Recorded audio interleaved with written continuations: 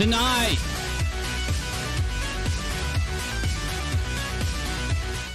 Busy was watching a channel on YouTube right before a content nuke dropped on his little head. And now the poor guy has radiation poisoning. Also, we talk about the aftermath of the content nuke that I just dropped on UNIRocktv. If you have not seen it, you have time. Go check it out. Give it a like, give it a share, hook it up, hit it up, get it.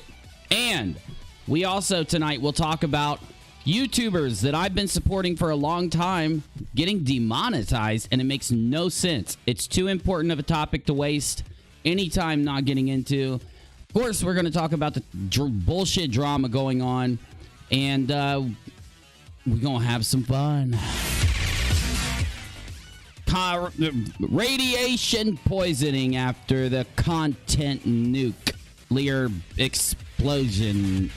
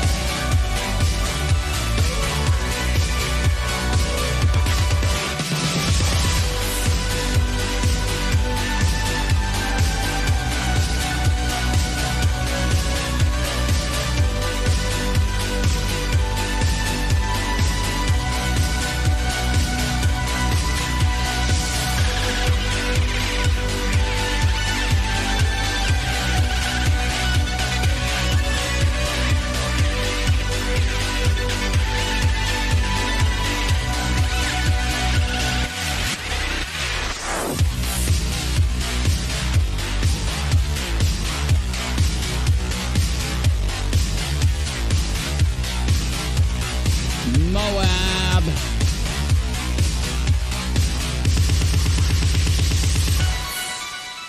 What is a Moab?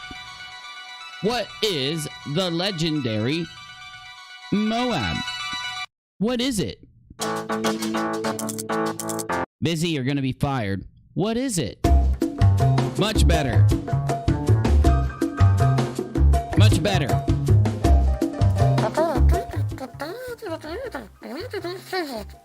Busy, I don't think your bun's itching has anything to do with radiation poisoning. Radiation poisoning is you being too close to the nuclear explosion. I know you were watching those videos. I know you were watching those videos, Busy. It's what you get. It's what you get, Biz. Stop scratching them. 1, it's inappropriate. 2, the audience doesn't think it's cute. And 3, it's gross. The green skin, the green welts on your skin, that's the radiation. I don't know. Herpes? Don't ask me. I'm not a doctor. Well, you can be scared all you want. You're the one that did it.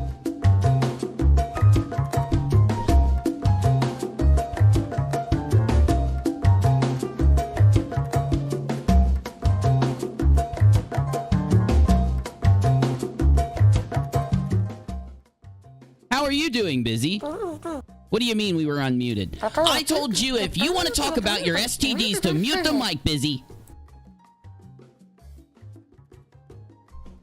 I'm sorry about that, guys. Ignore my assistant. He's confusing radiation poisoning for whatever he has growing in his nether regions. What a weird guy. Busy, you're a weirdo. Hi, I just dropped a Moab. But what is a Moab? Are they cool? Do they suck? Will you like Moabs? Yeah, you'll love them. It's all the facts, the hardest hitting facts from a situation that's going on, put into a single video with a lot of very detailed animations and really good stuff happening to make the best video you've ever seen, at least uploaded today to the platform.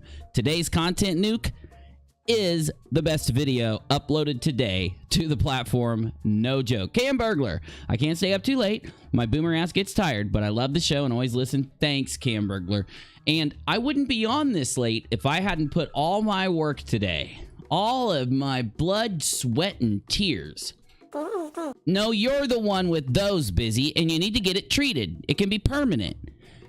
Into the content nuke. So let's take a tiny little peek at what I uploaded. So that way, if maybe one or two of you guys haven't seen the content nuke yet, maybe it'll make you want to watch and share and like. Take a look. Here is an excerpt, a preview, if you will, from today's content nuke. That I was going to sue you? I think you're losing your mind, Sharrell. Honestly, it's at that point. It is that point of lunacy. Why do I say that? Because she's got a big channel. 200,000 subs. And if her audience knew that she's willing to go to these links when she gets angry at somebody, why are they going to watch any of her coverage? She covers reality TV and tells you about the drama and gossip behind the scenes. So what if she got mad at one of the stars from Teen Mom or one of the stars of another show she talks about? What if she felt angry and personally angered towards them? Well, she's showing you what she's willing to do in the middle of stories, in the middle of the things she covers, to try and protect her reputation and to try to insult, put down, and discredit those who would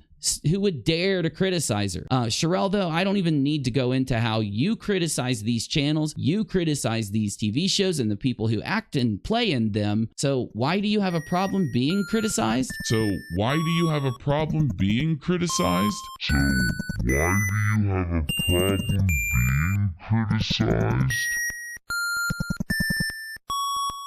Content nuke. Content nuke. Content nuke.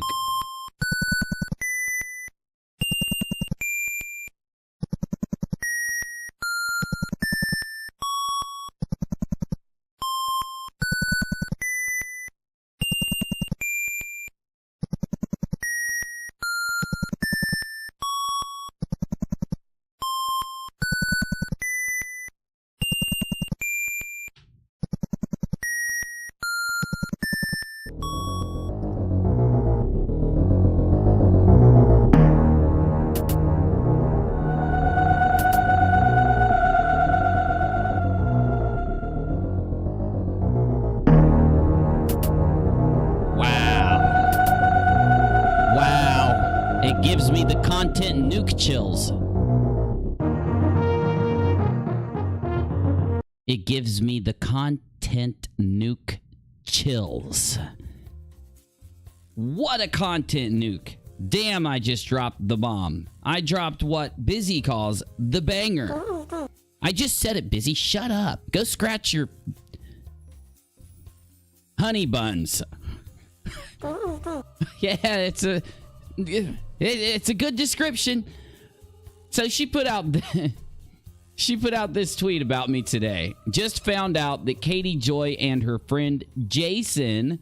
Now, there's only one person out there that continues to repeatedly call me Jason in this story. And I asked for them not to. One, because they never have. And two, the only time they started calling me Jason was after they tried to dox me. Now, my name, Jason, is on my PayPal, and it was on my main channel for the entirety of me using the main channel. So it's not that I'm accusing them of being doxers. I'm saying they're dirty doxers. I'm telling you they're dirty doxers. I'm not accusing them. And Sharrell is too. Because they know that the only reason they're using my name is because a lot of people are doxing people. And they're mad because they tried to dox me. Steve tried to dox me while he was live, and he got busted. He got drunk as hell in a live stream a few months ago. It was a month or two after I exposed him for lying when it came to a Super Chat fund drive that he collected $1,200 from of his communities and my communities and your community's money in a lie to instigate higher donations by attaching a drama to the lie.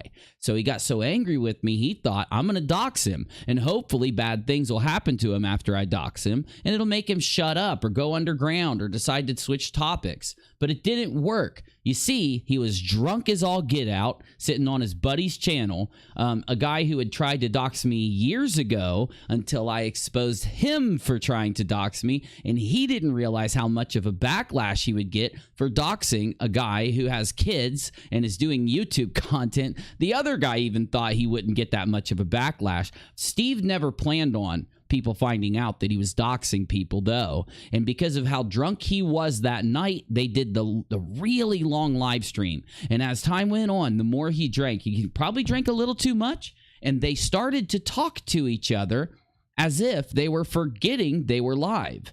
And of course, he started bringing up my age, talking to his buddy, while you could literally see that they were trying to narrow down different subjects that could be me for the purpose of doxing me. Now, I immediately busted them on it, and the whole internet, everybody has known he's a doxer ever since. But this is important. This is really important because Sharrell put this out today. Now, I am now commentating on things that other people are doing online. I'm not making fun of them. I'm taking what they publicly are putting out, and I'm reacting, giving an opinion. I'm being professional as can be. I'm being as respectful to them as I can be because I'm literally taking what they say. First name Uni, last name Rock. UNIRock. UNIRock. Thanks for the donation, Leroy. I love you, man. Inside joke, sorry. Back to what I was saying, though. This is from today. Publicly, she put it out. Now, if you're going to publicly tweet this out, one, I am fully under the law, under fair use, under all the even manners. Like, we're talking etiquette and under ethics. I am completely able to talk about it, especially when I'm literally just telling people what's going on in the tweet. That's all. It is not my fault if you don't realize why he's using my name. And it's not my fault if you also are now doing it yourself, now that you have followed his. Maybe you should think for yourself. Maybe you should ask yourself why that's happening. And if it's right, or if it's wrong, or if people are going to, look at you scummy for it, because you are, in my opinion, being very scummy here. Because he only started using my name once I busted him for trying to dox me. And he says it's because he wants to not give any attention to my channel. My channels are bigger than yours, ding dong. So that makes no sense, okay? My channel is still, even after he bought all those subs, my channel is bigger than his. Why? Because I have a main channel. UNIRock is 3 channels. It's a brand. It's UNIRocktv, 37,000, whatever it has. UNIRock 2, 17,000 or whatever it has. And this channel, what is it, 1,300 now, okay? Because this is a new channel. I just use it for long, rambling streams because I usually stream off of YouTube for the after show. I started doing it on YouTube because of technical problems with the other networks being reported by you guys, the audience. So where are we here? Sharrell doesn't get it. I guess she doesn't. See, she doesn't understand this long, complex drama. I know she doesn't. But normally, you wouldn't have to worry about this because just because somebody gets mad at you, it gives them no excuse to go around sharing your name. It really doesn't, okay? Sharrell has no excuse to go around using my name. She's doing it to intimidate me. That is also why she is accusing me of things, and it's why she's accusing Katie of things. It's right in front of your eyes. Not only, let's just read this, because all of it is vindictive behavior. All of it is her trying to intimidate, trying to put fear, trying to make people nervous, right? Trying to say, hey, I am crazy enough to use your name. Maybe I'm crazy enough to use other details about you or something like that, right? Just found out Katie Joy and her friend Jason UNIRock hacked my YouTube channel. Well, this is a lie, Sharrell, and I'll tell you how. One, I'd be arrested if I did something like that because you've got 200,000 subscribers. It's your business, right? And I'm not anonymous like a lot of the other hackers are. But you're also lying because you wouldn't know this by now. So if your YouTube channel got hacked, yes, here. That's why I had problems with videos. They purchased bots, mass flagging, some people. See, purchasing bots for mass flaggings is not hacking, but I didn't do that either. Sent people over to intentionally make bad comments isn't hacking, but I didn't do that either. Just like Chris Turner, no words. How low can you go? Well, you don't see the irony here? You don't? No words. How low can you go? It either applies to me or it applies to you here, right? Just like with that last issue. You keep doing things with a very insanely low amount of self-reflection, of knowing, like, of seeing what you look like. You get me? And a very low understanding of the internet, because we've got to handle every one of these accusations. First thing, though, let's handle the first thing here. Using my name. I not only, before she put this out, I told her not to use my name. So I will call her a dirty doxer. I specifically asked her and Steve not to because people are going around trying to dox people. I think it's disrespectful. It's rude. There's no good argument for why doing it, especially when Katie just got doxed on Reddit. Katie got doxed on Twitter. Katie got doxed all kinds of places just days ago, right? So for her to do this, it just shows she doesn't care who she hurts. She doesn't give a shit if I live with Rachel and my kids because she's convinced herself that I live in my mom's basement. Woo, woo, woo, kabocha, kabocha. I'm crazy. But let's handle the accusations. First one, did I hack her channel? Sharrell, I've worked in IT. I've also been paid good money, better money than I made on YouTube, honestly, to fix computers, computer networks, and IT, okay? Internet information technologies, if you don't know what IT stands for. It can be database management, network management, systems administration. It can be many things. Though, she says I hacked her channel. Well, I know that if I had, or if Katie had, you wouldn't know by now. You're literally saying that last night you had problems with your channel. Even if you put the best team of investigators on the issue of who hacked your YouTube, they would have absolutely no data by now.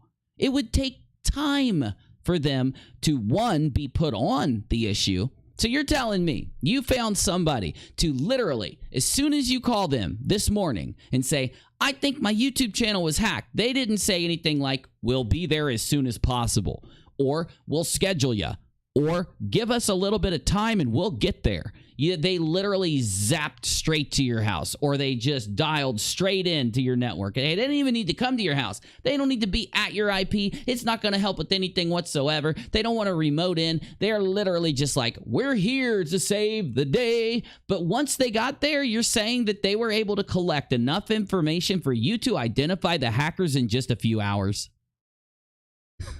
See, the problem, Sharrell, you don't know things like this about the internet. The other issue, I do. But the problem here, you using my name and trying to hit me with accusations of hacking, there's actually a reason for that, and I'll go into it in a minute, because let's handle the second hack-usation. Then she says, I purchased bots for mass flaggings. So do you have receipts? Because how do you know that I purchased them? How do you know that I didn't just program them? How do you know that I didn't go pay somebody to program them? You see what I'm saying? But that could be called purchasing. So how do you know what happened? How do you have this data literally hours after you claim these things happened? Because in real world internet land, it takes time to discover these things. It does not happen in the snap of a finger. Who's the company that you're using to collect and get all this data? I want to know who discovered that it was me doing this. And How did you find out I paid for this to happen? Because it didn't happen. One, there is I checked, none of your videos got flagged. And if I was using bots to flag, at least one of your videos would have come down. Because you've got some videos out there, like on Perry's channel, that would be so easy to flag down due to the slurs and everything else you guys were using incessantly through the entire thing. It would be simple for me to flag down Perry's video. But I checked. Perry's video is still up. Now, I'm not saying it ain't down right now. I checked earlier. Hey, who did that? I can't see your name. Leroy. Thanks, my guy. Now, what's in it? Now, mass flaggings, and then I sent people over to intentionally make bad comments. So it can't be that you trying to frame me for things caused people on the internet who have watched me for years and neutral people who see what you're doing and don't really know me that well at all. It can't be that they're leaving their opinion. It has to be this. So how do you know? How do you know that these people leaving these negative comments were sent from me? You obviously have some proof, some evidence, just like Chris Turner. Now, hold on a minute. You're telling me that the lady who insulted you, put you down, and used really bad types of language on the internet, you're telling me that she hacked you, purchased bots to mass flag, and wow, you are popular. You've got me, Katie, and another YouTuber spending our time, spending our money, and spending and with enough influence to instruct people to carry out this goal. That seems so logical and so truthful, doesn't it? No. It's the most ridiculous thing I've ever heard. Chris has no influence on the internet. Chris, what? You're saying that she just doesn't make any money on the platform? See, accusing me of Katie of buying bots to do something, maybe in some twisted, demented mind out there, you could convince somebody of that. But when it comes to Chris, though, she makes zero money from YouTube. So you're telling me she spent her literal, like, live off of this money to buy you bots? Now, the problem for Sharrell, the problem for Mr. Steve McRae here, is that all of this is from Steve McRae. And there's no way around it. There is literally no way around it. You tell me if this all isn't his rhetoric, all spit into her ear right before she typed it. So she just found this out, just like she just found out all the other accusations she lobbed at us. For one, she found out my name was Jason. That this is where she started calling me Jason. So the person who gave her this information also calls me Jason. And somehow, wait a minute, how do you get in? Who gave you information that the person that gave you this information gave you my first name and told you I hacked your channel, that I purchased you bots, sent people over to intentionally make bad comments? So you basically have admitted many times that you're doing this for Steve, that you talked to him and you're doing this for him, which is against the restraining order. And I know you'll change your story if you get like subpoenaed or something, but it is going to court. It's already gone to court. It's already getting turned in. The process is already done to turn it in, okay, is what I'm saying. The fact that you are claiming that Steve and others, Katie turned that in, that Steve contacted you to do this stuff in the last few days, that's already in. But this, though, is very good evidence. Maybe not for the court, because the court doesn't probably have the whole backstory, and they probably don't care. They only care about the laws that were broken, and they'll just care about that, and it'll be over. But here in YouTube land, you have just admitted to all of us that you're talking to McRae every day, multiple times throughout the day, and that he's feeding your head full of BS, and you aren't even going out to fact check it. You're just reporting it, which is literally the definition of creating fake stories. I just want to make sure that's there. Just want to make sure. Now, I have a feeling that if I go to her Twitter account, she probably doesn't think I can see it. She's probably like, he can't see my Twitter account because I blocked him. And then he's probably like, she probably said to herself, wait a minute, he's a hacker, so he'd be able to do that. No, I just press a button called incognito mode. That's it. So, 3 hours ago, details on the Chris Tucker apology and Katie Joy and UNIRock hacking. Oh, a Facebook video? Let's hear this, Sharrell.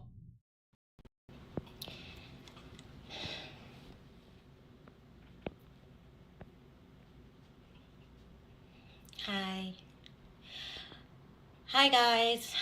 You guys know, if you follow me, I don't really go live a lot. I just wanted to kind of explain to you guys. How about you explain to the people that you're accusing of this? How about you explain that to us? Why you're doing this? Why would be a good one. Like, why are you lying so viciously about other people? What happened to me, and to reach out to Chris. Facebook it just sucks. I'm just letting you know. For what she said about me. Hold up. Know how to reach out to her. She's the girl that made the videos about Katie Joy. She apologized. She didn't make videos about Kate. What do you mean? She made videos saying really nasty things about you. Who is telling you? Are you not watching for yourself? I just don't understand this. For what she said about me, and I accept her. Well, Gene, it's just too easy. You just look at the internet, you grab your source, and you react. Thank you for the 5 too. And it baffles my mind that it's so hard for some people to do it, because yes, it takes an additional amount of time to screen grab, to press. You have to press a button on your keyboard called print screen. And then you grab a screenshot of whatever you're looking at, okay? And then you put it in a folder. That way, when you do a video or go live, you can reference it. Sure, it might take 20 seconds or 10 seconds to save each thing that you may talk about, right? But one, it's good because you might do a video later. You might, need the screenshot for commentary or for a live stream, or if somebody asks you for it on Twitter or something, right? But that's just one part of doing the kind of videos we do. If I was going to go to a website and take something that's being reported about a celebrity or about the news, I'm going to screenshot that page and put it in a folder. That way, if I do a YouTube video, I've already got the screenshot. Plus, it just makes sense. And I don't understand why that's so hard for people out there, not the viewers at all. I'm talking about YouTubers, in trying to track a story, keep what's going on in the story. Like, you can always go to that folder, open those images, and go through them by pressing the arrow key. It's that simple. It'll show the next one every time you hit the arrow key, and you can just read what's there. It keeps you on point. It keeps what you're talking about relevant in your mind so that you don't misspeak on things, right? It's a simple process as long as you're doing the actual work to catalog what's going on, because it's part of the job. In fact, if you're not doing the cataloging, Chris has turned on Katie now and is attacking her, mothering, because Chris believes that Katie sent people to mass flag when Sharrell showed the video. Little Red found it. KJ just said that she didn't agree with it. But wait, what? Okay, so is Chris crazy, or is Chris just trolling? Like, what's going on there? Because that doesn't make sense. Why would she send people to mass flag Sharrell or Chris, for one? In order for that to happen, then you're going to have a video go down. No video went down. Perry's video didn't go down. You get me? Basically, there's no evidence to support it. And also, Katie has been accused of this several times, to a point where McCrae fabricated evidence of this. That's what he said she did to Leslie Bass, which was a lie. So it was proven to be a lie. There's no way around it. It's a lie. Social Blade didn't show the data. Other websites didn't show the data. And the flagging, the email was fabricated. We proved that. So why is she going to start with this stupid thing? Her channel has blown up right now. She hit 100,000 subs. I'm telling you, it is egotistical to the maximum to say to yourself that she's going to take a chance with her YouTube, break TOS, and order a false flagging. It's insane. Check out Perry's Twitter. It's crazy. I will, but can somebody put a link to it in the current live stream room? Because I don't know how to find him if I don't. So apology, and I know you're getting a lot of slack for apologizing. Why is it that when these guys have a bunch of people agreeing with them in the comments, they're just like ecstatic as hell, right?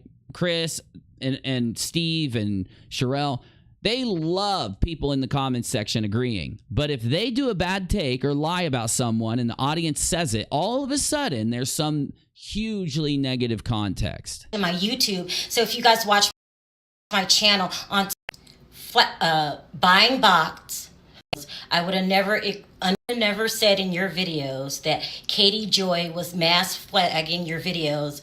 See, do you see this? Sharrell literally takes the words of somebody on the internet as proof of something. That's where she's getting into all this trouble. She took Matt Bauer's words as truth. She took McRae's words as truth. Now she's taking Chris's words as truth. Did Chris put out evidence to show this? Chris is horrible. No one should pay any attention to her after that disgusting, hateful video. Well, Sharrell is now because she can use Chris as a reason to try to claim that Katie mass flagged Chris. Like, how? Wait, what? The only reason Chris would think that anyone mass flagged Chris is if one of her videos got flagged down, right? Well, Chris did use a bunch of racially discriminatory and prejudice verbiage in one of her videos. So I would assume the YouTube algorithm itself would have taken that video down, let alone not a mass flagging, but if just one person flagged that video, it would have went down. It's against TOS. They take down anything like that now.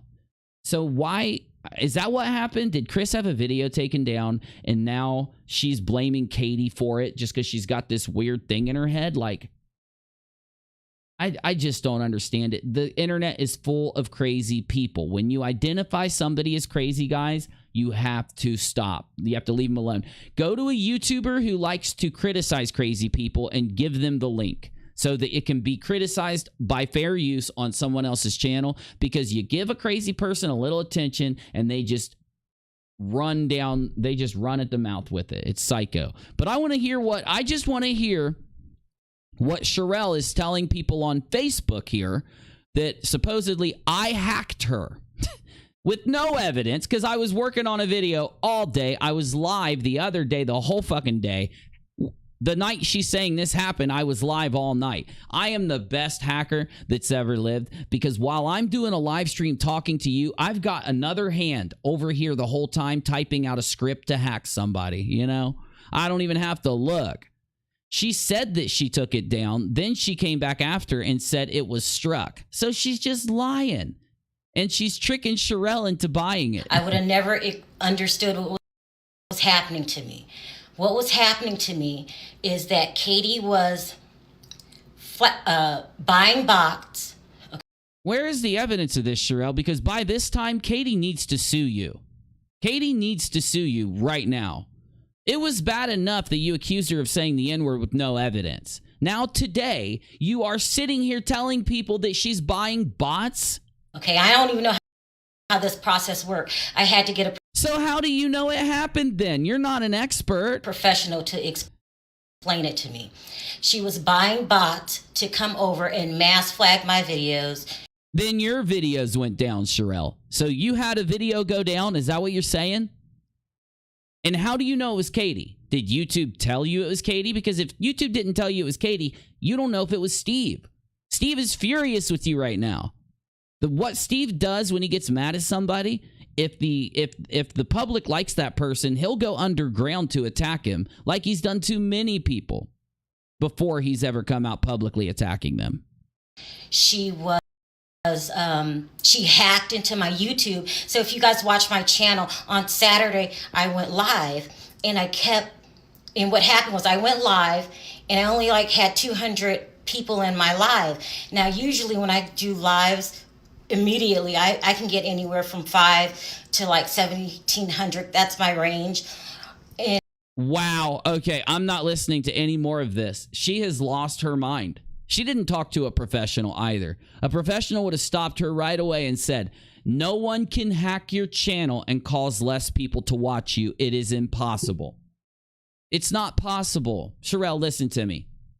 It's time to get serious here, because this is too much. Listen, I've figured this situation out now. You have no clue what's going on, and you're being misled by stupid people. You are being taken advantage of. You yourself are allowing people to convince you, like what happened to Leslie Bass in the beginning of the story.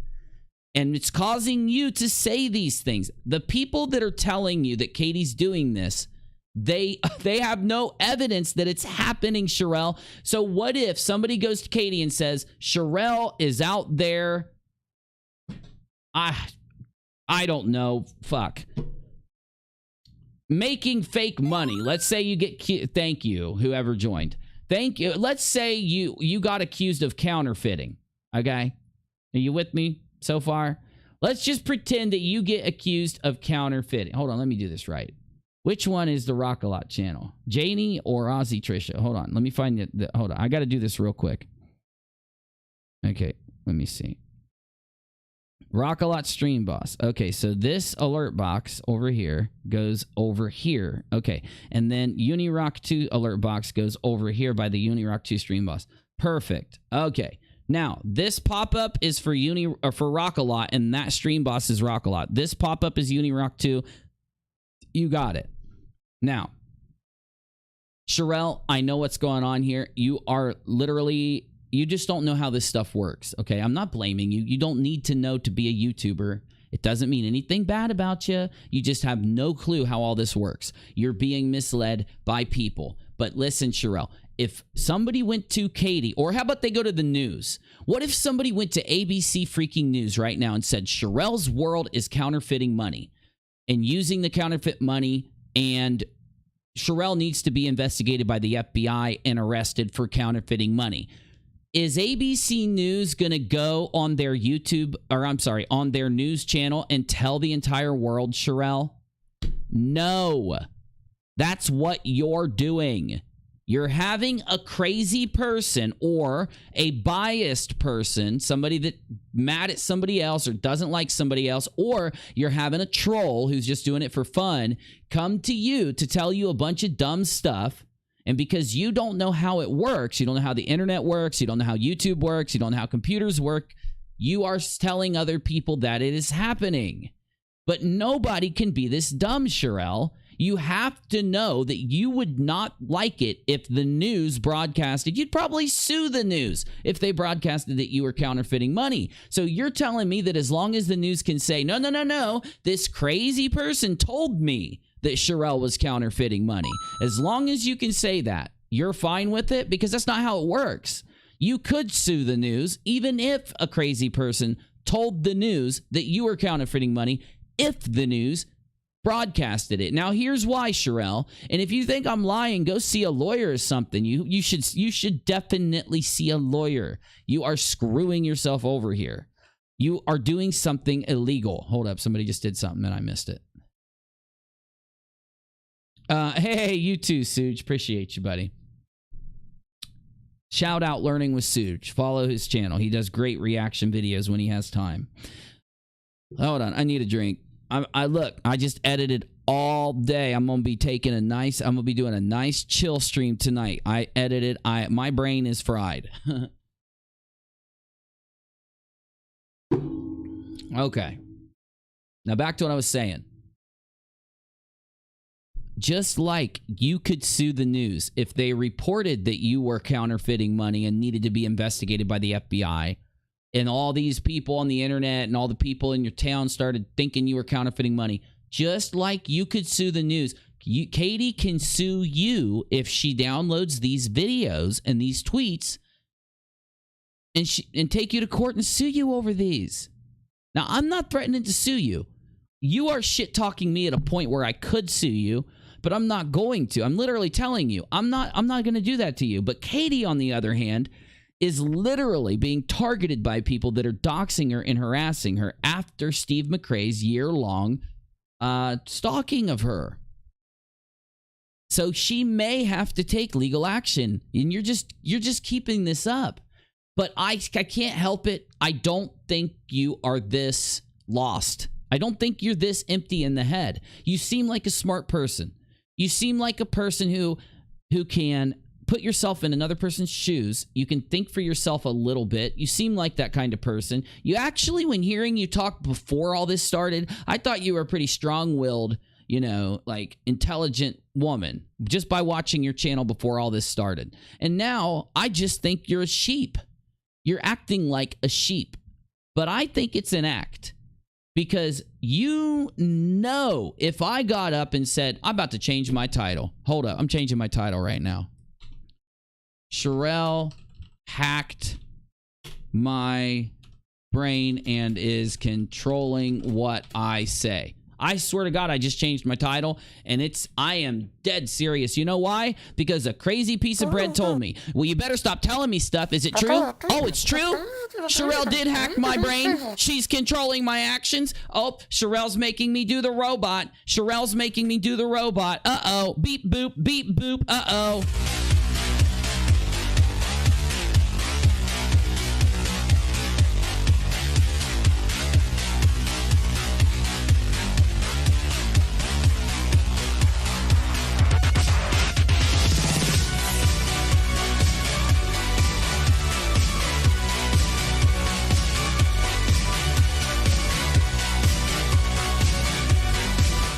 I'm serious, Sharrell. It is equally legit that you have hacked my brain and are controlling what I say right now. Sharrell, I don't want to say this. Please stop forcing me through your weird brain hacking control scheme thing. Stop making me talk like this, Sharrell. I want to play Tarkov. I want to play video games. Bzz, bzz. Uh-oh, she's doing it again. Please watch Sharrell's World. Please like Sharrell's World's video. Stop it. Get out of my head, Sharrell. Get out of my head, Sharrell. It is equally as crazy as me convincing the world that you've hacked my brain as it is for you to tell everybody that me and Katie hacked your channel. All because Busy told me so. But he's not credible. I know. You smoke crack constantly. You have a rash. No, I'm convinced the top part is radiation poisoning. I think that's some kind of STD at the bottom. Stop showing it to me. I'm losing my mind. Stop arguing with me. I got Sharrell hacking my brain, Busy showing me his STDs while smoking crack. I'm losing it, y'all. I'm losing it. I'm going crazy.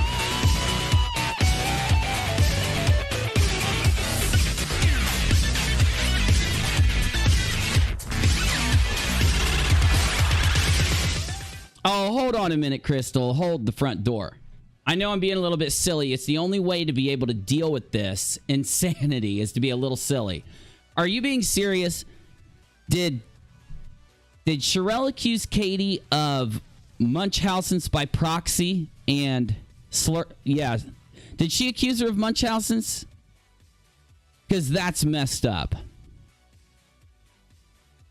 90 Day Fiance said that they traced an IP address back to Amber that proved that she was harassing someone. But I could be wrong. I don't watch that show anymore. Well, I would love... She said it? She said it? Oh, hell no. Okay. I'm convinced... I don't want to go through this again. I'm not going through this again. Leslie Bass accused Katie of Munchausen's, but Leslie didn't even know what it was. I figured that out later. Leslie said... You've got Munchausen's by proxy, you do. But then she got mad when somebody told her that she was accusing Katie of poisoning her kid. And then somebody had to tell Leslie, Munchausen's by proxy literally means you're accusing someone of poisoning their child. And when Leslie realized that, I think she kind of was like, oh, epiphany, like wake up moment here. I'm not changing my title, Busy. You're not going to make me. Because it's true. Sharrell is a mind hacker. She's a mind hacker. I don't know how she's doing it. I don't know how me and Katie are hacking her channel. But she's hacking my brain. if you hacked her channel, wouldn't you do something more damaging like deleting videos or something? Yes, I would have, but I wouldn't hack her channel and I wouldn't even delete them. Look, if I wanted to harm her, her feelings and her business, sure, I would delete her subs or some shit, or delete her videos if I hacked her. But it's impossible to hack somebody and prevent them from getting viewers. That's crazy. No way. Well, see, this is why I didn't have her on my show. Very quickly after, see, her first couple videos were tame, but after the tame videos, then she got crazy. So I was like, I'm not having Chris on my show. It's not happening. So that's why she didn't come on, obviously. She also complained about GoFundMe's and accused Katie of being a drug addict and an abuser. So she's playing a game here. Okay, stop the music. Busy? Yes, I was. Well, I'm not now. Yes, I was doing a little sarcastic thing where I was pretending like Sharrell had control of my mind, because my title of my video now is Radiation Poisoning - Sharrell hacked my brain and is controlling what I say. That is one of my spiciest titles. That's a spicy title. Okay, it's not coming down. I'm not changing it. Hell, I might use it again in a couple days. But I'm not going to sit here and act like Sharrell's being fed bullshit, because she's not. Sharrell is actively lying. If she is accusing you of Munchausen's by proxy, if she's saying a lot of damaging things, then these accusations of hacking and stuff like that, what Sharrell has done after seeing her Facebook video where she accuses me and Katie of hacking her channel, is she has gotten vindictive. And she said to herself, I don't have the power to make a response video to the content nuke. It was too powerful. The content nuke is too powerful. And Katie is blowing up and I can't affect that anyway. So she's said to herself, I know what I'm going to do. I'm going to lie through my teeth everywhere I can, telling people that Uni and Katie are dirty hackers and dirty mean people, so that people don't watch their show. Because if you watch Katie's show, you're going to stop watching Sharrell. And if you watch UNIRock, you're going to find out that Sharrell is a liar. Like in this clip from the content nuke. The nuke that shook the world that I just uploaded. It gets insane. It gets more than spicy. It starts to warp reality itself. This content nuke just uploaded to UNIRock 2 warps time and space itself. And personally angered towards them. Well, she's showing you what she's willing to do in the middle of stories, in the middle of the things she covers, to try and protect her reputation and to try to insult, put down, and discredit those who would dare to criticize her. Sharrell, though, I don't even need to go into how you criticize these channels, you criticize these TV shows and the people who act and play in them. So why do you have a problem being criticized? So why do you have a problem being criticized?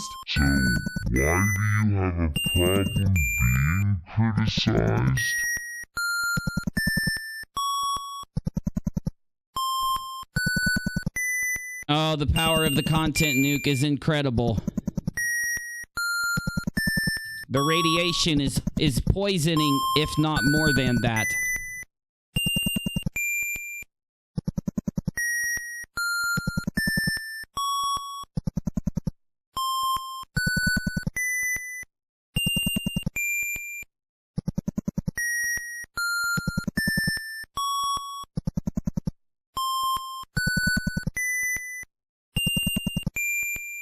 This part coming up completely shook Sharrell and made her lie like crazy once she saw the power of the content nuke.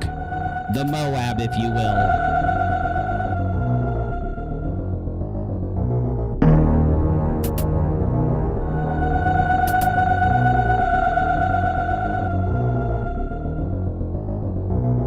But this isn't the best part of the content nuke. The content nuke gets nuclear and disgusting things about Sharrell. And it seems that Sharrell read a message that was sent to her live. You're on mute. You on mute. Yeah, I was on the phone. You've got a problem. See, now that buzz came back now that she's back off mute. You've got a problem. Okay. Katie Joy just called you a racial slur. Katie Joy just called you a racial slur. And thought that Katie had done it, or read that Katie had done it. But the content nuke devastates Sharrell's channel and credibility with the final nuclear blast. And everybody knows that the final nuclear blast of a content nuke wipes entire cities and states off the planet. Comes out. And we know the real truth. Don't care to give the truth to the audience because they know that the truth would expose their agendas. The agenda to take Katie down from Steve over a SH accusation where she actually came out and called him out, and the agenda of Sharrell, for whatever jealous reason, wants Katie to go down. So they team up. They throw out all the accusations they can, hoping that viewers won't dig, won't look for the truth, so that they'll just believe what's on the surface. And then the clip that shocked the world comes out, and we know the real truth. Who is it spreading hate? Look at the people that you're associating with. Just look at them. Lisa, this piece of white trash right here. Right. So, piece of white trash right here. Piece of white trash right here. Piece of white trash right here. Did you hear that? Did you hear? You see her face? You know what she does here? And I left it. I didn't call it out in the content nuke. I left it for the observant members of my audience, the observant members of the community. She realizes what she said here. She realizes that she herself just got so mad and angry that she did what she was accusing Katie of doing. She makes the face like, uh-oh, I was live. I'm live. And then she goes, ah, because she doesn't know what to say so hard that a wisp of air can be felt leaving her shocked lungs. Listen again. Piece of white trash right here. Piece of white trash right here. Piece of white trash right here. Did you hear it?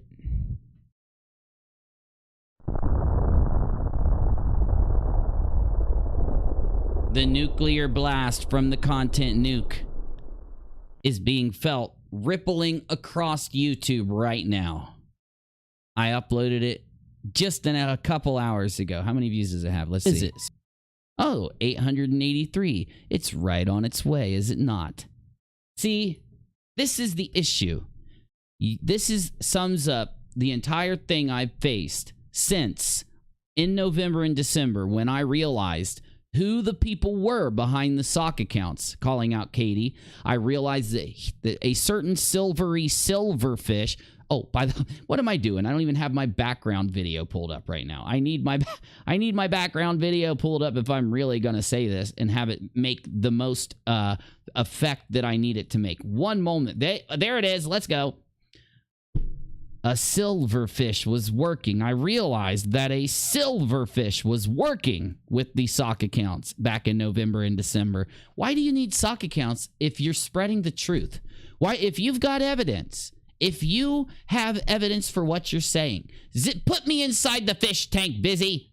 If you have evidence of what you're Busy, you really suck at this. Shrink me down and move the sides together. Yeah.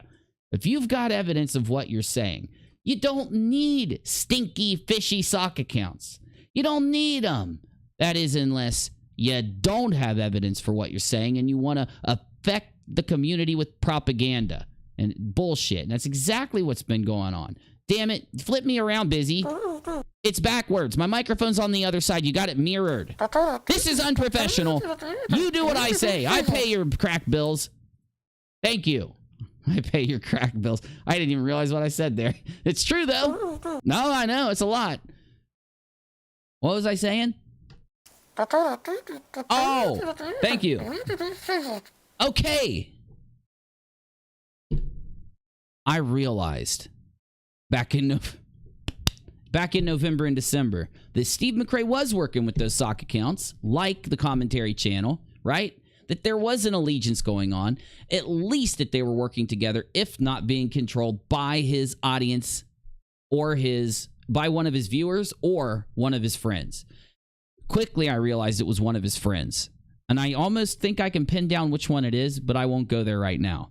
Because they had the commentary channel on his channel once, on Steve's channel, using a voice changer. Now there's other channels popping up defending these guys using voice changers. And they just expect everybody on YouTube to be like, hey, we buy your bullshit. Give us some more. The truth, though, is Sharrell, you can't say she's Munchausen's by proxy. I had to do this with Leslie Bass. It's not a good thing to do. You better put that fish up as soon as I'm done reading about Munchausen's. I like the silvery fish in the background, Dizzy. Let me show you what list a tiny quick thing, because it's very important about Munchausen's by proxy. There it is, Munchausen by proxy. It's otherwise known as fictitious disorder imposed on another. And what it is when a caregiver, so it can be a nurse, it can be a mother, it can be a father, it could be a wife, it can be a husband. But you have to have you have to be responsible for the person whom you are Munchausening.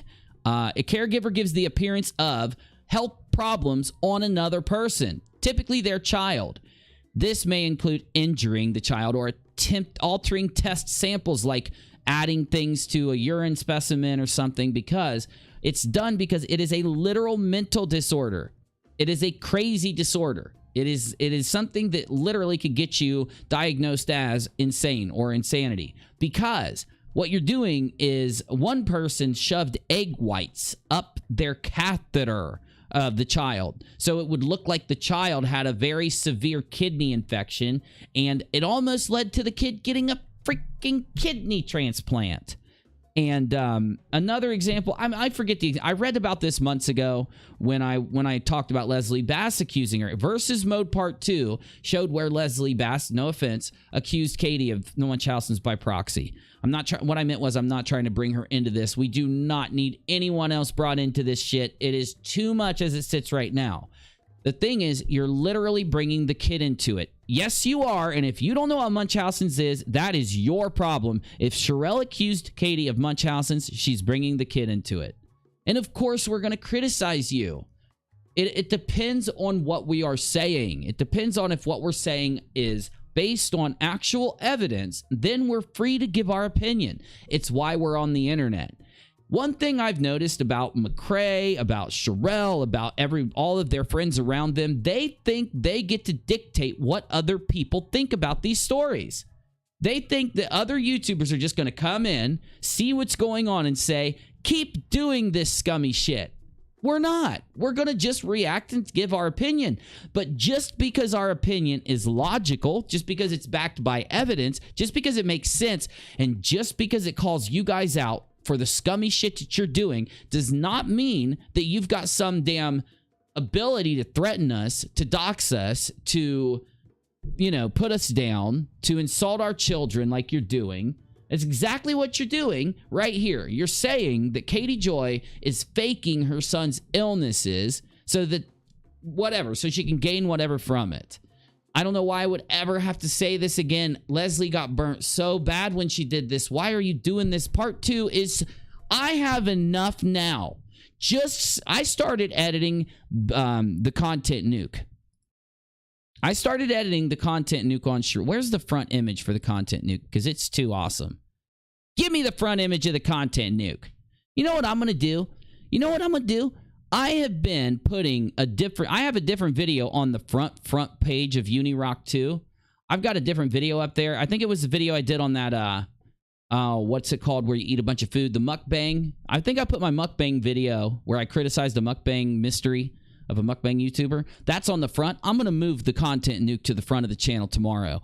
And if you will, please make sure you go like and please click share on the content nuke. You're going to say, but Uni, I don't really use Twitter. That's not why you share a video. When you share a video, YouTube logs it and it helps make that video more watchable. It tells YouTube that you cared enough about a video to share it. You care enough about a video to leave a comment. You care enough about a video to give a thumbs up or a thumbs down. Because honestly, the thumbs up and thumbs down are supposed to let a YouTuber know if their audience likes or dislikes a specific topic or video. It's not there. When people send people to mass downvote, some people think it affects someone's channel. It doesn't. It only helps the video. I've said this too much, and you don't have to listen to me. I literally encourage you to downvote this video right now or the UNIRocktv video. Downvote it to your heart's extent, please.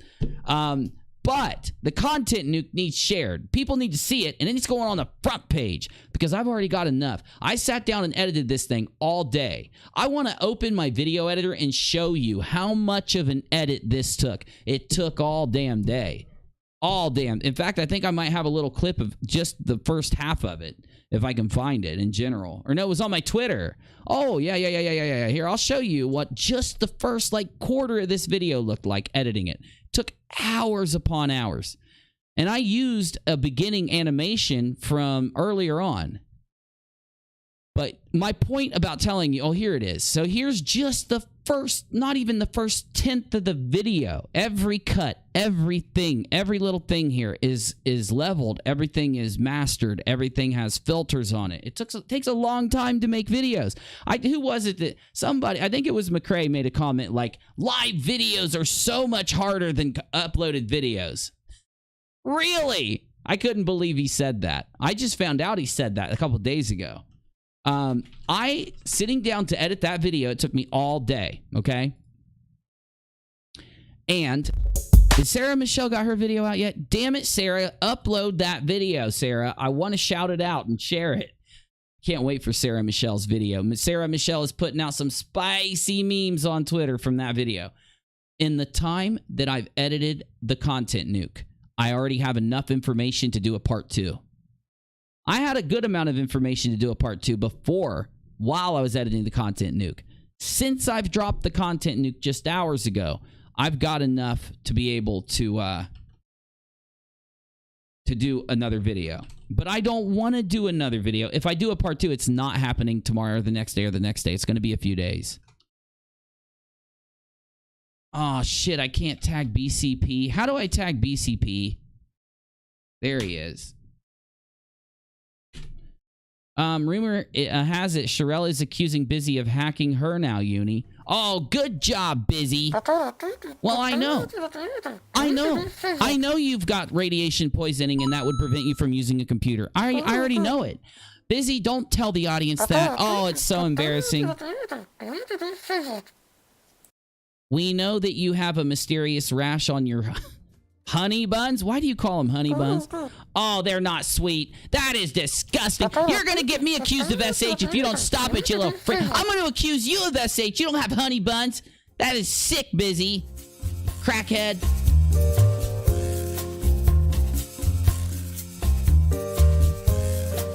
Well, Snowdog, I know. Why do you think Busy has radiation poisoning? Because he was sitting there watching Sharrell's channel when the content nuke went off. He was all like, my eyes, my eyes. Hey, will you say it for everybody? Oh, come on. He won't do it. I'll mock him. I can't sound like him. It's really hard for me to try to sound like him, but I'll try.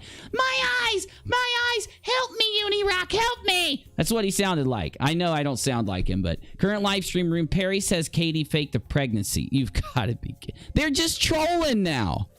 They're just trolling.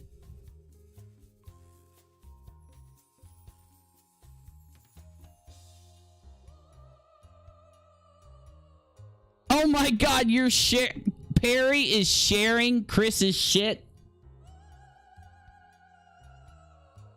Go be a mom, dumb ass, obviously. Dumb ... means dumbass.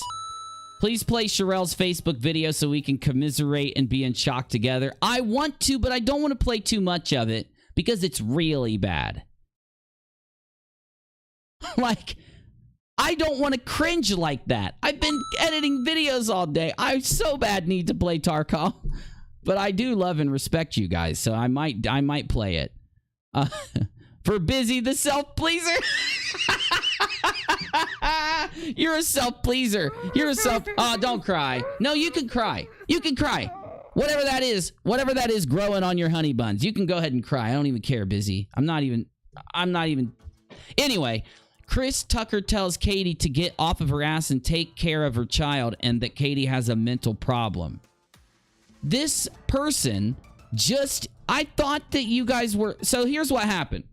So Chris uses the racial things, okay? Remember, Sharrell was trying to accuse Katie of saying things that were racial, right? That person who said those things was actually Chris. But I defended Chris because Chris didn't use a specific word, but I criticized Chris because Chris did say disgusting things that I don't support. So why are you guys supporting her now? So you're okay if Chris says all that, and now you're going to share Chris's stuff just because she's attacking Katie. That's like all it takes. If you say something bad about Katie, I don't care what you said about us. We have no standard whatsoever. My God. Are we living in the Twilight Zone? Is that what's happening here? Perry.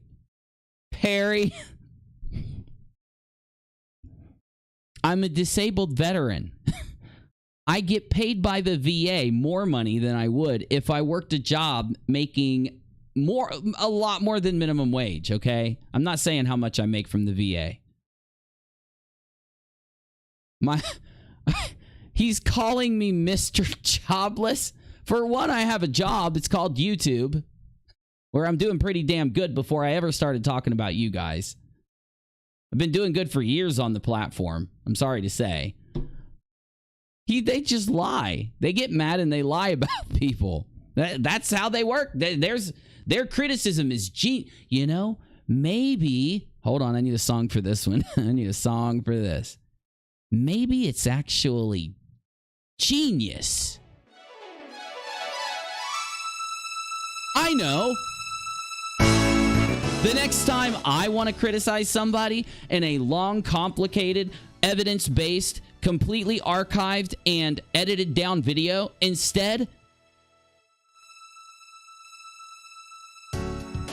I'm just going to make up stuff about people, because that is way more effective than putting a lot of work into your content, tracking an entire subject, finding out what's really going on, and then editing together a complexly animated, fully mastered YouTube video for the audience, so that not only do they have good content, but it's at the tippity top that you could possibly make it for what you're trying to do. I've been doing this wrong for 5 years on YouTube now. I should have just been making up things about the people that I want to criticize and call it a day. It's genius. It's Katie's hubby. He's calling jobless. Oh, okay. Oh, I was about to say, that's the dumbest thing I've ever heard. But anyway, he's still making up shit. Why?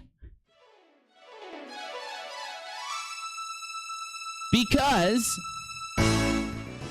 ever since Katie's husband got laid off from his job,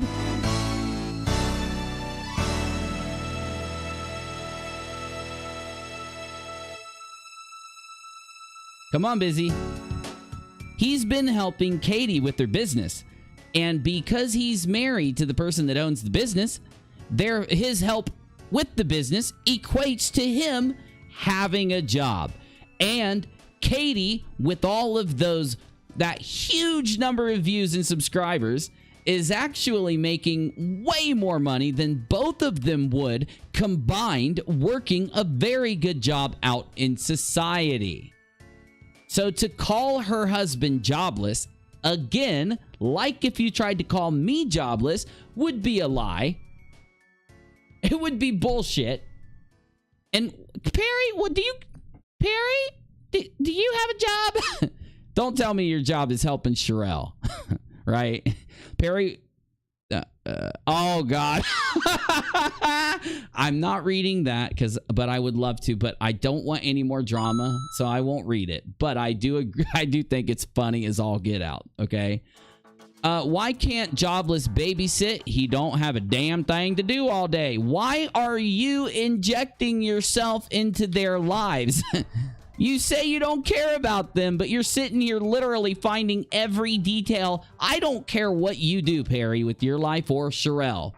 All I care about is if you're going to publicly make claims and accuse people of things that you're going to be ready to get criticized. And you're not going to break down and have little hissy fits on Facebook where you lie more and make up more accusations, because it's not going to work out well. I'm just saying. Chris did a vid today and said that she has spent more time in jail than out, but she calls Katie a bad mom. All arrests, she assaulted police.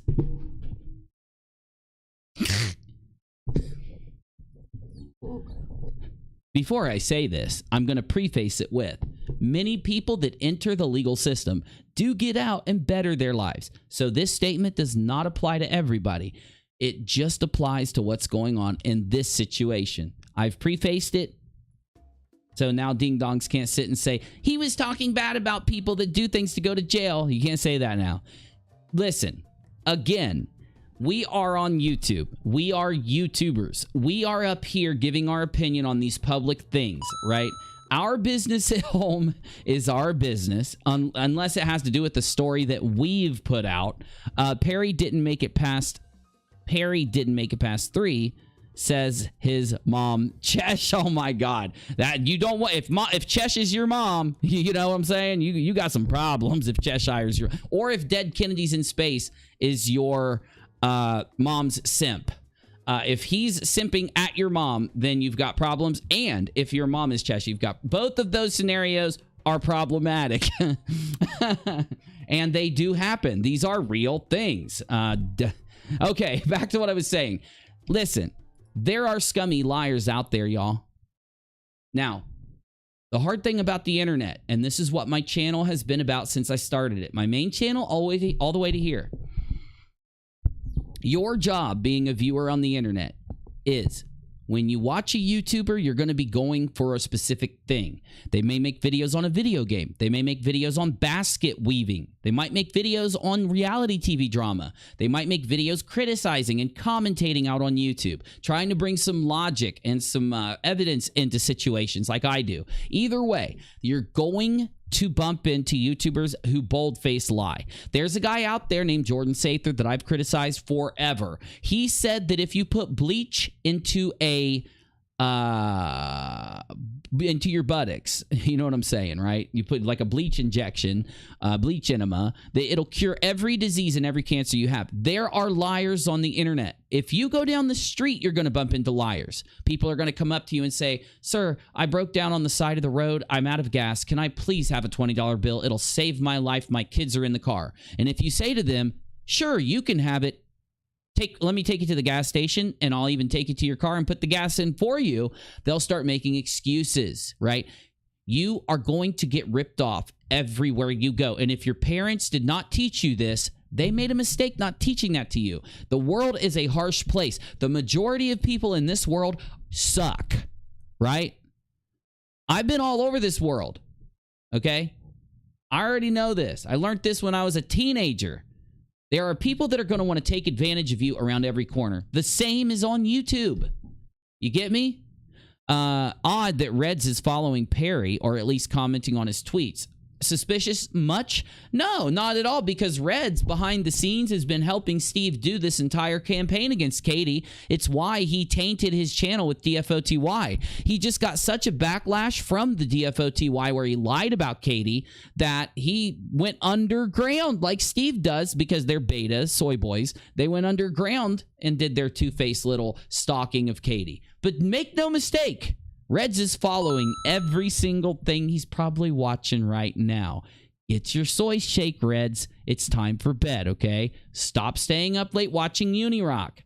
Parents aren't ragdolls. Getting help is emotionally healthy. Kids need healthy parents. So much ignorance on the internet, which only hurts families.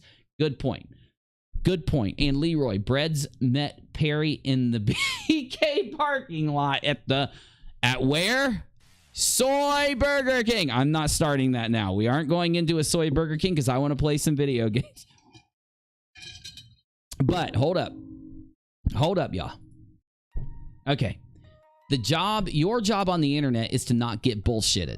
Okay? You go watch somebody talk about a video game. If you're there because they're an expert at the video game or something, then you should be keeping an eye out, man. You might get a Wings of Redemption. You might get somebody faking being good at the video game, giving tips, and their tips might suck, right? You have to do a little bit of work. You got to listen. You got to be on top. You got to make sure that you're aware. How do you do that though? I've always said this since I made my first channel with this exact thing I'm about to say. Every one of my channels, I've always said this to you guys. You know it if you've watched me ever since the first channel all the way up to now. There's only one thing that will stop you from being conned, whether it's somebody claiming a part of a story, whether it's somebody claiming that they're a damn atheist expert, whether it's somebody claiming that they're a rocket launch expert. There is one thing you need to look for when you're deciding who to subscribe to and who to listen to on the internet, especially if it's not just for comedy or if it's not just to have fun. You got to look for evidence. Oh, Beth, we are having our own DFOTY awards this year. I hope you'll tune in. I hope everybody, are you all going to tune into the DFOTY over here? Because we're having one. It's going to be fun.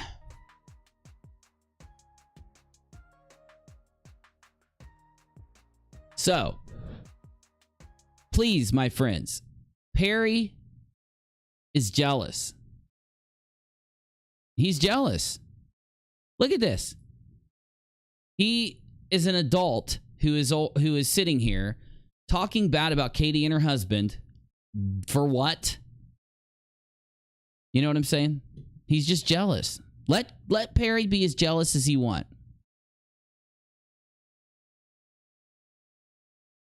What kind of jackass would live tweet when her child needs brain surgery? You're really a loser. You know what you know who's a loser? Somebody who would try to use somebody's sick kid and make standards for that, what they should do as parents.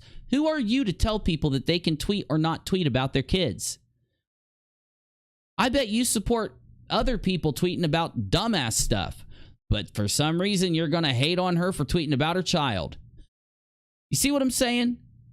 We are dealing with very, very low people. They take low shots. They want to try to, you make them mad and they can't get at you any other way. You criticize them so bad that it exposes them for what they are. They're going to take low shots at you.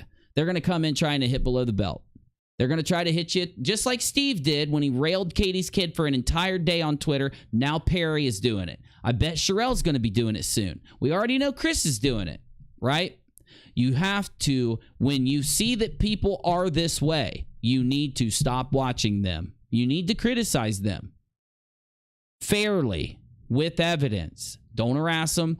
Don't contact them in any way. You making a YouTube video or uploading some Periscope video or uploading a tweet or something that talks about, you know, how these guys are being scummy is no type of harassment. Don't take it to them. Don't put it in front of them. You just give your opinion and you're golden. You are golden, girls, if you just give your opinion. But at least they've done us this favor. They've done us the favor of already making up lies. Sharrell very quickly. See, here's the problem. And I'm going to play video games after I say this, so I hope you're all ready. Because I'm going to be gaming after I say this. In fact, hold up. Oh, damn it, I just messed that up.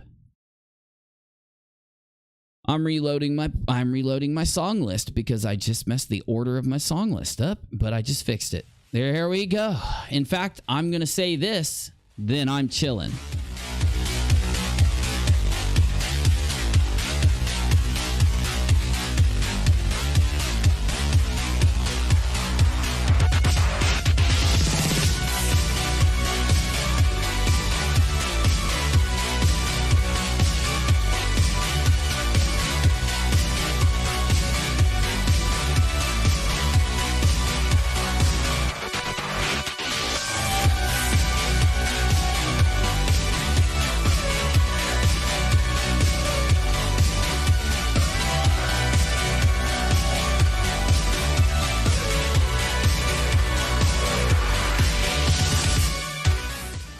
If someone in the chat knows somebody personally who works for YouTube or Google, can you please get with me? I actually can help you out. I'm not even playing, Canis. I used to contact Google and YouTube to help people that got false strikes, help people that got demonetized, and I've got to get a hold of them anyway, because I've got a few things that they're saying about me that aren't true that I want to make sure I send into YouTube so they know at least what's going on and have an idea of what's happening. And I want to get advice. I'm going to get some advice from my YouTube communicator. I'm going to get advice. I also have other contacts on Twitter because this is too much. You don't bring the damn kids into it. You don't bring people's addresses into it. This is what got Steve in so much trouble.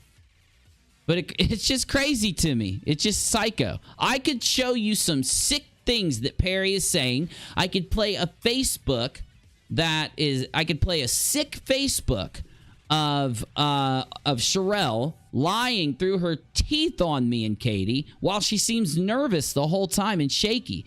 But instead, I'm just going to talk about how Sharrell already busted herself.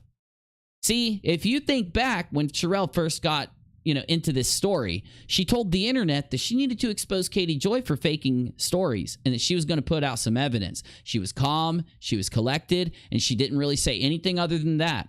Now we know why it was all fake, and she just exposed why it's all fake. Roll forward a little bit. She got mad when Katie was hitting that 100K and decided to accuse her of some really messed up stuff to try to get her canceled. When that didn't work, now she's trying to accuse her of hacking her channel, hiring bots, doing all this crazy stuff. And to make things worse, Sharrell is attacking Katie's son, trying to say that Katie is poisoning her own son by saying she has Munchausen's by proxy disorder. And Perry, at the same time, is taking shots at Katie's husband, saying that Katie's husband is jobless and saying that they're not allowed to tweet when their kid's sick. I bet if you look, you'll find that if they'll be doing something similar to that with no problem. I don't know if Perry or Sharrell have kids. I don't care to bring them into it. My point is, I bet that they have tweeted or said something publicly about a family member that's close to them when they've been sick or ill or something shitty has happened to one of them.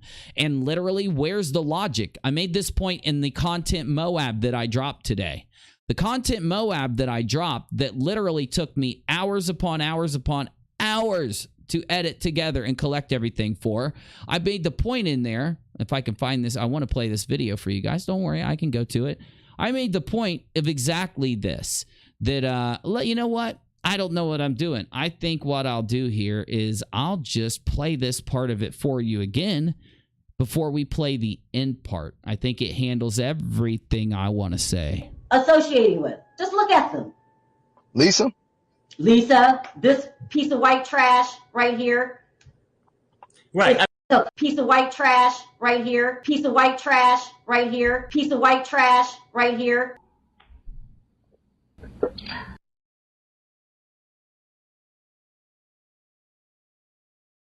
Sharrell made the biggest mistake she could make. She started lying, obviously. In the beginning, we couldn't tell that she was lying. We thought she was. We had a little bit of evidence to suggest she was, like the database of evidence that she would ignore everybody asking for.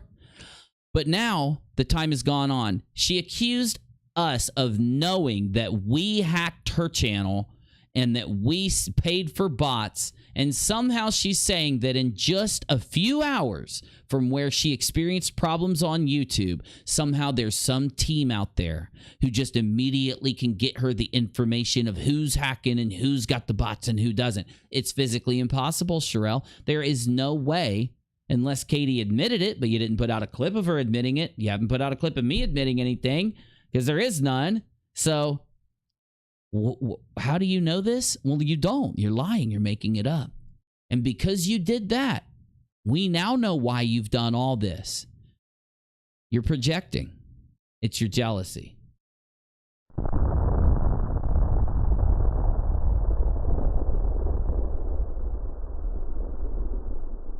Thank you.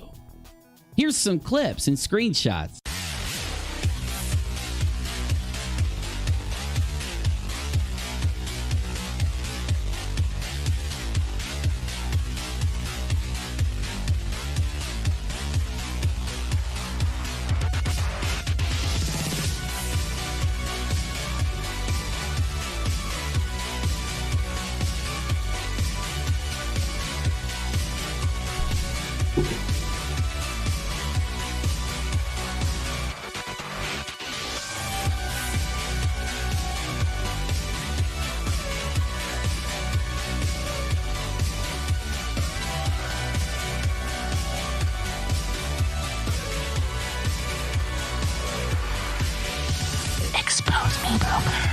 Red's rhetoric was assaulted by Fiona at JFK. I know that story. Uh-huh. How about this? But we'll just call her the person that sex Red's rhetoric. How about that? Oh, okay. Oh, that's not cool. Sorry, it wasn't harassed. That's not cool. Somebody named Fiona has Red's rhetoric. And I'm taking that off of the word of the victim, which would be Red's. I am not going to label what Fiona did as assault. I won't. The Me Too movement is wonderful. I think that women should speak out. But there's a dark side to that. And the dark side of that is that there have been false allegations. It's a shame because it diminishes the victims that have actually been victims of sexual harassment and assault. You've been busted. You're lying, and you know it. I'm really mad because I meant to show this and I accidentally cut it off because I wanted people to know that Sarah Michelle was putting out this video very soon. And I screwed up, so I'm going to share it for Sarah Michelle when it comes out everywhere I can.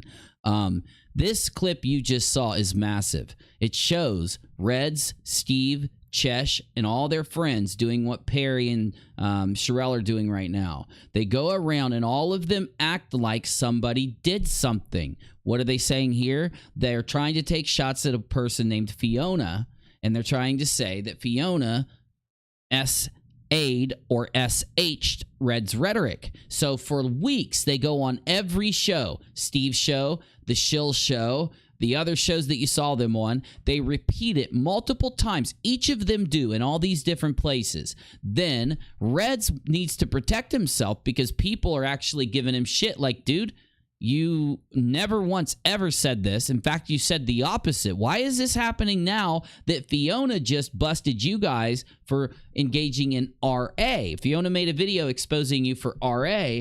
So why are you coming out right after that to say this about Fiona exposing you? Now you say this?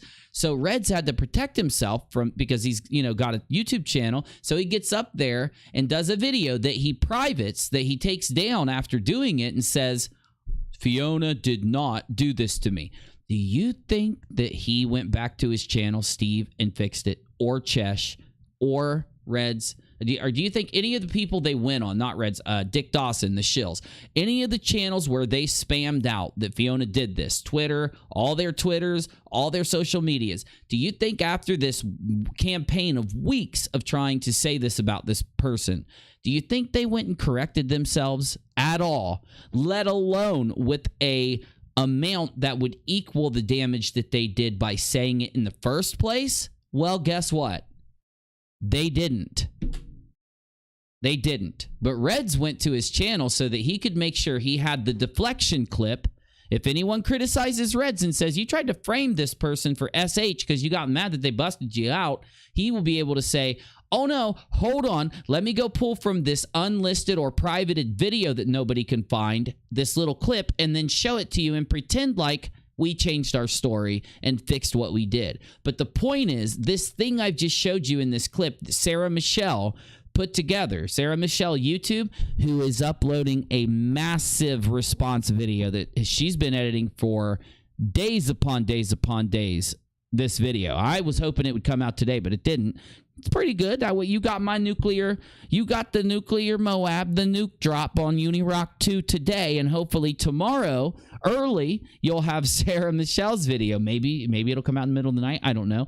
Though, my point is, this is their tactic. It's what they do. They go on all these channels and they say, stop unpausing it. They go on all these channels and they say this stuff. They spread this lie. They tell everybody something they need to say to smear someone that criticized them, and then they make sure they have one tiny clip laying around somewhere to be able to fall back on if they get called out for what they've done. But their audience is sheeped out, and it's why I love you guys. Because if I get something wrong, you immediately tell me in the comments section. We fix things immediately if we misreport something. It's why I literally went straight to my channel after I talked to Katie and saw all the evidence. You get the big bean drop. That's right. That is right, Dad. You know it. It is why we do change what we put out on YouTube with evidence to back it up. But the problem is these other YouTubers out there that are engaging in this, you know for a fact they don't do that. I really don't need to say much else. I didn't need to say anything in this stream. I can let Sharrell and Perry go out and insult everybody, put down everybody, and just start attacking at people. They will do their own work to discredit themselves with everything they say. But they're not thinking about the big picture. They're not thinking long term, okay? McCrae wasn't thinking long term when he did what he did, and look at him now. They're not thinking long term, Sharrell. You're not. Neither are you, Perry. What are you guys going to do when you want to make another video calling some Teen Mom person a scammer? Or what are you going to do when you criticize some other, 90 Day Fiance person? All a YouTuber has to do, if they want to defend the person you're attacking or the person you're talking about, or if they just are having a day and they want to, expose you, all anyone has to do now, anytime Sharrell's World or Perry give them problems, is pull what they did here.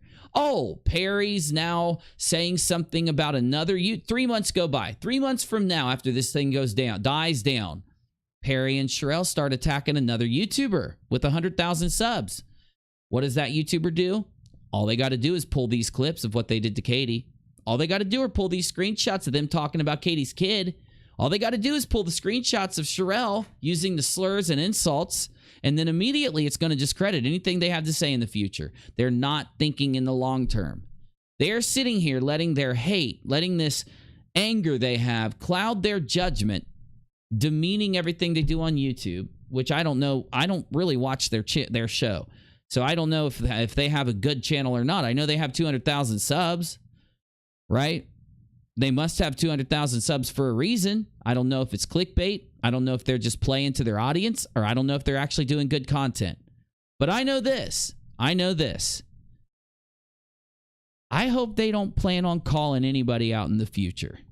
If they think that YouTube is okay with people making shit up just because they're mad, just wait till you bump into some of these bigger YouTubers, Sharrell.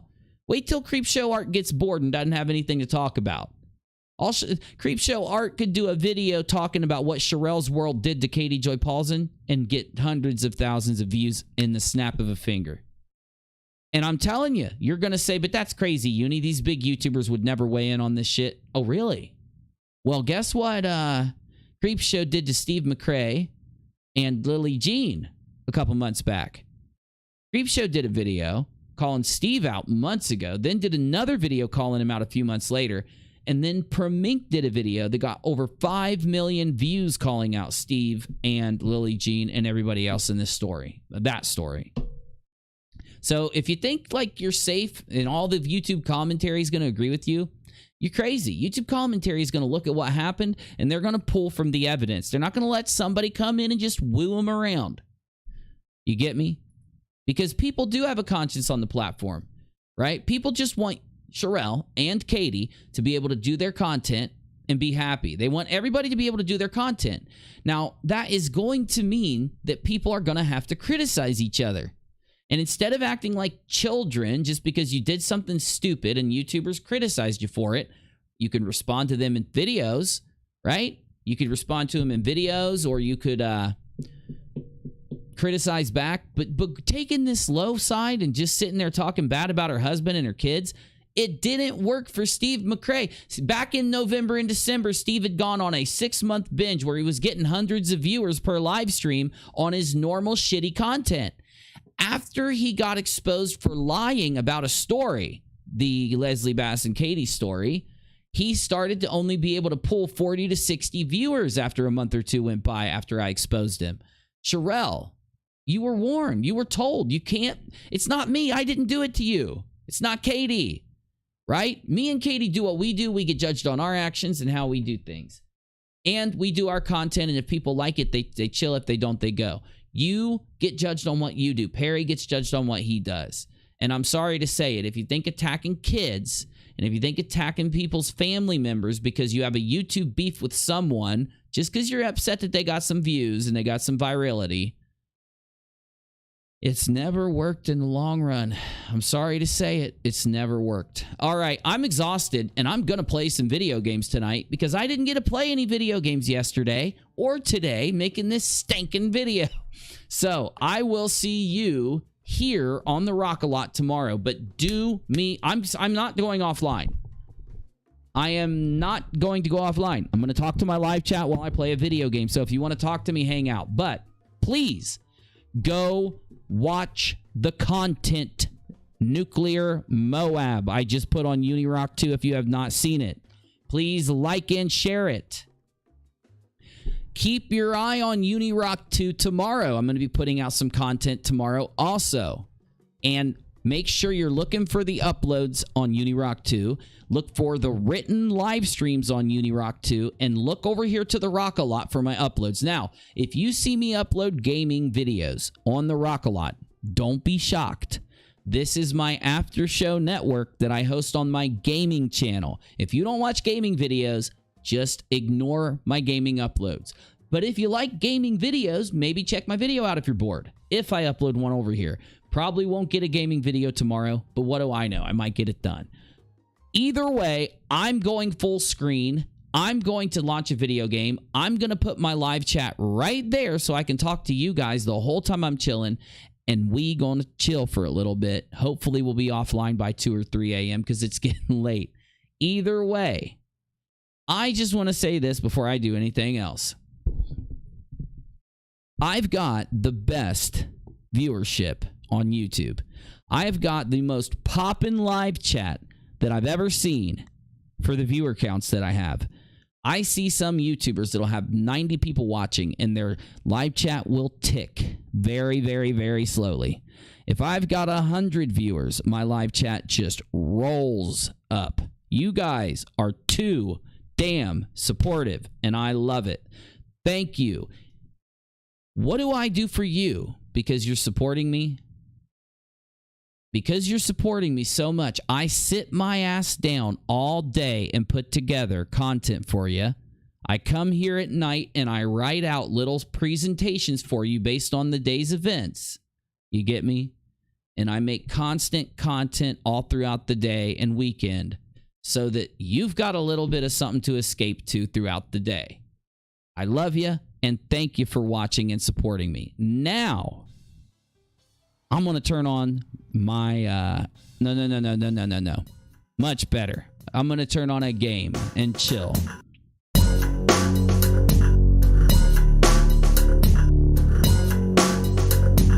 Oh! Christina, you are right. I do have one more thing to give you. Thank you for reminding me. See what I say about you guys calling me out when I forget stuff or I get stuff wrong? Thank you. Okay. Give me 1 second here. Give me a second. I'll get to that news. One other news story.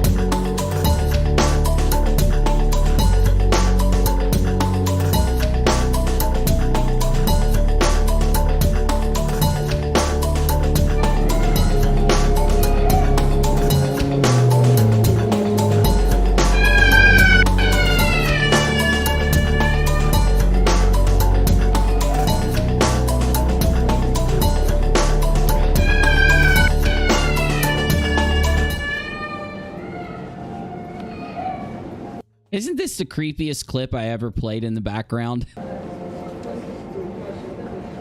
It's somebody filming a fish tank. I found this. It's free. It was free.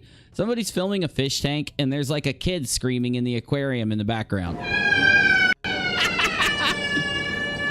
When I first downloaded this, I was like, what the hell? Are those fish screaming? Isn't that funny? Okay, why am I telling you this? You don't care. You're like, shut up, UNIRock. I was sitting here, I was watching these fish scream, and now you've ruined the illusion. I'm sorry. So sorry. I'm sorry. Sorry.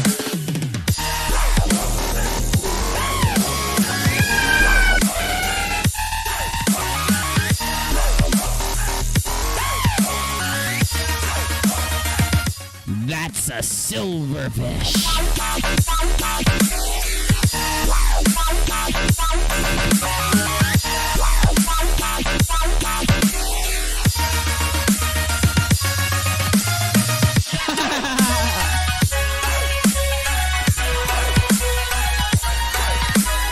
Attack of the silverfish. These kind of silver... Hold on a minute. I gotta skip for you. Give me a second. Hold on. I gotta find the music.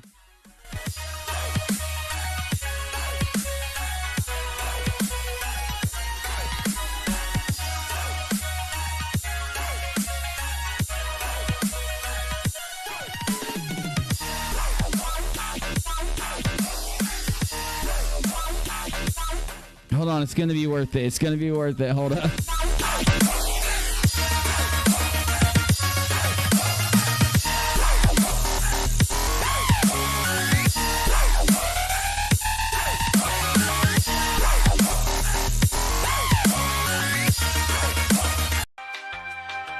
Welcome to Silverfish Geographic, where we look at silverfish swimming around in his own excrement, trying to find other fish to sexually harass. Yes, here at Silverfish Geographic, the big fish try to swim around and pick on the smaller fish. In the end, all you've got are a bunch of ugly, stinky fish. Silverfish Geographic.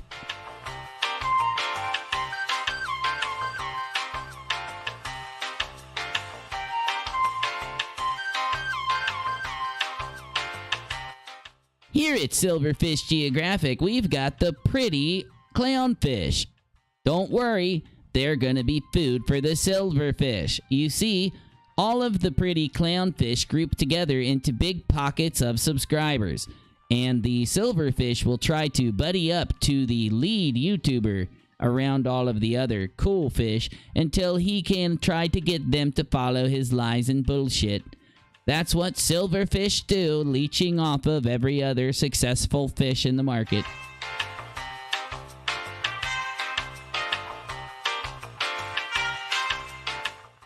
Even the fishermen won't catch the silverfish. If they see they've caught one, they'll just cut the line. No professional fisherman ever wants to reel in a stinky, nasty silverfish. It sucks, but it's just one of the hazards of fishing here at Silverfish Geographic.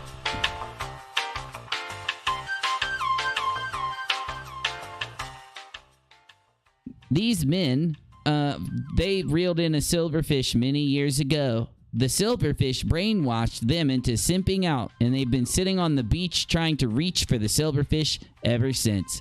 Some say they'll never leave the beach. That's why you never reel in a silverfish. They'll brainwash you into accusations and SH denial.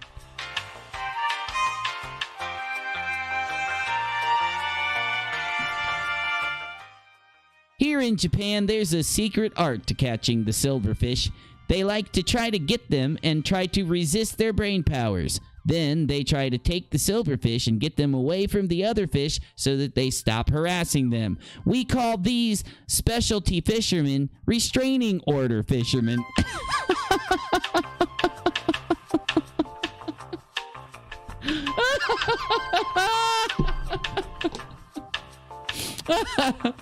That's right. The restraining order fisherman tries to get the silverfish out of the water where he can't harm any of the other fish on YouTube. I can't do it.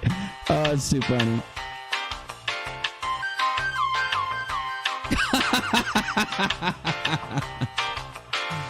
Oh.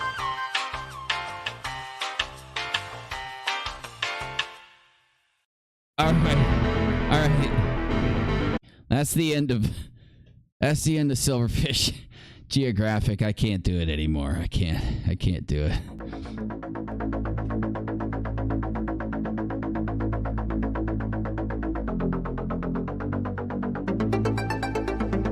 Oh, I will, Jimmy.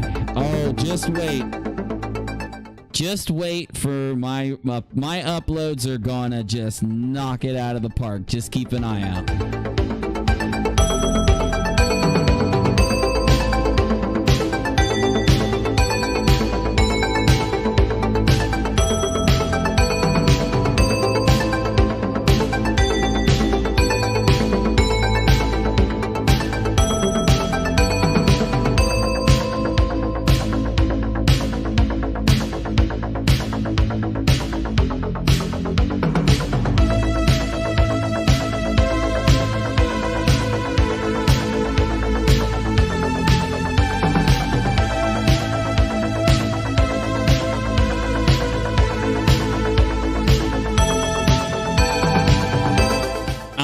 with you, Tornage. I'm with you.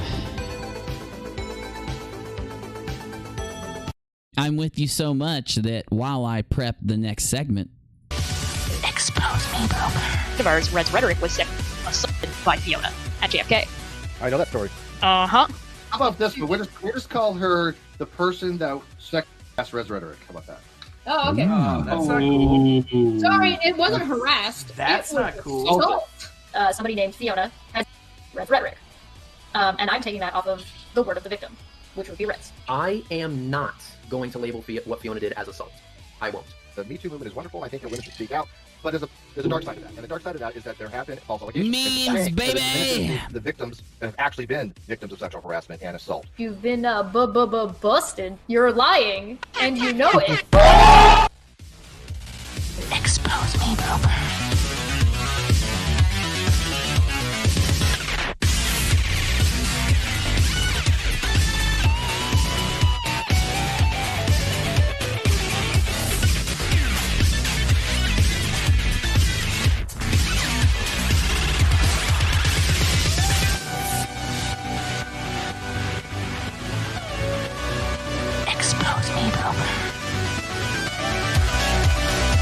Never going to win. I can't go to Steve and say, Steve, I'm backing out. Because when I tried, he would try to keep me in. I will never mention her name again. I'm doing this for Steve, for Steve, for Steve, for Steve, for Steve, Steve, Steve, Steve, Steve, Steve, Steve.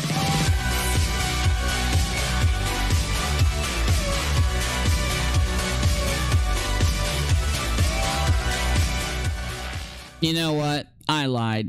I got one more thing to say here before we get to the one other thing before exiting into the video games. Which sucks because I always do this and then I never get to the video games. But that's okay. I can play video games. I can take a little time tomorrow off after I upload a video. And I can get some video gaming in. Now, Dick Dawson, you are a horrible human being. And I'm going to tell you why. So, who is Dick Dawson? Dick Dawson, back when I'd spent about a year leading up from criticizing conspiracy theorists at night on a nightly talk show on UNIRock 2, what's probably where I went from like 7,000 up to like 15,000 subs, was doing a nightly talk show where I took the craziest things people would say on the internet for that day, and at night I would do little presentations and comedy skits and stuff like that and just do a nightly talk show. I'd have other YouTubers on. Well, I'd started to do a lot more flat earth debunking and a lot more laughing at flat earthers as time went on. And I'd say right after I did my non sequitur video, Dick Dawson and the Shills were doing they were trying to get like 8 or 10 of their friends together where they sat around and talked shit at night and called it the Shills. And they would invite YouTubers that just talked about like debunking conspiracy theorists, and they'd have them on. Now, if you go watch, I don't know if he took it down. He may have. But while it was up, if you watch Dick Dawson have me on the show, all they did was kiss my ass for a solid 2 hours on the shills. I didn't mind, you know, I was like thinking it was nice of him. I kept being like, okay, guys, yeah, okay. And just kind of wiping it off. But, you know, my point is, I got along with them. I helped them a lot. I got a lot of people to subscribe to their channel. They can't deny any of that. Gave them a lot of advice on how to, you know, handle YouTube tags, titles. After we got done talking, they would just keep asking me about that kind of stuff. And I was just giving them all the YouTube information I had. I just poured it out, let them know. And I liked, and I still like, several of the shills. I never had a problem with the Drunk Monk. I never had a problem with a couple of the other guys. But when it comes to Dick, he literally is a dick. Because the guy, once he sat on the shills, on this talk show that they had, and made fun of conspiracy theorists for a solid few months, 6 months, right? And he finally got monetized. Finally got enough YouTubers to come talk and then bring their audience with them to where some of them would subscribe to his channel, and they got monetized with the help of everyone they had on. And when I criticized Steve, I didn't cut off the shills. I was still cool with them. Only until, not the first time they attacked me on their own show, but after the second time that they attacked me. Because what Steve was doing, after I criticized Steve and he started to attack me, and I fired back with Versus Mode Part 2, he would try to go to any creator in the town, any creator in the little digital town that we existed in, our community, and he would try to turn them against me. And if it wouldn't work, he would try to go on their show and he would try to talk shit about me on their show. And the first time that he did it to the shills, they kept quiet. They didn't engage, right? You could tell they were uncomfortable while it was happening, but they didn't engage. They were cool. They tried to stay cool with me while letting Steve vent on their show. Or maybe it was Cheshire, I don't remember. But either way, he eventually goes to Steve's show and they engage in attacking me directly. And that's when I fucking had enough, because I had put out hard evidence that McCrae was lying to everybody in the community, that he ripped off our community with the drive that he did based on a lie. All I cared is that he told the audience that he was wrong, and that he told the audience that he lied to them during the drive, and I would have let it go, but Steve would not. He kept doubling down that he did nothing wrong against all the evidence that he lied to get that money off of the community. So Dawson finally starts to come at me. So do I go at Dawson? Do I attack the shills? Oh, hell no. I very politely put out a tweet that said, I am rescinding my support for the shills, wish them the best, la la la la la, hopefully they'll do great, something to that extent, and I put the tweet out. Now, I thought I was dealing with professional people in the community, right? One thing that I learned from having this issue that went on with this whole thing was that these YouTube communities some of them are very independent thinkers that are teamed up together to try to help combine communities, grow further, and do good things on the platform. Some of them. Now, others are just completely simping out for who they see as someone who can get them subs. And then I realized, once I put out rescinded my support, then Dead Cuckities in Space went underneath that tweet and bugged out on me. He got pissed because he tried to call me out, and I responded with 3 pieces of evidence from Steve McCrae, 3 tweets of Steve's that completely fucking showed them they were wrong for supporting Steve. Not wrong for, they should have supported us over here, the people calling it out. Could you imagine how different things would be, Dawson, if you would have not stuck by that bullshit? Because you've had to defend RA, you've had to defend Earl Warden, you've had to defend David Silverman, and you've had to defend the things that they've said because you went in headfirst into this and destroyed your entire thing on YouTube. Destroyed the whole thing, dude. Just crazy. So that leads up to now, because ever since this happened, Dick Dawson and some of his buddies like Dead Cuckoodies in Space have been trying to help McCrae behind the scenes. Now, if these guys were just neutral YouTubers with their own priorities, they would never help somebody who is being accused of SH. They just would say, I'm not getting into it. You can come on my show as long as you don't bring her up and as long as you don't bring your beefs up and we do our content, we're good. Any independent person would.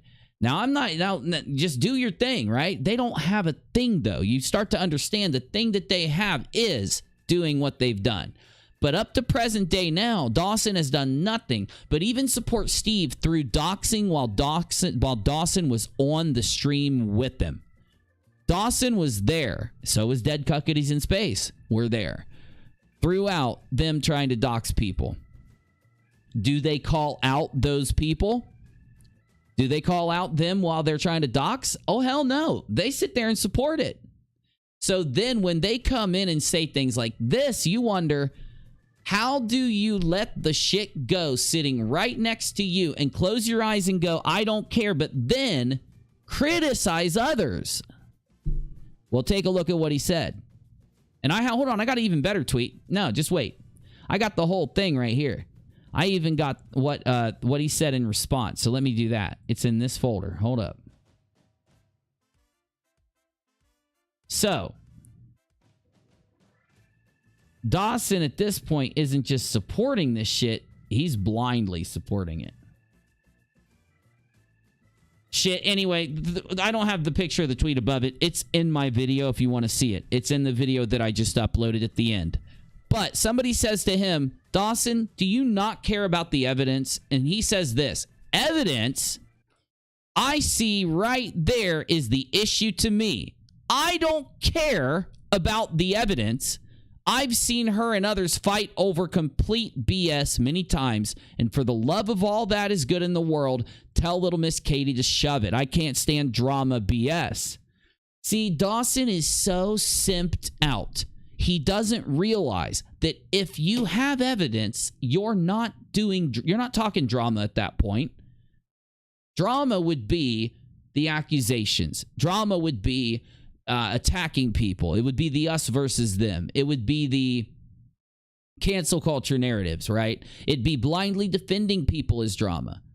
Though, actually looking at the evidence and coming to a conclusion through it, knowing where to go because of it, because you now don't have to believe anybody or trust anybody. You have what happened in front of you, is the thing that diffuses drama. It's the thing that is drama is this open-ended intention that everybody feels in a story when somebody is claiming something, when somebody is promising you something. They're promising you that Katie's bad. Let's not use Katie. They're promising you that Busy's bad. They're promising you that Busy is out there punching hookers at night. They are just promising you that all these things are happening, but they have no reason to say it.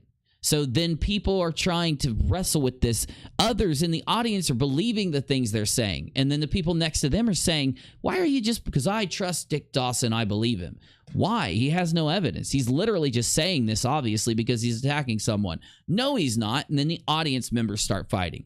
The tension that we feel based on a lack of evidence, a lack of knowing what's going on, seeing people act a certain way, but knowing that the situation doesn't equate to it, that is the drama. Well, Busy is doing those things, just not in the... Busy is, you're right, Yuhan. He does these things all the time. Shut up, Busy, you're not helping. But in this case, we're saying that we don't know that Busy does these things, and they're claiming it. You get me? Because how do you say this and ever criticize any conspiracy theorist ever again? You are a conspiracy theorist. But he doesn't even see it. His whole show has been set around him acting like he's better than every conspiracy theorist that exists. And that's fine.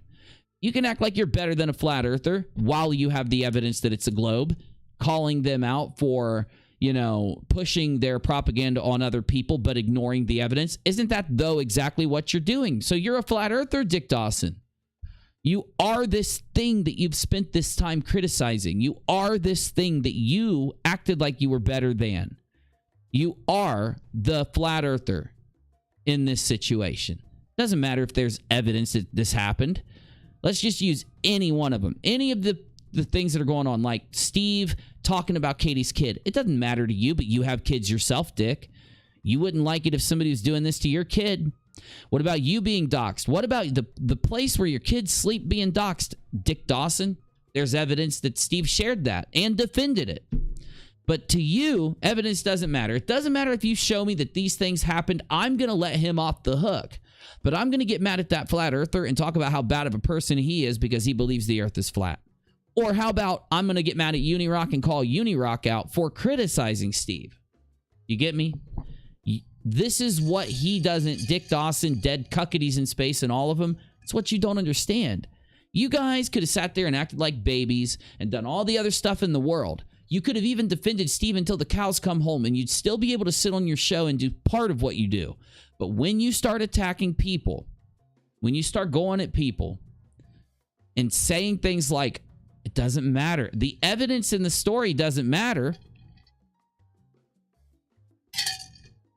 based on the logic you're spitting here, you would have to tell Steve and his buddies to shove it, but for some blind reason, you're doing it to her without applying that same standard to him. And Dick Dawson, that, my friend, is why you are a flat earther. In fact, you're worse than one. And I know this pisses off the debunkers out there in the debunking community. Well, they need to wake the hell up because they are worse than the flat earthers. So is Dead Cuckoodies in Space. Dead Cuckoodies in Space went to a victim of SH and tried to talk her into apologizing for accusing somebody of SH. Not caring what happened, not caring about the evidence, wanting to impress Cheshire. Because it turns out he's admitted to be in, I don't know where him and Cheshire are, but they are in somewhat of a close proximity to each other. So all those clips you've seen of Dead Cuckoodies in Space trying to simp out for Cheshire, all those times that he did those favors for Steve, those blind defenses, talking smack, lying about other people to try to defend his friend, it was just so that Steve would put a good word in for Cheshire and maybe talk her, maybe Steve would talk Cheshire into doing the things that you heard them talk about on the show. That's all that was for. And that is why, my friend Dick Dawson, you and the friends of yours that still hang around you, you're worse than the flatties because of that. Because a flatty believing in a flat earth and refusing to educate themselves in science, that's not anywhere near as bad as what you're doing. Well, they're not learning science, so what? They're not hurting other people. They're not trying to force people that have been spoken to that way to lying to people and telling them they're not mad about it or that they forgive people for it. They're not trying to manipulate people. You see, maybe some flatties are doing those things for the flat earth, but even then you're worse than them, as I've been saying for a while, because they're doing it for the flat earth. They are manipulating people for the flat earth. You're doing it to get your buddy off the hook for sexually harassing someone. And that's why you've had a bad reception lately. Because of you. Not because of me. Because of you. People didn't know you did those things. I didn't know you did those things. You're going to get mad at me for talking about it? If you knew Nathan Oakley was doing that, the flat earther Nathan Oakley, you would talk about Nathan Oakley doing it, my guy. You know it and I know it. If Nathan Oakley had went and talked somebody into apologizing to Sleeping Warrior, his best flat earth buddy, because Sleeping Warrior may have gotten accused of doing the same thing Steve did, and he wanted the girl to apologize, and Nathan went and did it, it would be the first biggest show on all of your channels. But if it's one of your own doing something worse than the flatties, you can't mention it. But you know what you can mention on your shows? You can talk shit on me, UNIRock. You can talk shit on these other YouTubers that criticize you. Really weird how that works, right? Not really. You're just a flatty, my guy. You're just a flatty. Now, last topic.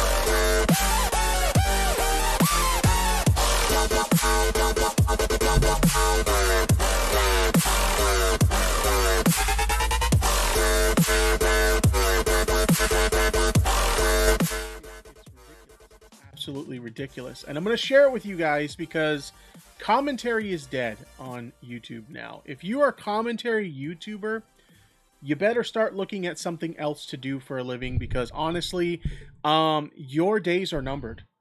I don't understand what Tipster did to deserve this, but I do have a theory. It's the only thing I got.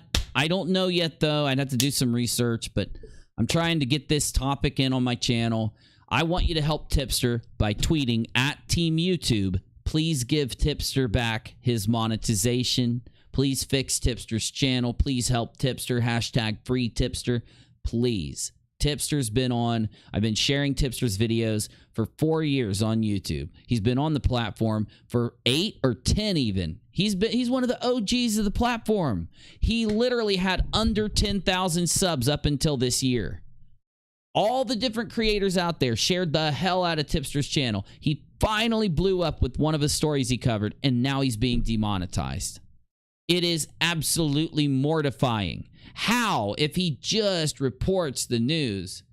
Oh shit, I forgot about the Kyle news. Okay, I got it right. I got it next August. Damn it.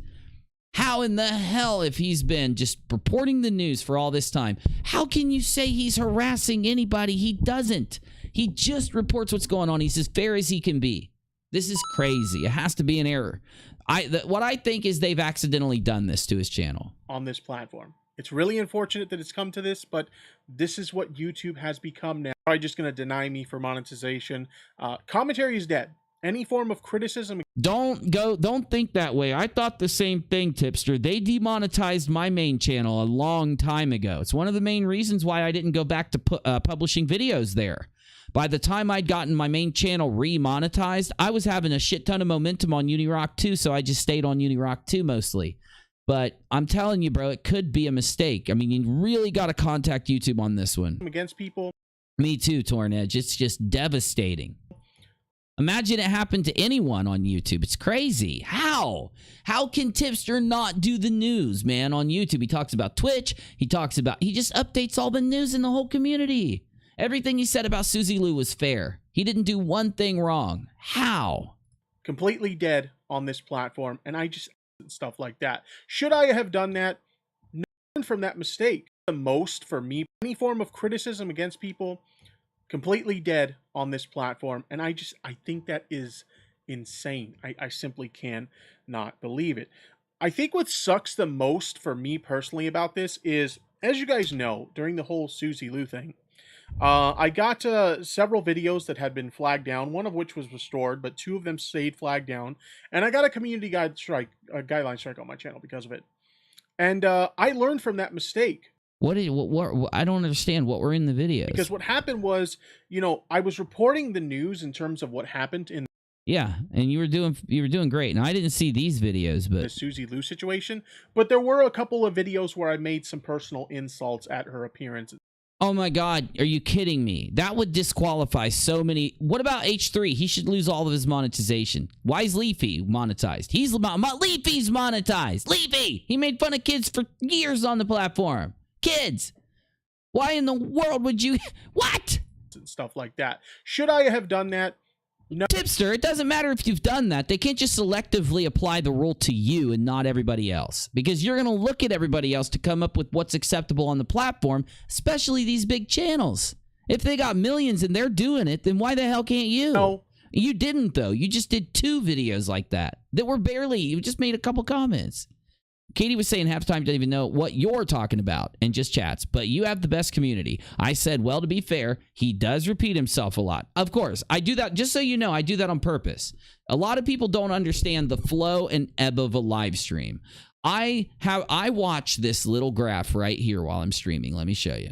Well, see, and if YouTubers don't know this, maybe I should tell YouTubers this. It might help them out. So I watch this little graph right here. Now, as I'm streaming, I memorize this son of a bitch, especially if you do it nightly. If you do a nightly show, that's your best friend right here.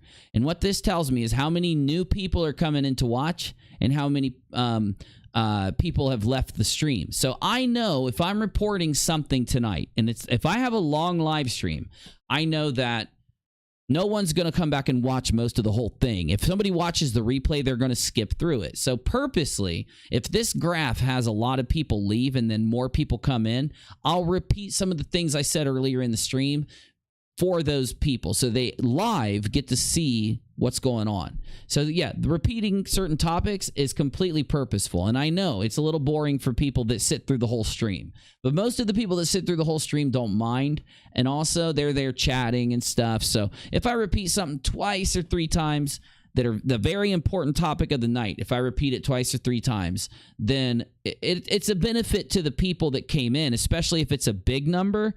You know what I'm saying? As the night goes on, this will keep going down. But I will see moments where I finish a story and then new people are coming in and I start to go back up. And that's when I'll typically repeat parts of a story. You get me? It's all watching the ebb and flow and this natural kind of thing that I've learned in 4 years of live streaming to keep the numbers up when I do have some content to put out or something to say, and to be satisfied with the stream and allow the stream to die down once I know that we're nearing the end of it, if you get my drift. But I get completely what you're saying. I found it works better. Maybe not for the replay, but honestly, I did some testing, and streams where I do not do that, they perform just as well as streams where I do. So I try to hook up the new peeps coming in sometimes. Oh, I know. No. I'm only saying this for the YouTubers. I love you too. And I get what you're saying completely. But I want to make sure that other YouTubers know that why that is. It's because only when I stream a long time do I do that. If you watch like UNIRock 2, right? And I'm doing an hour long or an hour and a half long stream, nothing gets repeated. But let's say I do 3 hours, you're probably going to get a repeat around the hour and a half mark. Because most of the time, you'll have a group of new people watching anyway. I should not have done that. It's all a science, if you will. But here's the thing. The purpose of the community guideline strike and the community guideline system is that if you do something wrong, YouTube tells you you do something. Tipster, I swear to God, this is a mistake, my guy. If you just reapply, it'll get... I had to reapply to get mine back, and I got it back. I thought the same thing. I thought YouTube was taking it forever. I reapplied, and I got it back pretty quick. Completely demonetized. I wouldn't say, meh. Even though I did exactly what community guideline strikes are supposed to be for. To reform creators, to make creators better, and to make them stay within compliance of the rules. We're going to give you a slap on the wrist now, and not having it. So he's lost all of his YouTube revenue, and he just made a shit ton of money last month. He literally just made his biggest month on the entire platform, I would say, views-wise and money-wise. And he's not even going to get the check, because when they do this, they don't pay you your last check. They keep it in escrow or whatever. Yeah, it sucks, but I don't... Kyle News coming up in 2 minutes. ...need this money. I have a job, right? But you deserve the money, Tipster. You deserve the ability after 8 years on this platform to be able to continue now that your channel blew up from 10,000 to 80,000. You deserve it, my guy. This is crazy. Please, guys, even if you don't know who Tipster is, please tag Team YouTube for me. We got to help Tipster. Tipster has spent all this time helping other creators. I've watched him do it. I can vouch for him. He deserves some help here. I'm going to make a video on UNIRock 2 about this. But I fear for those people who do YouTube full time. I fear for Bo Blacks. I fear for a few other people out there that I think YouTube sees as part of a commentary group. A group of people doing commentary on YouTube that seem to kind of all talk about the same people. I fear for that because I think what's going on, and this is just a theory, there is a group of people that and I'm going to get this out real quick, and then I'll talk about Kyle. There's a group of people called the Commentary Mafia on YouTube. Bo Blacks, Tip, the other dude, Diorio, and a few other people, right? John Swan, I think, may be in it. He might not. But then that one other guy, Augie RFC. I know Augie just lost his demonetization. I don't know if, what's his name did. Let me check if Bo Blacks did. And I know that, or Bow Blacks. Wait, he just did a video on it.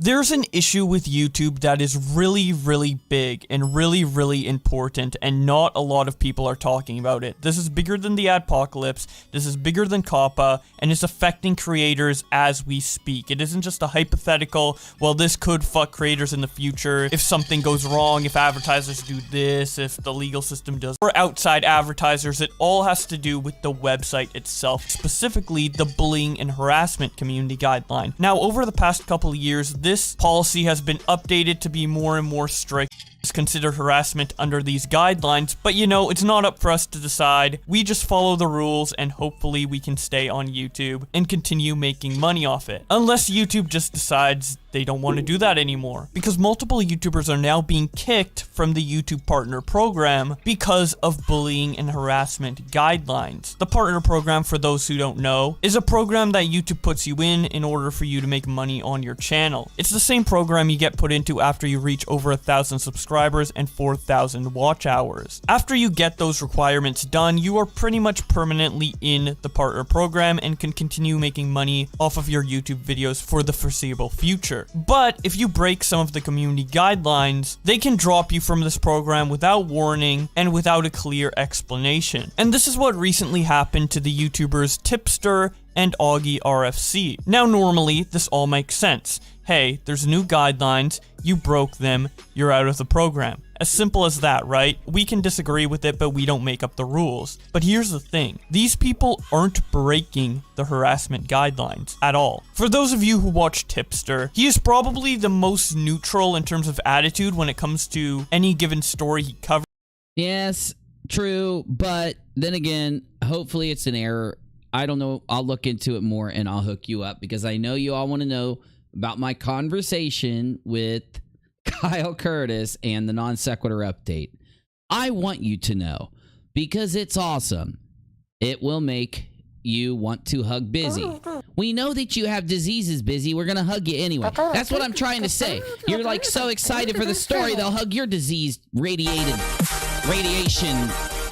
mess.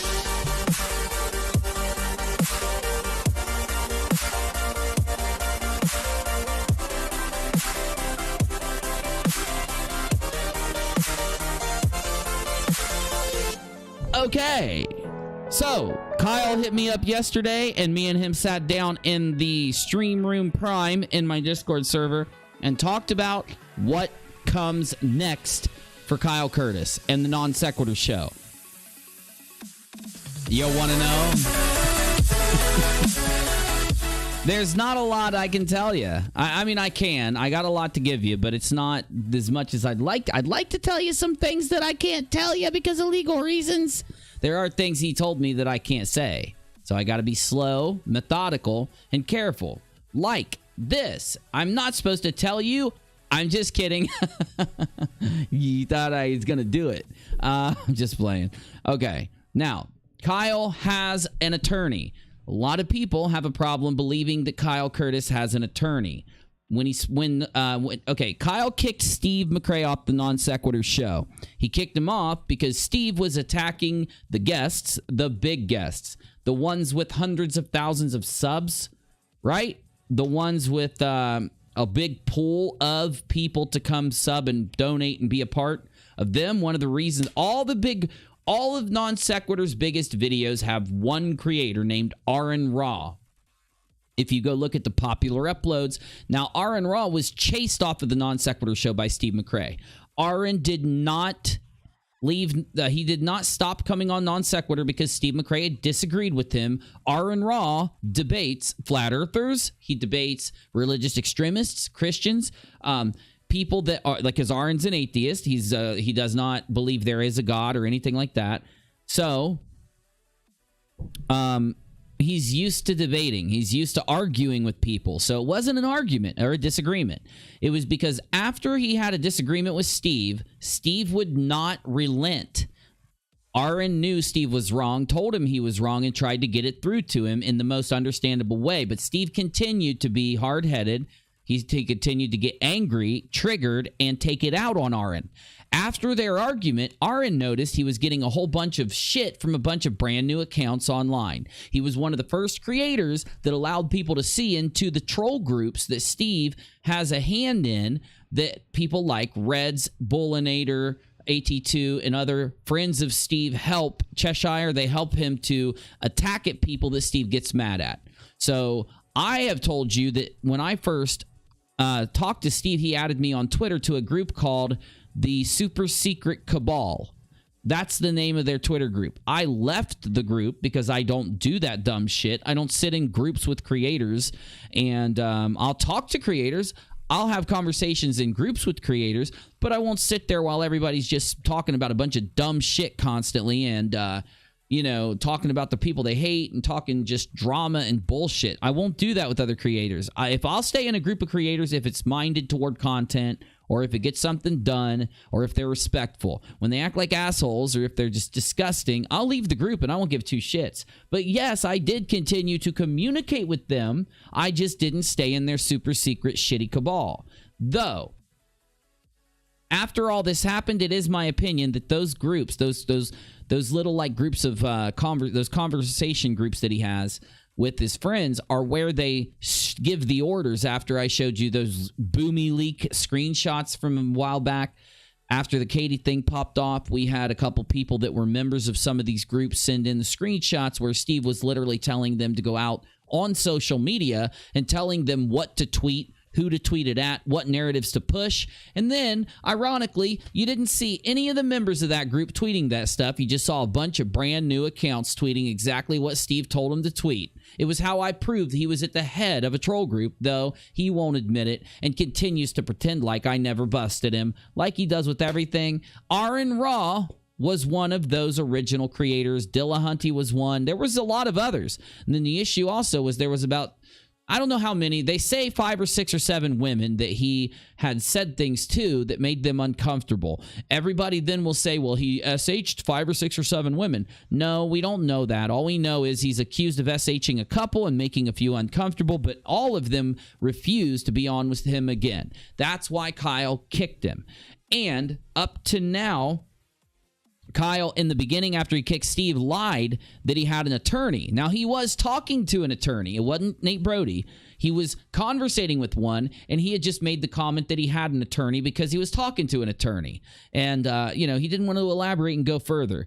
But, of course, Steve and all of his buddies descended upon that fact to try to rip it and warp it into Kyle's purposely lying about having a lawyer. And, yeah, if you want to be honest and real about things, Kyle did lie about having a lawyer, even though he was talking to one. And I know for a fact he was. This time, he has a lawyer. He has signed the papers with a lawyer. He is being represented by a lawyer. I know who the lawyer is. I'm not going to tell you because I know Steve and his buddies will harass said lawyer, which honestly would probably be good for Kyle's case and Katie's case, but I'm still not going to do it because I don't think that, for one, I think I should be able to tell you who it is without anybody harassing the lawyer. But I already know for a fact that they will because people like Bullinator have nothing to do but sit around and simp out for his master overlords. So when I talk to Kyle, I have completely confirmed that he has one. And keep an eye out because I'm going to be making some content geared toward what I'm about to talk about, which is what is Kyle's lawyer going to do? I can't tell you a lot. I can only say minimal things, but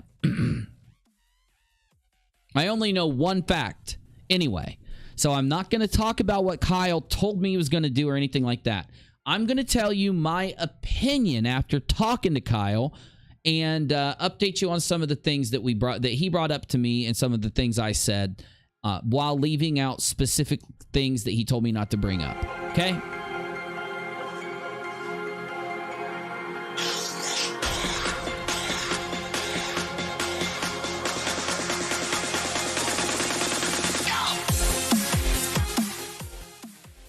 So, I'm going to tell you this. 100%, I'm convinced that they are going to be this case is going to get thrown out. Also, the non sequitur show is going to stay in his hands. This is my opinion, of course. I'm just telling you my opinion after talking to him. Do I think Kyle's ever going to stream on non sequitur again? I will tell you that he said no. But I disagree so much. I hate that. I hate that he won't stream, or that he says he's not going to. Because honestly, the thing that matters when you do it is getting up there and doing good content, which I know Kyle can do. And also, I think he has this fear that Steve has turned everybody against him. Steve only turned people against Kyle until they realized the truth, that he was lying. And yeah, you still got a few ding-dongs out there that'll say things like, it doesn't matter if they had a contract or signed a contract. It should still be both of their channels, which is just stupid.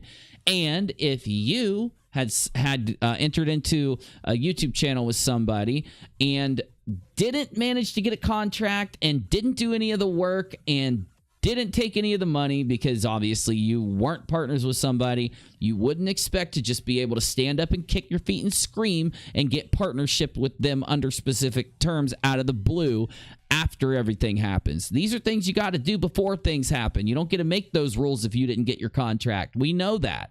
So for people to still sit around and say that now, it really shows how far somebody can be influenced by constant trollery online. Though, a lot of people think that Steve's already won the case. It's not true. The default judgment was caught in time for Kyle to be able to go in and get this thing set aside. Is it going to happen? Is it not? Right now, I'm not talking about anything Kyle told me. But I do think it's going to happen. I think it's going to get set aside. Now, what is Steve going to do? Personally, I do not think he's going to push for another lawsuit. That's why I think he paid for subscribers. Now, this is interesting. So I thought Steve was going to keep buying subscribers until he hit as big as the Non Sequitur show. No, that's not it. Take a guess at when he stopped buying. How big, whose channel do you think he was trying to pass? If Steve was going to try to buy subs and pass someone's channel, whose channel do you think he would try to pass? It would be Non Sequitur, right? Wouldn't be mine, would it? Does he really not know I have a main channel with 37,000 subs? UNIRock 2. UNIRock 2. So all Steve was doing when he bought subs was trying to make his channel bigger than mine. Why? I can't even believe it. Yeah, he stopped buying subs right when he passed my channel. If you look, he stopped buying subs when he passed my channel here. But I gained another 100 subs, so then he got another 100 subs. Mine! He's trying to pass me. Why? Why does that matter to him? I'm just another YouTuber. I had nothing to do with him. He's got nothing to do with me. What the hell, dude? Like, my point is, I have a bigger channel than UNIRock 2. You know how I don't celebrate milestones on UNIRock 2? I don't go around saying, yay, 10,000, yay, 15,000, yay, 20,000. I don't do that. I'm not going to do that. I'll probably do it when I pass my main channel. But that's about it. Well, yeah, but with all this stuff going on, UNIRock 2 is actually gaining subscribers. Hey, we just got a sub on UNIRock 2. That's funny. If Kyle's winning his case against the Silver Simpfish, doesn't it prove that Kyle told the truth and Steve lied? So why should Kyle afraid to stream on Non-Sec? Doesn't make sense. Well, I was just giving my opinion. Yeah, I was just giving my opinion there. From talking to him, from hearing the way he talks about it, I don't think he's afraid. I think, okay, if I had to really break it down, I would say that maybe he's afraid the content wouldn't be like something that people would want to watch now. Or, I mean, if you look out there on the landscape, back when Non-Sec was doing what they were doing, there were some other channels doing it, but, you know, they had these big creators coming in, and is that ever going to happen on Non Sequitur after what happened here? Probably not. Non Sequitur has that stigma attached. There's just a lot of things that factor in, if you get my drift. So What I'm going to say is his point in beefing you when we stream here most of the time, he's already beat you. Yeah. Oh, no, exactly. Oh, no, yeah, you make a good point. Yeah, I'm streaming over here. Well, I think that drives him freaking crazy. Because when I first started streaming on this channel, I had 800 subs, and I would have 400 or 500 or 600 people watching. Because I didn't talk about this stupid, lame shit all the time. I actually did content when I first came here. You know what I'm saying? The sad part is it was such a cool channel name. It was, yeah. It still is. No, look, Kyle, in my opinion, should go back there and just pump out good content. He shouldn't care about anything, man. Like, he should just clear his mind and put out good content. You know? It just sucks. It's something that was destroyed, but it was destroyed by the laziest person there. It's like everybody was building this house, this really big, tall tower. And there was a guy that would barely help. He would barely hammer a single nail. He would barely take anything up the stairs to, you know, any pieces of wood to start working. And one day he's out and he just decides he's going to pull the foundation out and just topple the damn tower. The laziest dude who did barely any work decided to topple the tower. It's just crazy. This channel has more than Nathan Thompson. You've got to be kidding me. That's funny. That's actually pretty funny. Nate's been trying for a long time, hasn't he? Oh, the reason I pulled this up, though, it wasn't even to tell you that about him trying to pass me before he stopped buying subs. Something significant happened when I talked to Kyle Curtis. He filed some strikes on Steve. I talked about it on Periscope. Haven't talked about it here. Here's what happened, and here's why Kyle did not fall strike Steve McRae. He struck him because Steve violated copyright. He was duly warned. He was given notice ahead of time that he had copywritten work on his channel that was not given permission to be there.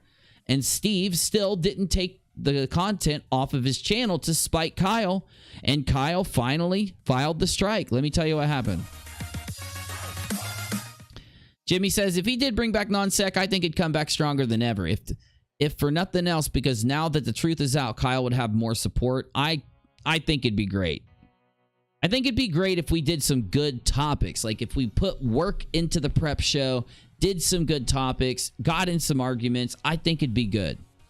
Like me, Kyle, a bunch of other people coming on, him getting some big creators on, you know, like having Katie on there. Like it would just be fun to see everybody like arguing and talking and shit. It'd be some badass shit, dude. It'd blow the fuck up is what it would do. It would. It'd blow up.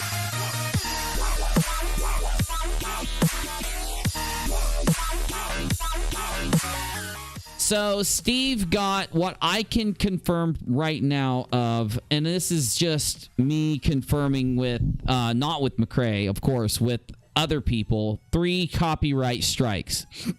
Now, why he didn't just take down the videos or use the video editing tool built into the YouTube studio to take out the copywritten work, God only knows. But as it sits now, I was shocked when somebody told me to go look at Steve's Social Blade. And I said, I don't want to. And they said, no, go. There's something you got to notice. They weren't telling me about that, the negative views. They were telling me about how he bought subs to pass my channel and then stopped buying subs, which is the funniest thing I've ever heard in my life. But because he just cares that much about me and the channel, my sub number, when I don't even give a shit. I think MDD took over the debate scene. Yeah, that's what I'm saying. Like, that's the problem. If Kyle went back, I don't think it would be about debates. I think it would just be, if any type of content was there, it would just be like Kyle doing content or him getting up there with like other creators and talking about certain subjects, having like a outline of subjects that we're going to talk about and making it a good conversation, you know? It would be fun as fuck. Even if you don't do it on non-sec, we could go do it on a different channel. It'd be fun as hell. We could do it on my old channel. I don't give a fuck. I'm not using it. I could get some views on it. Maybe make a little bit of ad revenue on my main channel. I don't know. Anyway, though, this is what is really crazy interesting. Did he get new subs after he stopped posting videos? Yes. Yes, he did. Oh, yeah. Well, you got to look. He's gotten new subs like right here, he didn't post. There's been big chunks where he doesn't post videos, but he'll still get 2, 3, 2, 3, 2, 2, 2, even when he's here. Let me go to the detailed statistics because I know everybody's wondering. Like, look here. No, okay, hold on. Let me find when he's not. Okay, he didn't post there, or there. 4 days where he didn't post. He gained 400 subscribers when he didn't post for 4 days. You get me?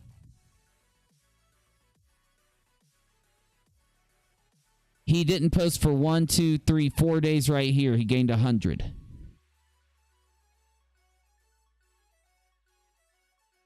No. Okay, now this negative 22,000 are 3 strikes that Kyle Curtis gave him. Kyle Curtis did not false strike Steve, but get ready, hold on to your seats. Don't laugh yourself out of your chairs, please. Han, Thunder Nipple Sanitizer, grab onto your chair right now. Han, I'm telling you specifically. Okay? You're holding onto your chair. Kyle struck Steve with the non sequitur show on 3 of his videos. I'm not playing. I'm not playing. And the only reason, look, I don't like strikes. I don't like somebody getting struck. But if I was contacted by like if I had been using something that I don't have permission to use, and I had been contacted and they said, listen, you didn't have permission to use that, you need to take it down, I would take it down. I would at least use the YouTube studio to edit that little part out, because YouTube lets you cut parts of your videos now. You could go to an uploaded video right now and cut parts of it out. He had forewarning to delete the copywritten work out of the videos. He didn't even have to delete the videos. He didn't. He had to get struck. He would not do it because it was Kyle telling him to. And he got struck. And he got struck. So the question is, can he stream? You see what I'm saying? So if you get 1 strike nowadays, it's a warning. 2 strikes means you can't stream for like a week or something, or 2 weeks. I don't know what it is. 3 strikes is where they delete your channel. And then sometimes 3, you can get another one, 4, and they'll delete your channel.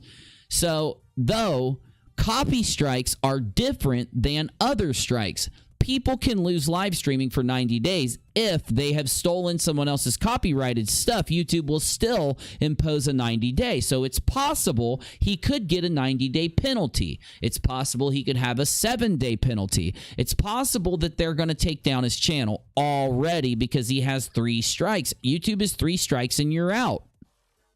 So nobody knows what's going to happen.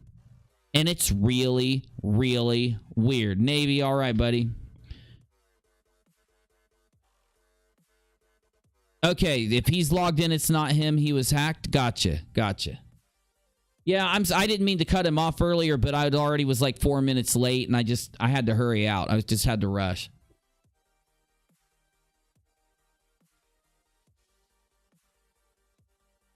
Now, that is a little piece of news that's kind of interesting. Is this one of the reasons why he hasn't been posting or streaming to his channel? And did he say to himself, because he's got these strikes and he can't stream anyway, did he take a break due to the fact that he knows if he does try to post, it's going to be about Katie and he's not going to be able to stop himself? And we already know, though, that he's contacting Sharrell's world and messing with her. So if he is, why isn't he still streaming and doing his normal thing? I'm just telling you, this is weird. This is strange. So Steve was reusing art from non-sec that Kyle made of Steve's image, asking. He was using music and overlays. It wasn't like... Kyle's not as much of a dick to strike Steve for art of Steve, of course. It was nothing of Steve. It was stuff that he didn't have permission to use on the Steve McRae channel. It was specific things that were supposed to be used on non-sec that Steve did not ask Kyle for, that he used on the Steve McRae channel because he was lazy and because he wanted to get viewers to look at it and see, ooh, that's the same as non-sec, or ooh, non-sec. But it ended up being Kyle's music and Kyle's graphic design.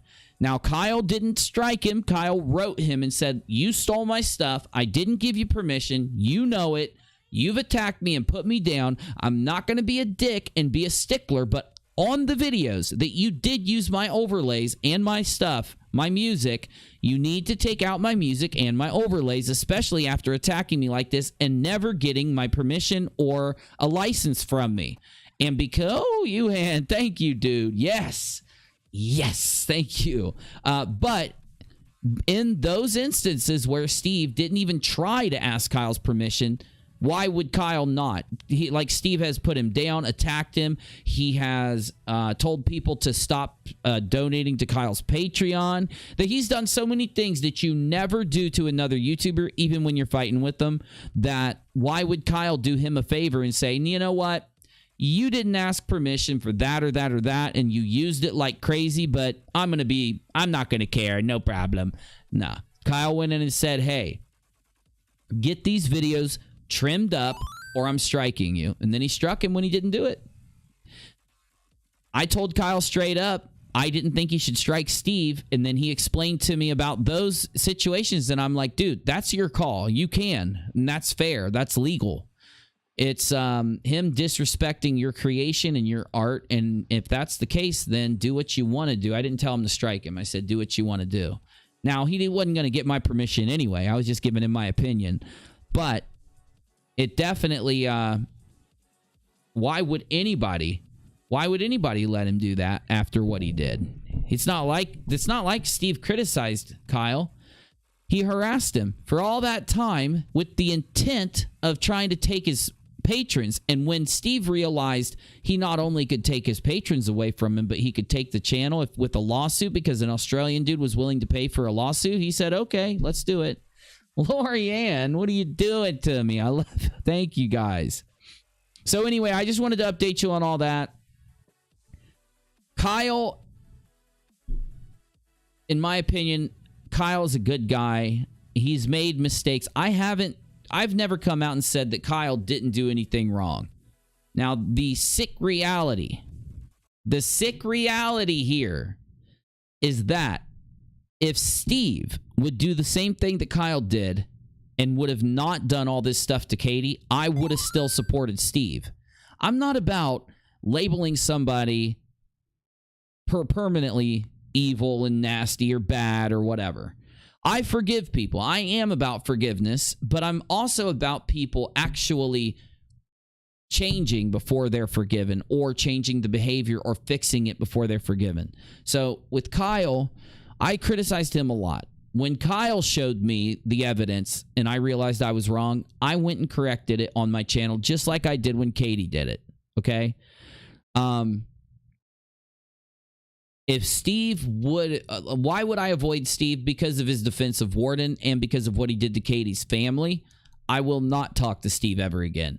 But let's just pretend like the Katie thing never happened and it was just some argument between him and Kyle, and I took Steve's side at first, and then I took Kyle's side, and then Steve comes back and says, I want to apologize to Kyle for crowd stalking him and putting him down and trying to attack his Patreon. Of course I would forgive the guy myself too. I wouldn't just avoid him forever. But since it's at that point, since it's gone so far, I would never do that now.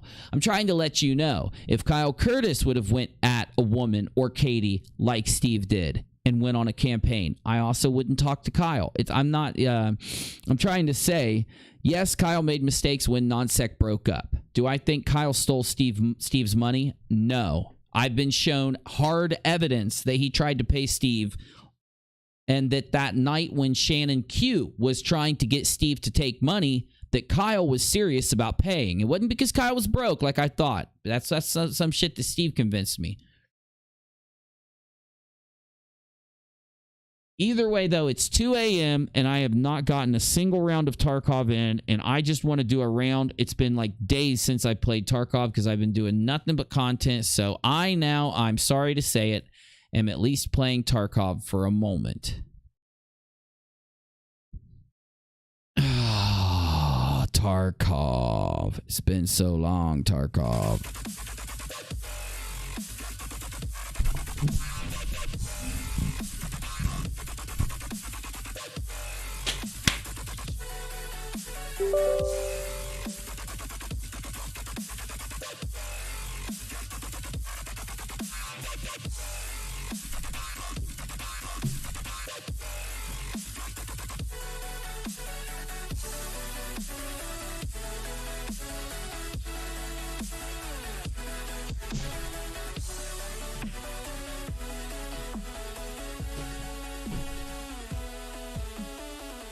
The hell, bro?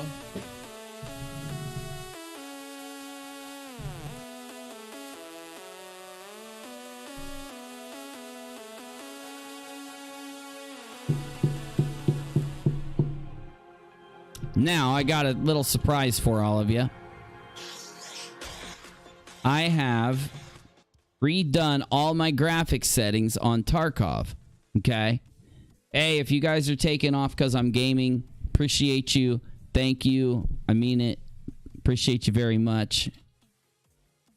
I have redone all of my graphics settings on Tarkov. Let's go, Tarkov. Capture Tarkov. Oh, well, I'll do this kind of capture.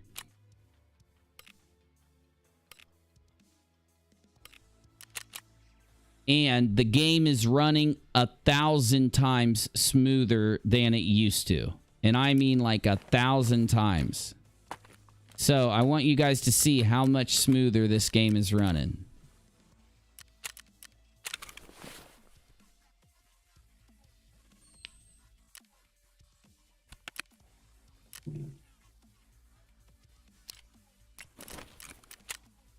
Do I have money or am I broke? Oh, I got a little bit of money, dude. It's running.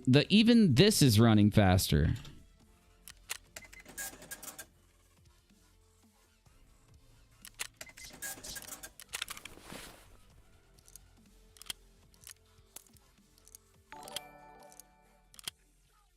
Night, mother funk. What settings are you running? I will show you in just a minute. I will hook you up. Give me 1 second here.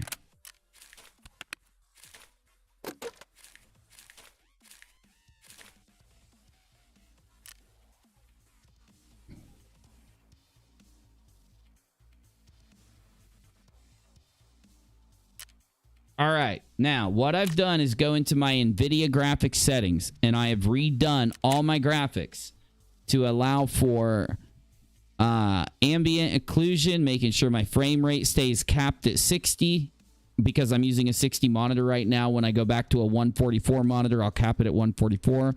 I've made sure that all of my graphics settings are set where I want them. I am now using high settings. I've turned down object LOD.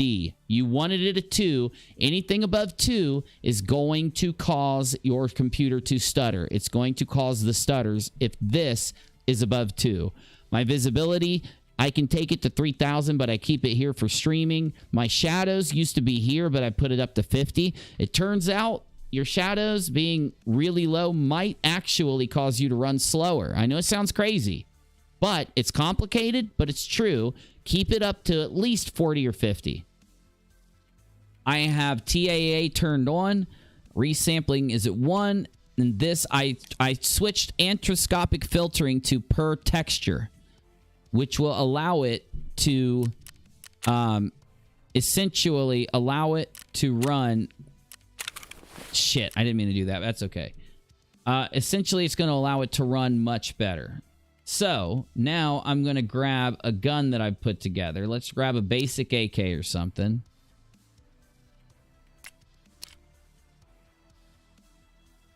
Let's go with this. This 101. Let me see if I got some,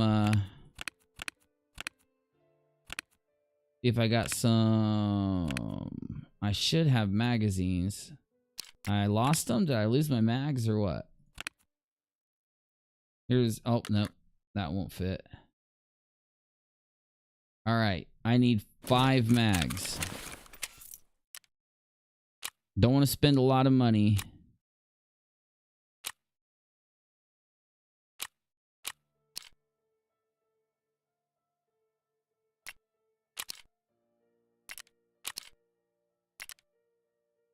Okay, where's all my mags at, bruh? This isn't funny. I thought the 6L18 fit my AK. Oh, this is a 101. Oh, shit, I can't use this. It needs special mags. I do want to beat that. Yeah. The that game I was... Oh, shit, hold up. All right. I'm doing 4 mags just because I'm not... These mags are expensive. And I'm going to take in M855 and... Or M856. Wait, 55's first. This AK shoots 556. Okay, perfect. Now, am I out? We'll throw those right there just so I got some extra. Oh, God. I got to be careful with these bullets. Now, I need a sight.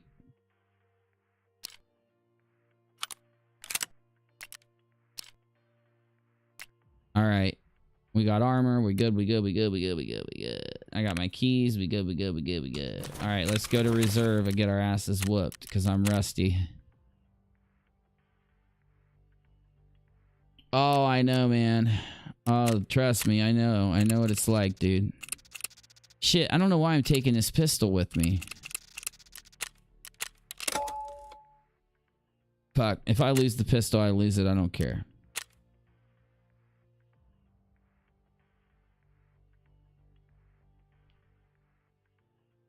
Honestly, man, like, you bump into some YouTubers, and I don't know why. But you bump into some that honestly just want to see the world burn. They just want to watch YouTube burn. I'm not even playing. They have no care for what is really going on out there. It's all about that YouTube money. And if you stand in their way, they're going to try to burn you down and burn down, you know, everything around them. I've seen it happen across the board. What really sucks, look at Jordan Sather. He's got an audience that he can feed them whatever bullshit he wants. He can tell them that sticking bleach up their ass will cure cancer. And they'll believe it. It kind of goes to show you that some people are manipulative. They are kind of cult leadery. And it's just sucks.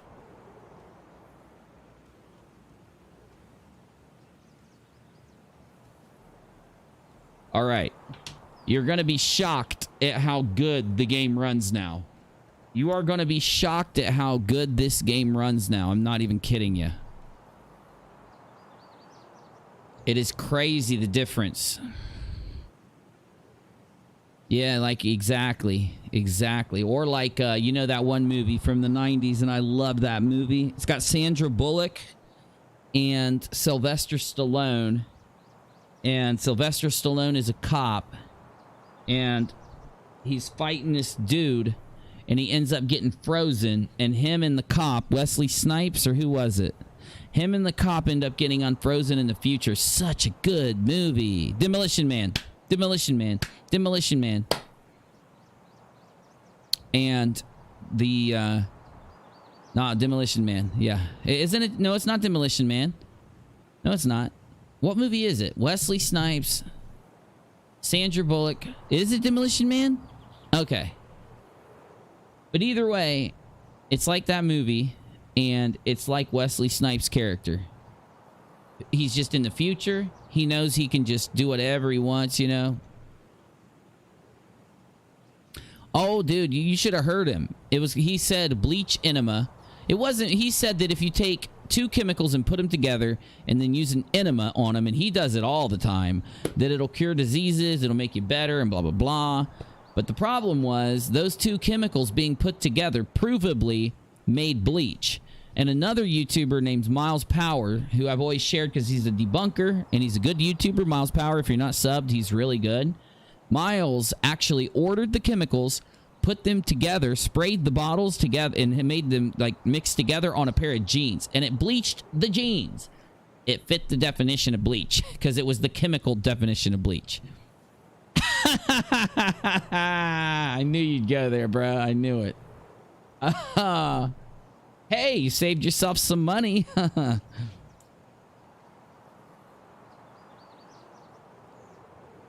Now, this isn't a regular AK. This AK shoots 5.56 bullets just like an M4. Okay, it just shoots a little slower of a firing rate. Anyway, though, if he can tell his audience to put bleach in their booties. And he said that it would cure autism and that people with autistic kids were using it on their kids. And it was literally causing them to bleed and have stomach pain, unimaginable stomach pain. And even some of them had their colons removed from the damage. I'm not kidding. And there was a Facebook group where they tried to, you know, expose him because they got talked into doing this to their kids because of him. All right. All right, look at... Can you tell the difference? Can you tell the difference yet? I can tell the difference. I've only played a couple rounds like this, and I can tell the damn difference. If I get capped early, I'm going to be mad because I brought a pistol and everything. Like, I could have saved this pistol and did a pistol round.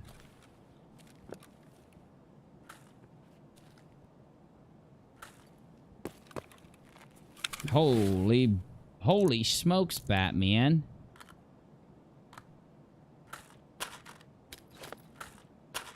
That's some good stuff already.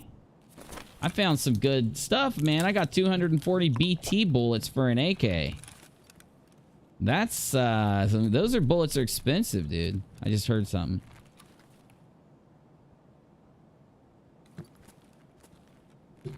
I usually never find anything in here either. Now, I played one round with these new settings, and I murdered some players. I killed 3, and they had one more buddy left. They had 4 people with them, and I almost killed the 4th one and got all their loot, and the last dude got me. But I can already tell, like, I just have so much more control and responsiveness here. I'm gonna get shot right now, watch.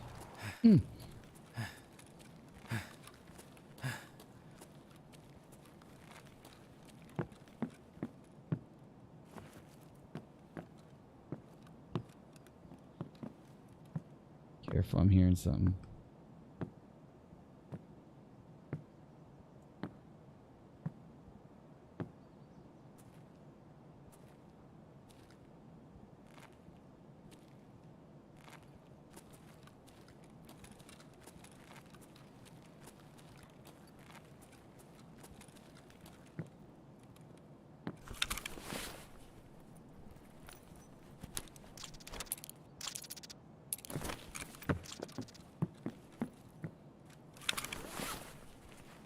Gotta focus. I'm sorry.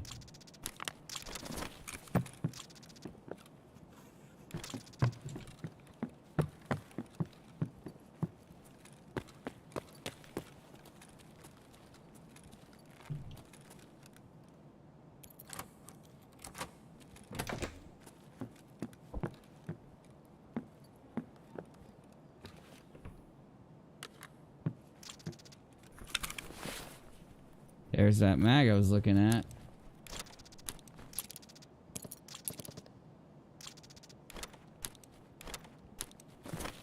That Vaseline is good.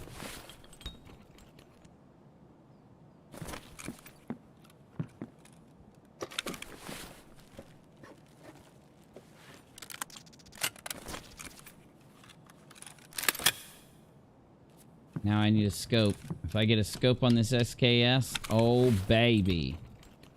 I can't, it doesn't have the thing. It doesn't have the thing I need for the scope.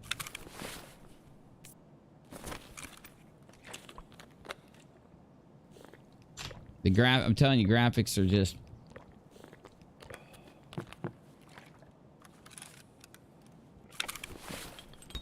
I kind of like having my AK with no cover. You see the dust cover on it? See that cut? My dust cover's off. I kind of like that dirty looking spring, dude. I think it kind of adds something. I think there's somebody out here, dude. Look at that sight. Look at that. Look at that. Oh. See that triangle right there?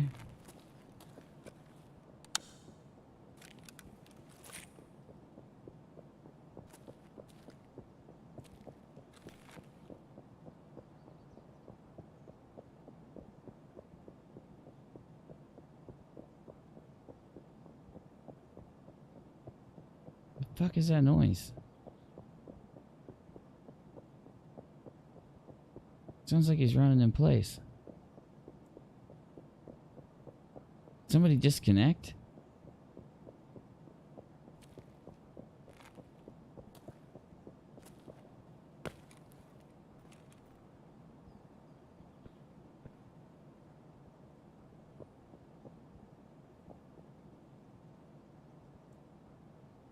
Hold your breath.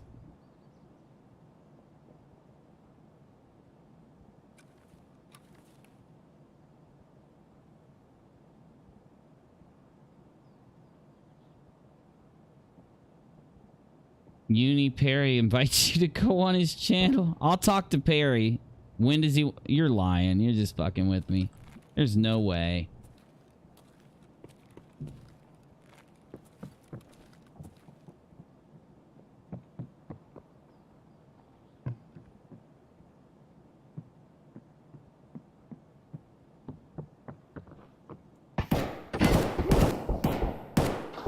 The fuck is going on, dude? He said it in his live yesterday, but he acted like a dick today, though. He, like, sat and just insulted everybody and flipped out all day today. I mean, I'd talk to Perry, but, yeah, somebody's around me. I just don't know where the hell this dude was. He just got killed. Did you hear him? He went, "Whoa!" That was his death sound. I believe you. I'm not trying to shit on you, Nadia, 100%. I just didn't, you know, it's just hard to hear that, you know. But it's weird that if Perry said that yesterday, because he talked so much shit today. Why not try to get a hold of me and actually talk, you know, like human, like just person to person. Oh shit, I'm gonna get shot if I'm not careful. So I think he was in here. Oh, fuck. I gotta be careful. I'm gonna get shot. I just tried to lay down and it didn't damn let me. I'm gonna get shot right now. Get the fuck out of here.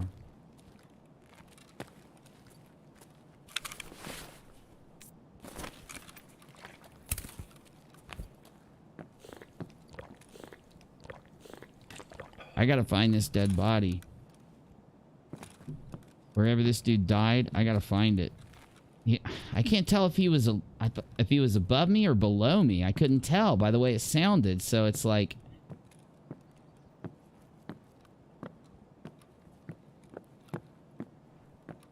Shit.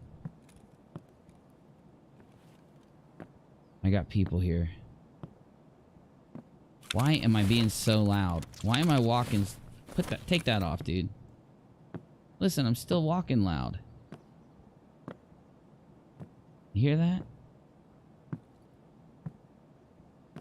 I need my covert movement to go up. Oh my god, bro. I think it's common for everybody.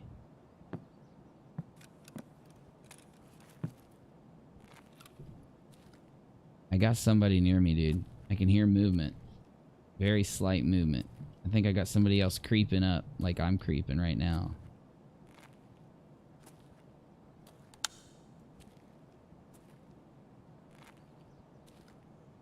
This is a highly contested building that I'm in.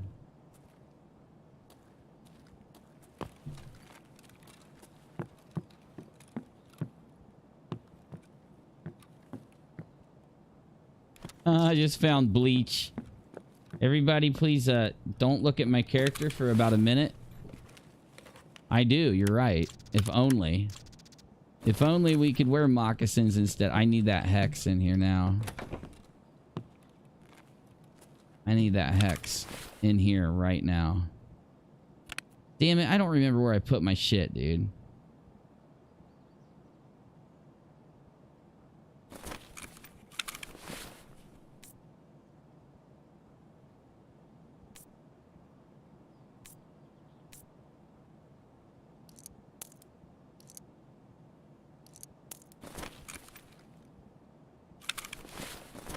Now where's that hex?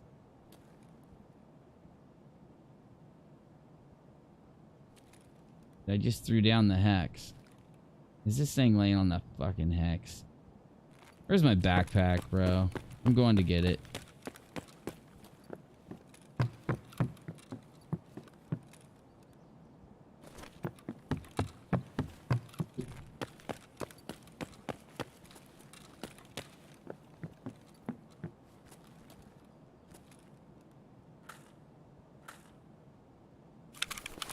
Alright, I'm taking that hex out. They're really expensive right now. And if I have a good hex, is that 2.5? The short rail, probably not. It's probably not the rail I need. I really need a rail that I can put a, I need a rail that I can put a handguard on. And I know that those hexes fit on an AK. But that's a short rail. I need the rail. I don't know if a short rail allows for a handguard or not. Now, I just heard a dude get shot around here.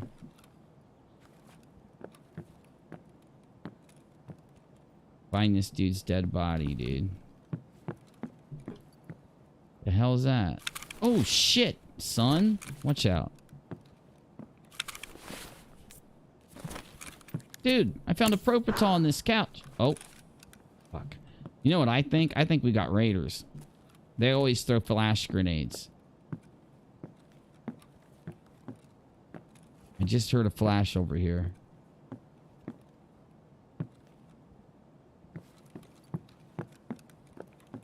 I need to find a drink because I just injected Propital, and Propital's gonna mess me up on my drinks, dude. Whoa. Whoa, what's that noise? Ooh, I just heard a fool. I need to wear headsets next time.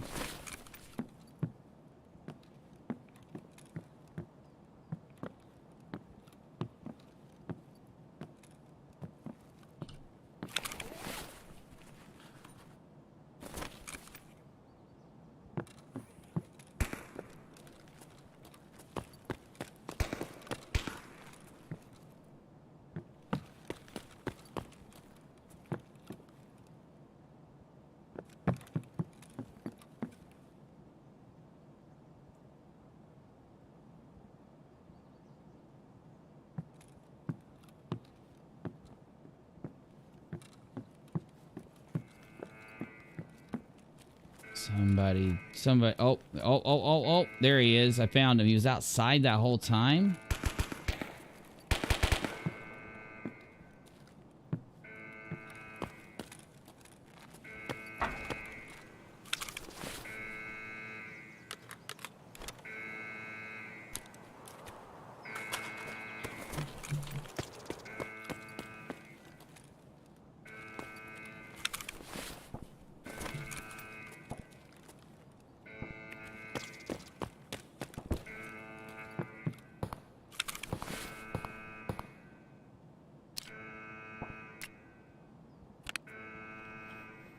Ooh.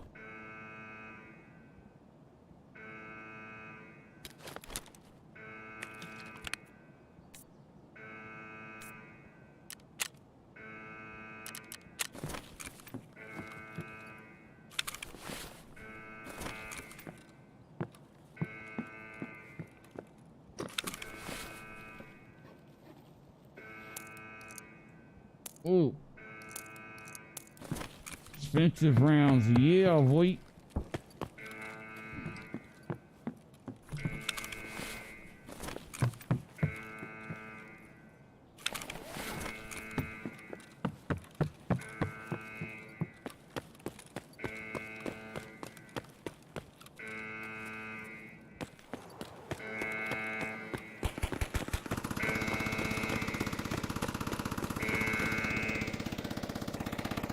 What gun is that? Shit on me.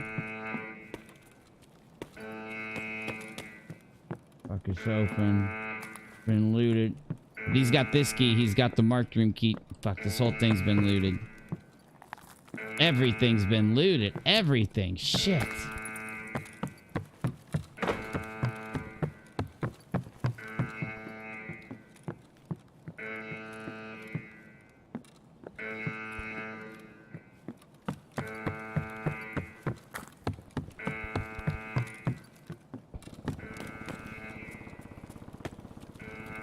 I've got the Black Knight key. I could go for Black Knight if I play my cards right.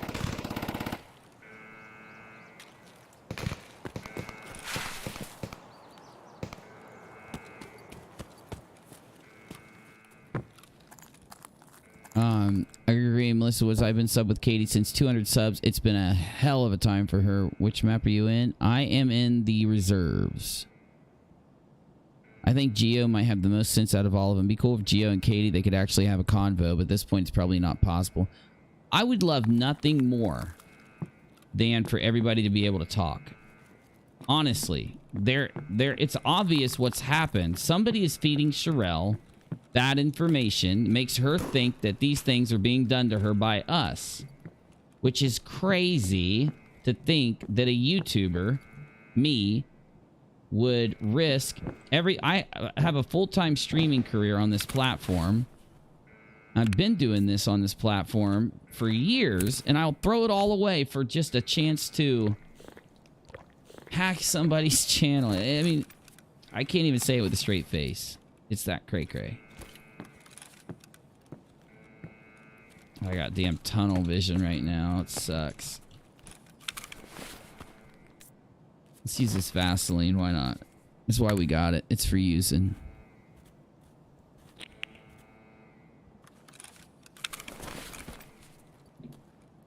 Oh shit, it worked.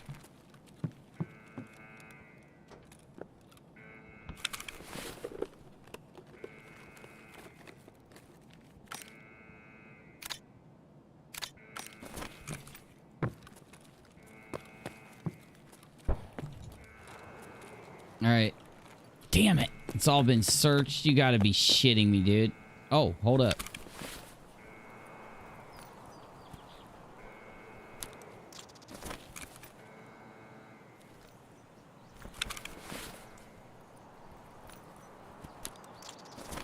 What in the world is this? Somebody searched these and closed them. Come on, tell me you left us, tell me he left the site. Well, that's not the site I wanted. About to say, don't even mess up on me, man.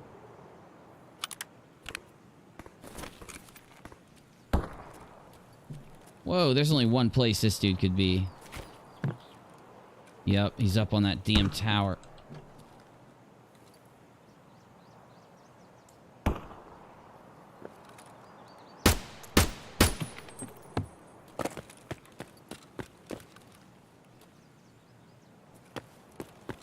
Shit, I'm gonna die. Shit, I'm gonna die.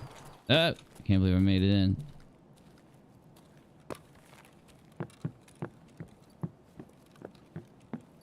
Blind fired on him. I tried to estimate where he was through the sound.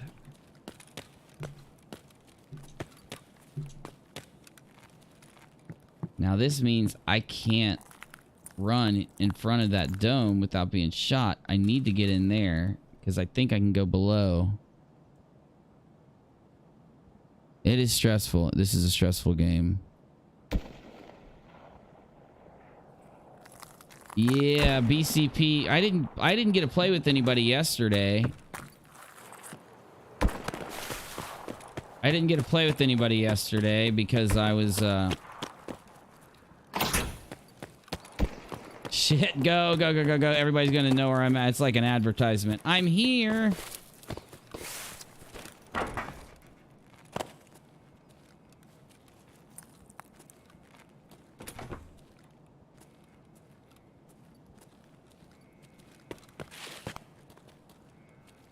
I didn't get to play with Bino or BCP or anyone yesterday because I didn't play.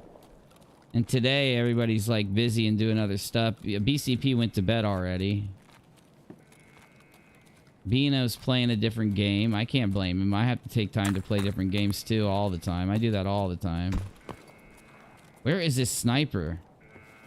How in the hell is that? It sounds like that's the same. Oh, dude. Listen to these snipers, dude. They're... Tell me he didn't have the simp key, though. Maybe we can get our simp key here. Maybe we can use our simp key. Oh, it's been looted, dude. This whole area is... Yeah, he's getting... Oh, bitch! Oh, baby! Shit. No, open up. You. Close this. What are you idiots doing? What are you fucking morons doing? Give me your fucking loot! You deserved that! You deserved that. Give me that loot, baby. That is your fault. You did that to yourself. Fuck.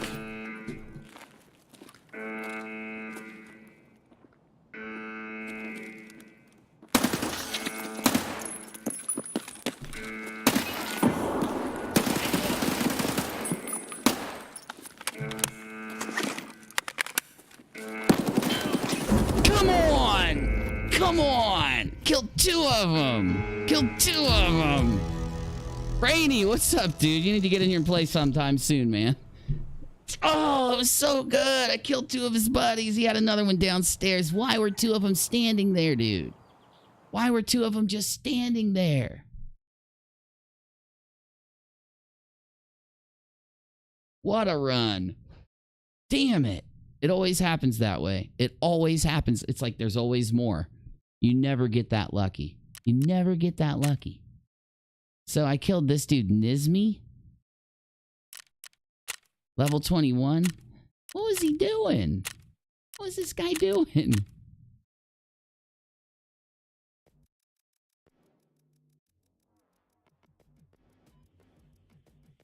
Oh, yeah, I almost had that last dude. He's caught me with a headshot. Oh, it was fucking awesome. I almost hesitated because they were just standing there. I opened, they thought I was their buddy. That's what it was. They thought that I was their buddy. The door opened and they said to themselves, that's their friend coming up. And he was like, dude, that's not me opening the door. And I just started shooting him. That's what happened there, dude. Is Bino in here? What's going on, Bino? I saw you're playing a different game, so I tagged you a couple times, but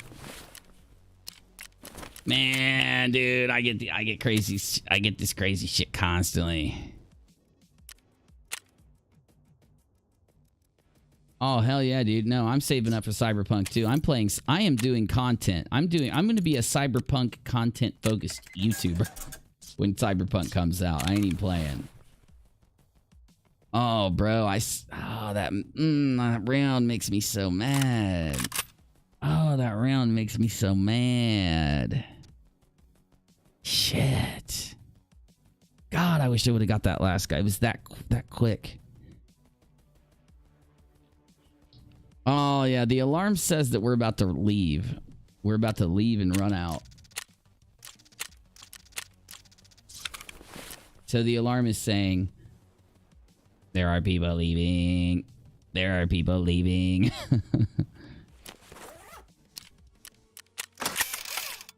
Damn it. Damn it. I had those fools. Damn it. God, if I just would have played it a little. I knew he threw a grenade. I didn't even hear the grenade. I knew he was throwing a grenade. I didn't even need to hear it. I didn't even need to hear it. I didn't need even to hear the grenade to know he was throwing a grenade. I'm just so used to playing this game by now. I need 180. Oh, I murdered those fools, dude. That was just straight up murder. Oh, I had a mag. I didn't even know it.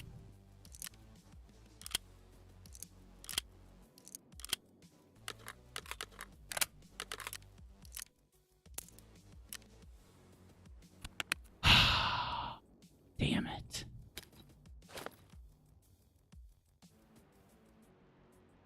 I lost my splints, dude. Lost my splints.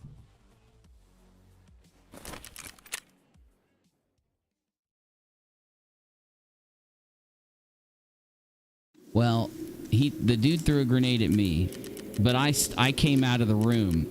I didn't even hear the grenade. I just knew it was coming. I knew it was there. So I walked out of the room, the grenade blew up behind me, and I started to engage the other guy.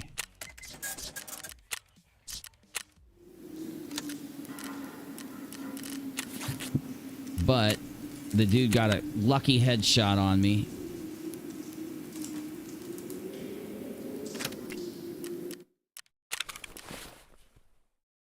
There we go. painkillers.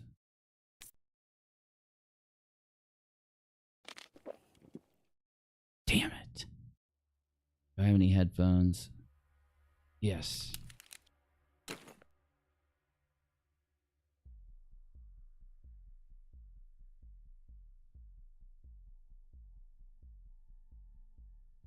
I don't have any. I don't have a I'd like to have a Mosin, but I don't have one. Oh. There we go. Well, I need to go to Woods. Woods is almost a death trap right now. 15 in Woods. Pistol, eliminate them with pistols. 2 flash drives. Beef stew. 3 cans of beef stew. Croutons and lunch boxes. And then I gotta fix the control boards in the factory. I think I did that last time.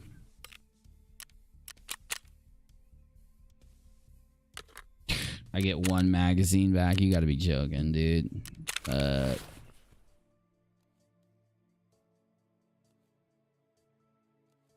we good?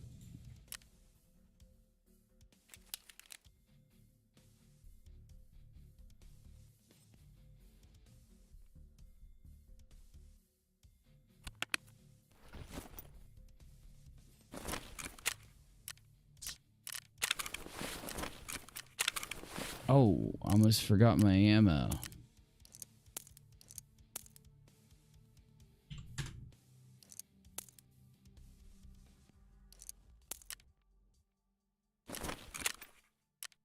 I spend so much money just for you guys. So where are we going here? I gotta go to Woods anyway.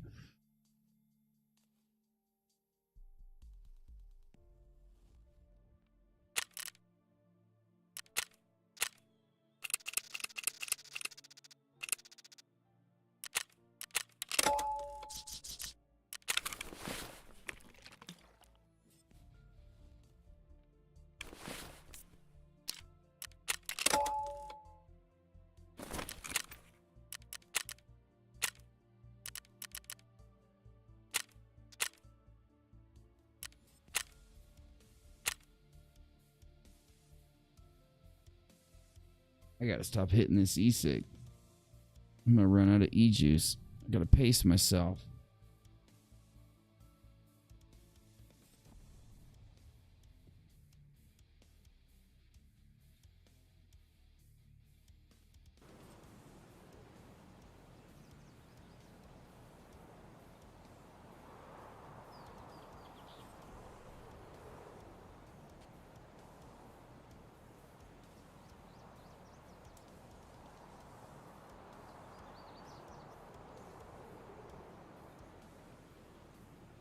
I'm waiting for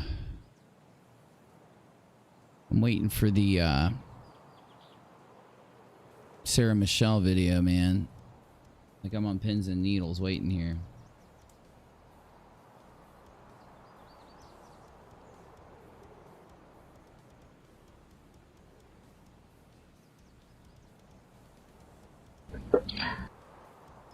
So most all of you know what happened a couple days ago, because I went live and responded, but the live stream was an initial reaction, and I've had time to process the situation. Also, Kyle Curtis contacted me yesterday, and while I can't talk about everything he told me, I want to update you on the non-sec lawsuit situation, of course from Kyle's perspective. Katie Joy Paulson responded to Sharrell's World's claims that she said certain words, and I want to talk about that, and her hitting the 100,000 sub milestone, getting her silver play button. Congratulations, Katie. Plus, I want to talk about a few video clips out there and just get... I need to make sure all my... You know, I got to watch my video, make sure all the video animation and stuff like that processed correctly, because I'm going to start doing little busy animations in every video that I do. Oh, shit. Where am I? Oh, okay.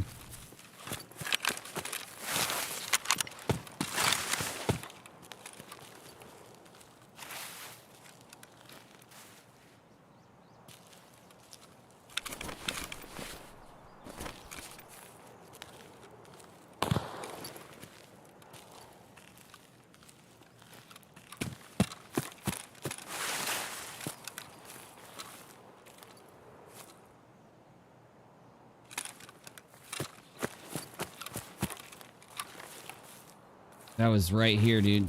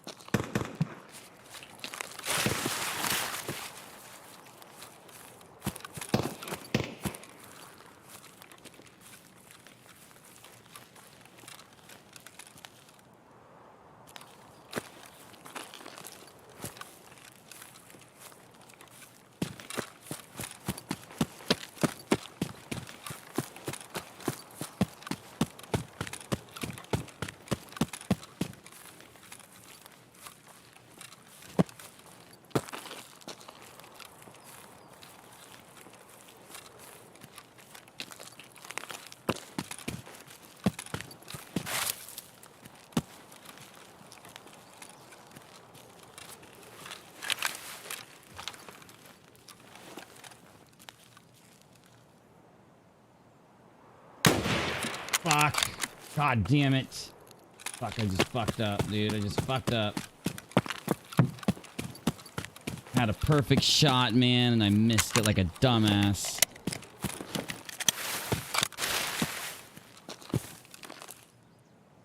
God, man. Damn it. Perfect shot. Perfect shot, bro. Perfect shot, and I missed it like a dumbass.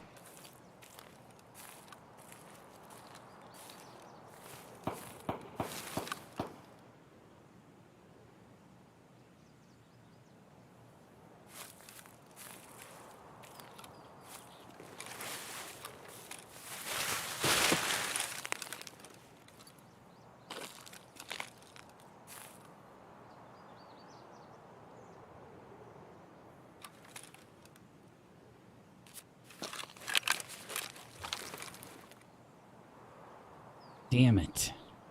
So bad, bro. He relocated already. He's probably flanking.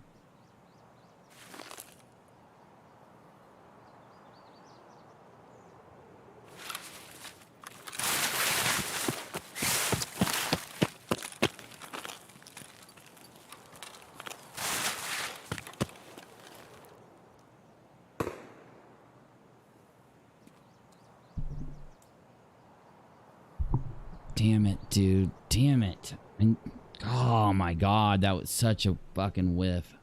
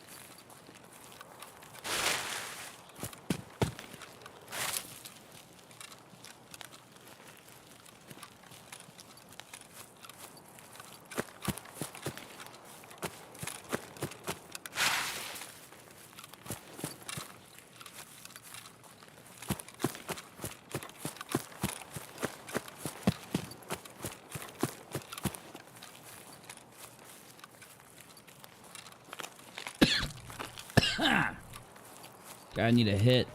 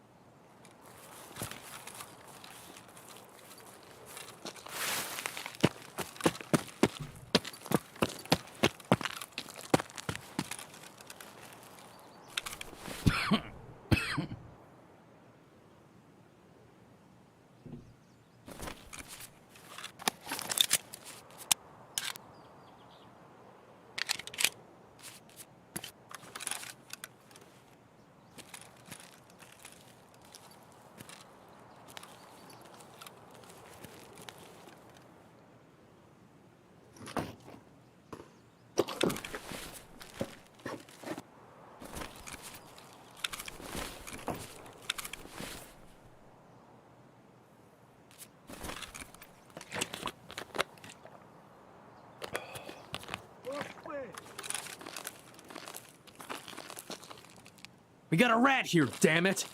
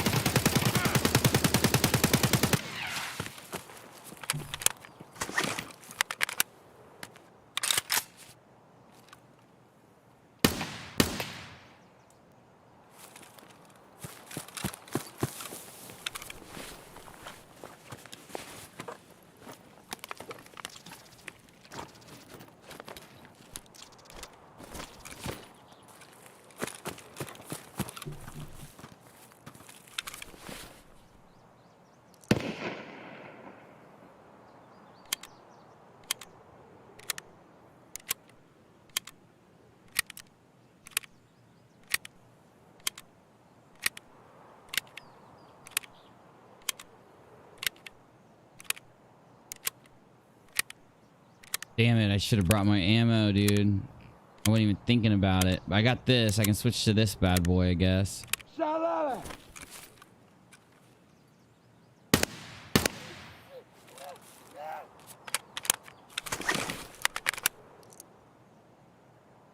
I'm gonna have to switch. Damn it. I did not bring enough ammo. That's for damn sure.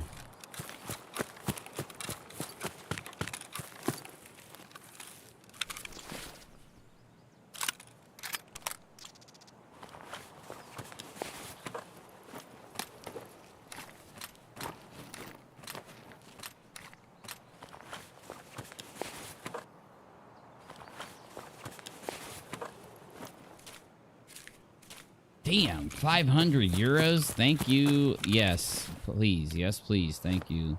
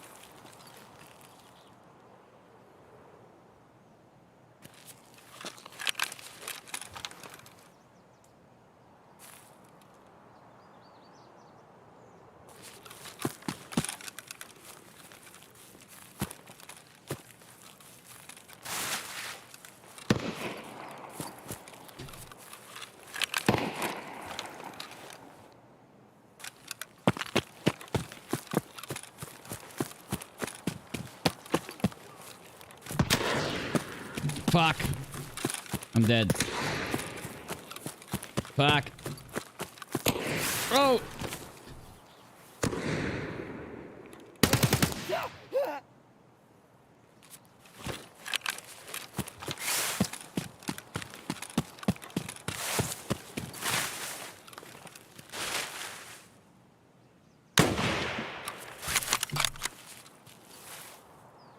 Boom, baby. Daddy needs a new pair of shoes.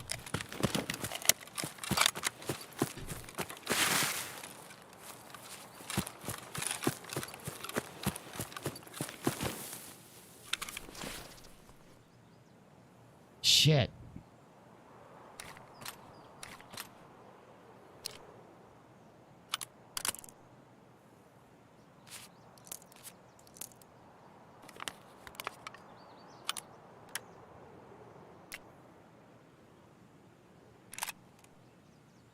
Shit.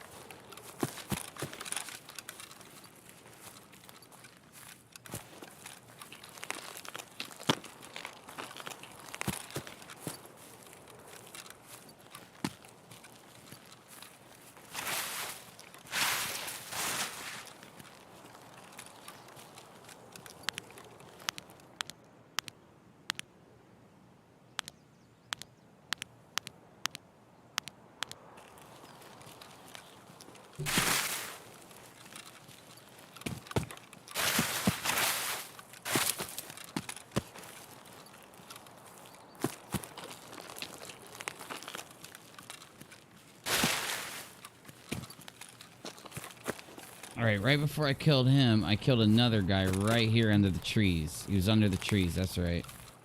I flipped around, shot dude under the tree, and blasted him.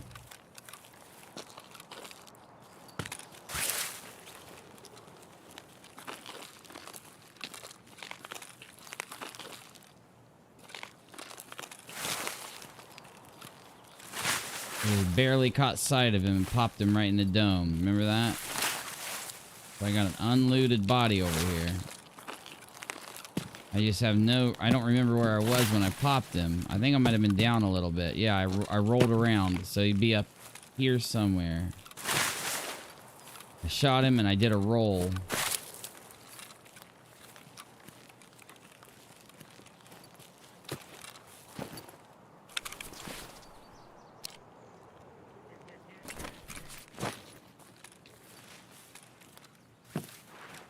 He got me pinched. They got me pinched.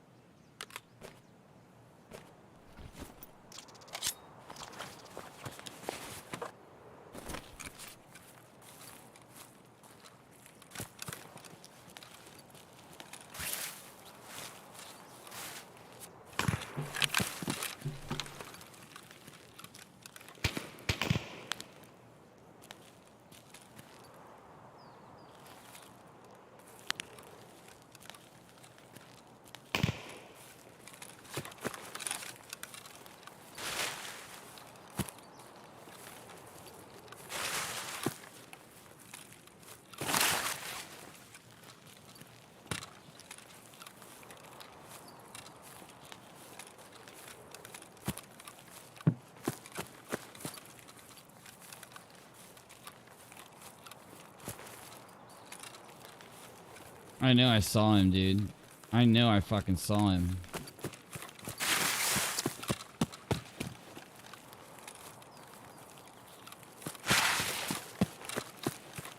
I know he's not doing a flanky spanky on me.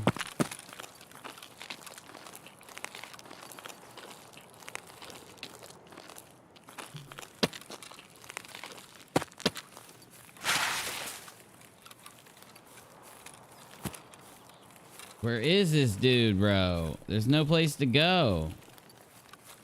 What did he do? Hug the rock? Is he hugging the rock?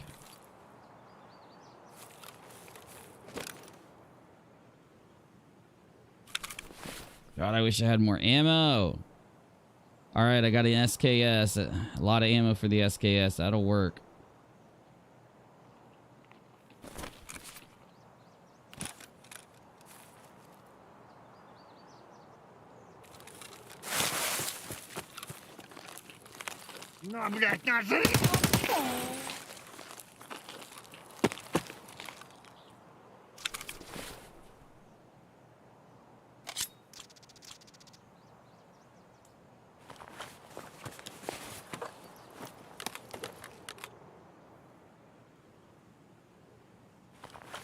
Shit.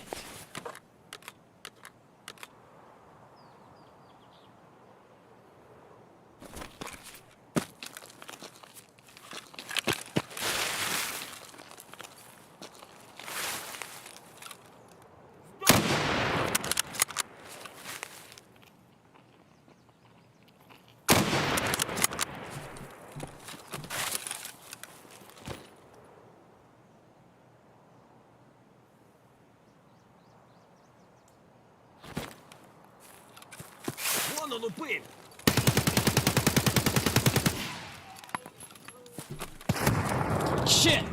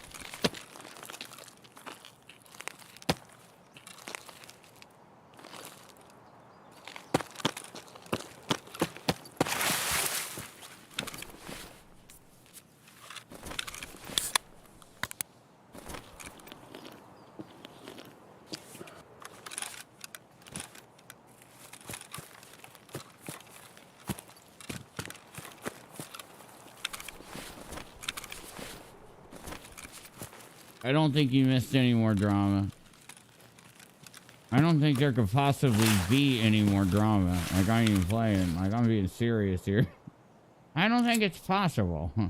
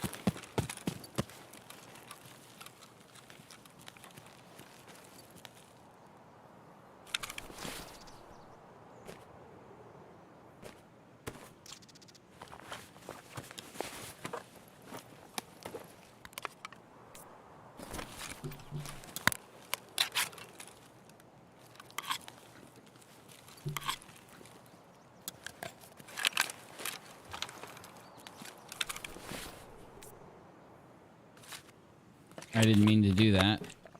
But I need to free up space anyway. Not really a horrible thing that happened, but I didn't mean to do it, that's for sure.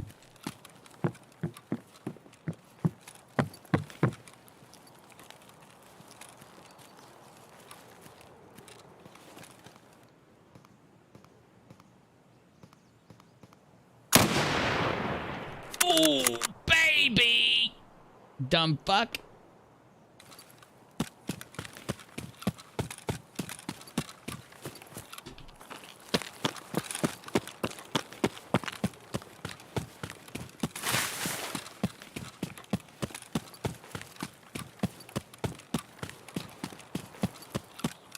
Come on, where are you?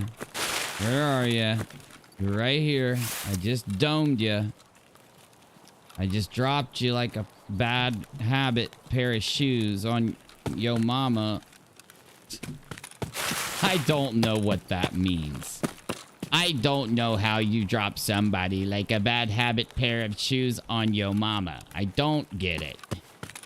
What does that mean? Whose shoes? Whose mama? Who knows? I said it. Come on, bro. Where are you? I just looked up the lane. He was up on top of... He was up top somewhere. He was up top. I just looked up the lane. I just saw him. I domed him and he died. I looked up the lane. Was it up here? I could barely tell it was a person. It was so far away. It was underneath the... I don't have time for this. Yeah, bitch. Come here, Chuck Dez. Good shot. Good game, bro. GG's. GG's, my guy. Oh my god, this dude killed all the players in the game. This guy killed all the players in the game, and they're like, he killed him in the game, and they're like, kill him in the game, and they like, think twice, bitch. His milkshake killed all the players in the game, and they're like, they'll never be the same, and they're like,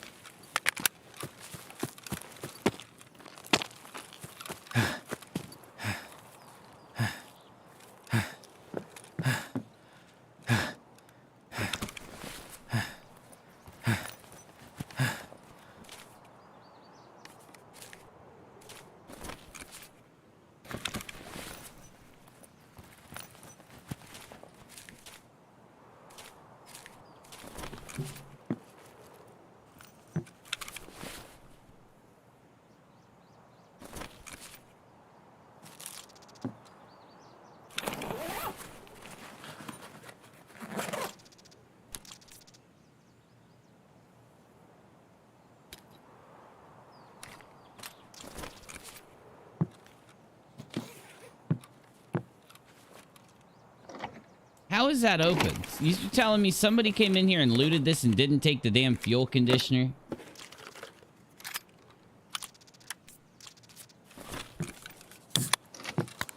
What's that? Is that some kind of folder of something sorts? No. Okay.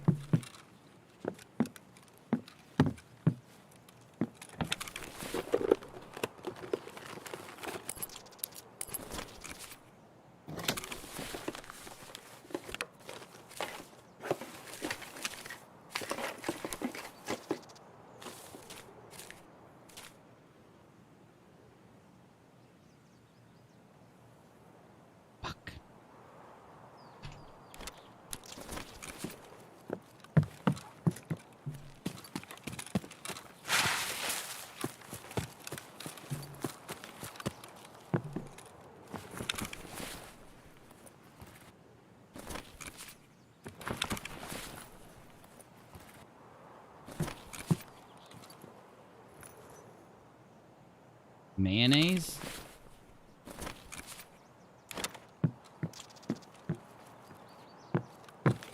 Gotta go. Gotta go, gotta go, gotta go right now. I don't have time for this. Gotta go.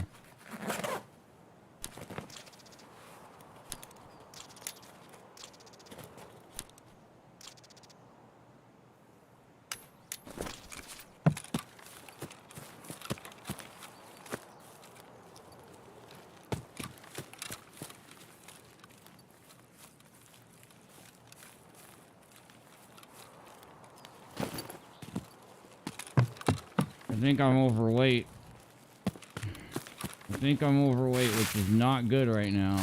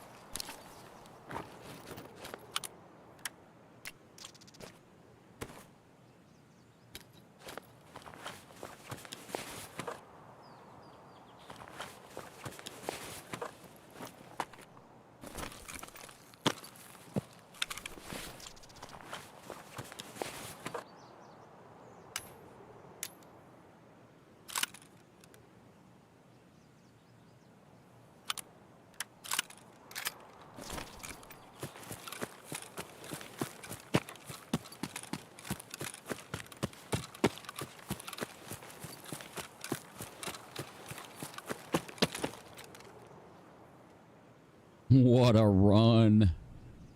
Yeah, I gotta work on the pixelation, and I can work on that. I can fix that right now, actually. Let me send another 1,000 up to you. So we're gonna go to 7. Maybe 7 will help that. What a run. Wow. Wow. 8,000 EXP. 8,000 EXP. 13 kills. 1 player here. I swear I got another player. I guess I didn't get... That other guy wasn't a player. Oh, I got level 16 on that. That was... Hey, thanks, Michael. That was a crazy game right there, dude. I'm hitting level 16 on that.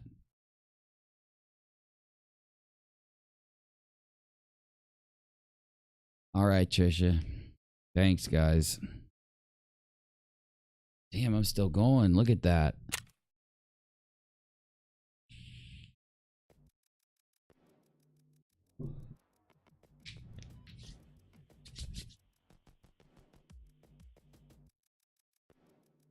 It's not liking that 7,000 bit rate. Let me go back down to 6 just because, and I'll work on the settings later. Let me go back down to 6,000 bits. Yeah, much better. Yeah, it's liking 6 way better. I might go down to 720p tomorrow instead of 1080. All right, let's take a look at this. We got 5 thingies, 5 we got 5 name tags. You need that for a quest. Those sell for a lot. These sell for a lot. Got another hunter. Got out with that. Got out with a TT. Now, I'm pretty sure this Vitor I just brought out sells for a shit ton. I could be wrong.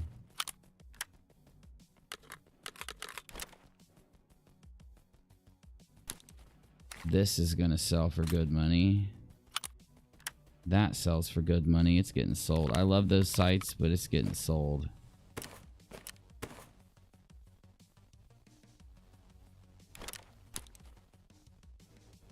Got a nice little IFAC out of there. Got a little Aquamarine out of there. I got an axe out of there. 2 axes that I can sell. 2 of them. 7 out of 10. Dude, this sniper. Ooh, baby. Look at that bad boy. Look at that tech right there. Got a nice little helmet out of it. Oh, yeah. Oh, yeah. Nice. Is somebody on my character? I can't tell, man. I'll send you a message and see. I'll see what you know your character says back to me, my guy. I'll help you out, bruh. You know that. You know I got your back.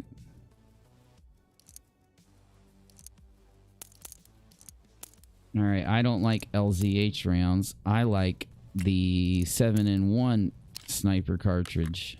7-in-1 is very expensive. Over 1,000 a bullet. And then we want 2 of these LZHs right here. So our first 2 mags are gonna 100% be the very expensive mags. Now look at this, dude. I got 500 effing euros. 500 euros. And I got this key. I think 3.0 key's worth something, isn't it? 303 key. Yeah, I haven't noticed his account being used yet. I'm keeping an eye out. I'll keep an eye out for him for sure.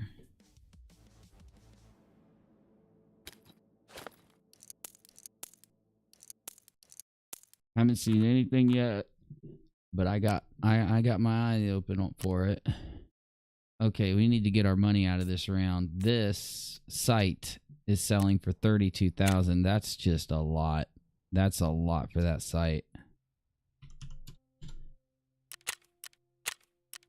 Now, fuel conditioner is going for I can sell that to the therapist for that much.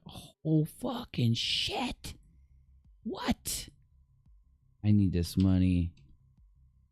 258. Let's sell it for 258. Get it up there. Give me that money now. These 2 axes, 50,000 each.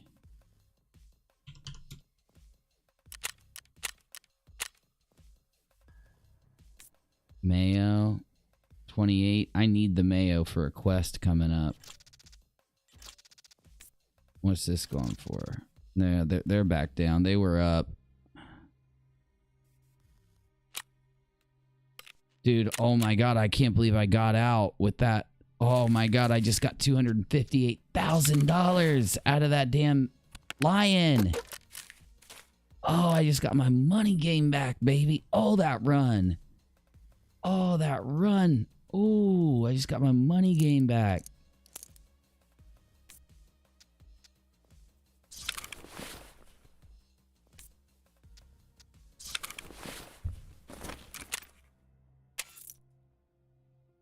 Oh yeah, 90,000 right there.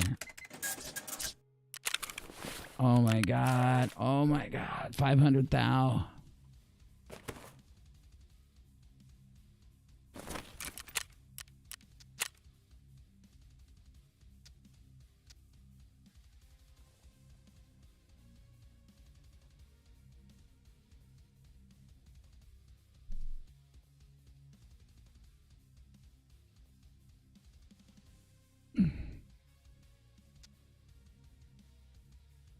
I need 3 million. I need 3 million to get my sick case.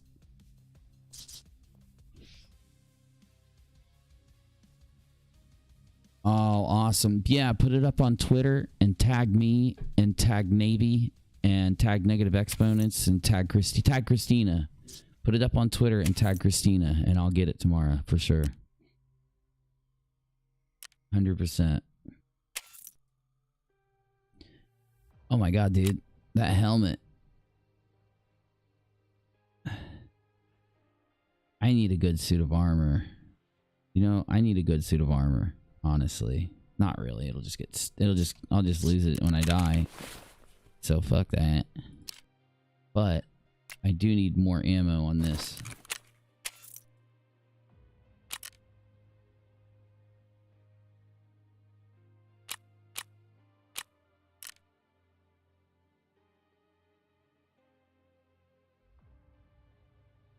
Okay, I need like, how much are $100? 10,000. Give me 500 then. Thank you. Now give me 200 of these. Bam.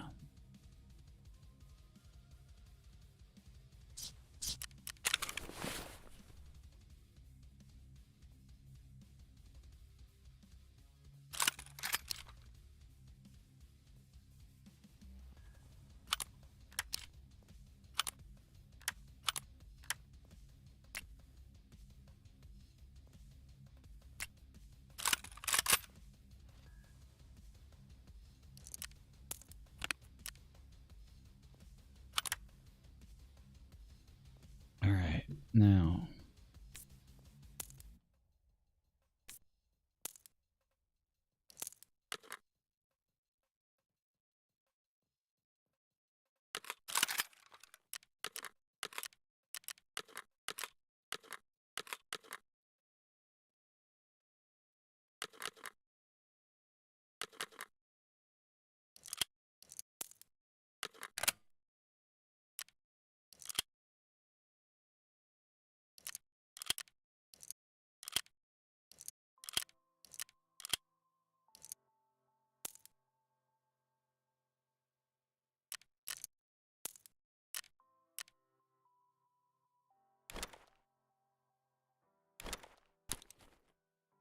nice.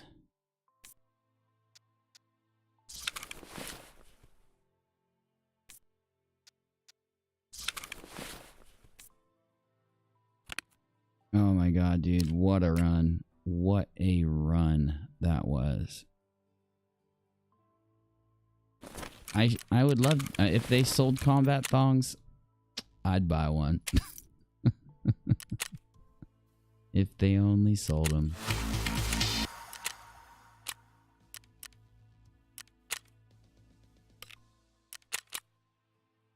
Okay, looks like dude gave me an AK. And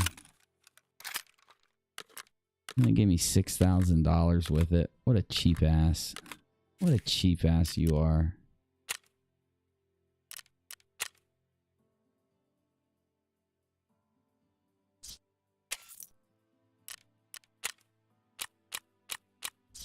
Okay, I gotta find gas analyzers. Use pistols. Find 2 flash drives. I need to get 5 lunch boxes. Yeah, take it. 3 cans of beef stew and then croutons. There we go. Oh, well, that was nice. Now I gotta go to the interchange. Oh, I remember these. I remember these. What do you got for me, my dude? All right. Thank you. Appreciate that. You gonna give me some better deals yet? Or you gonna keep charging me out the ass for everything? This dude charges me out the... Whoa, bro. Hold up. Hold the front door. Is this armor? This is level 5 armor. Now that's nice.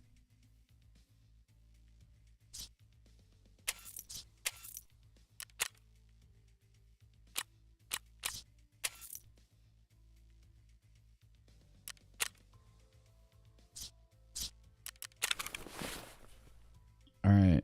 I got 60 extra bullets. I don't even need to hold those.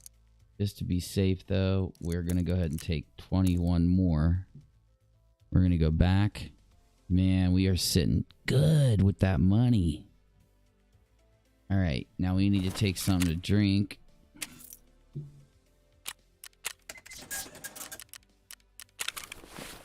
Got to take a bottle of water. And...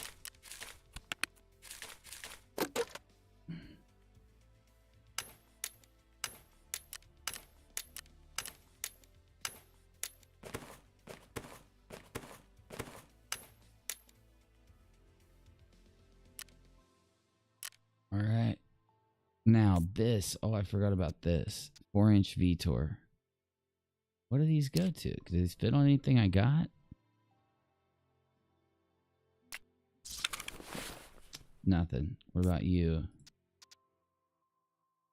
Huh. Well then, what about this?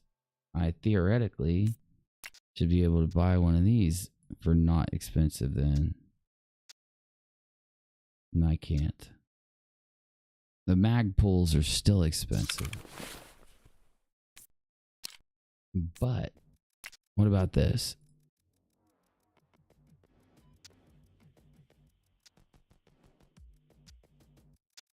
Look how expensive these things are. I gotta find these. I gotta find these. If these are selling for that much money, I know where to find these at. I know where to find these. Alright, how are we doing here? Doing good? I got my quest done at Woods. Where are we going next? I got 2 factory quests. Customs.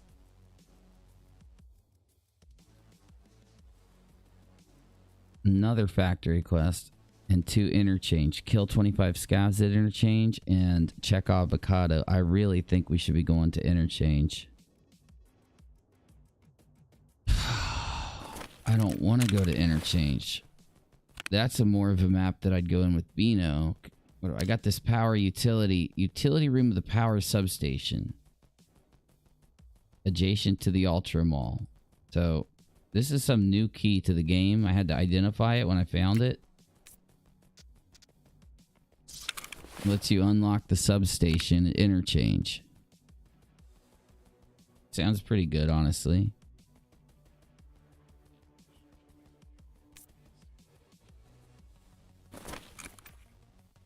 All right, one more round. Where are we going, guys? Where do we go here? I just did my woods quest. Dude, I killed so many. What'd I get? 17 kills? What? 17 freaking kills. I gotta edit that one down. I can't wait till these maps get opened up. Come on, man. Give us more maps. Get in there with those maps.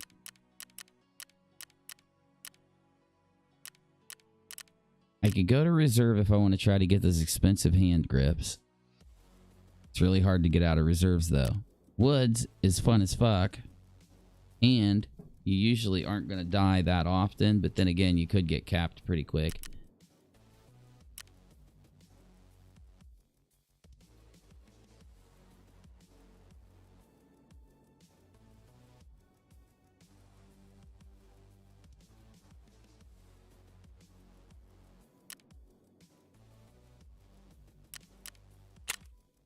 Oh my god, I don't want to do interchange. I do not. Yeah, Bullet, just search it on the Tarkov wiki. It'll tell you exactly how to get there. I remember where it is. It's just been so long. You have to search it on the Tarkov wiki, but it'll tell you exactly where to go.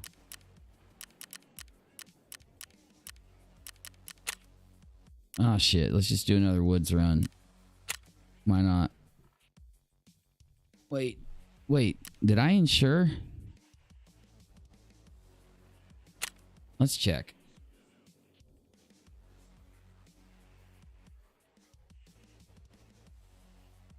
Let's be safe. Let's make sure. I just don't remember insuring. Maybe I did. Maybe I kind of remember. A little bit of remember.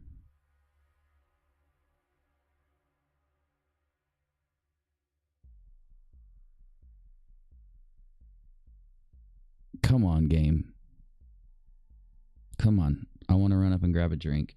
Here we go.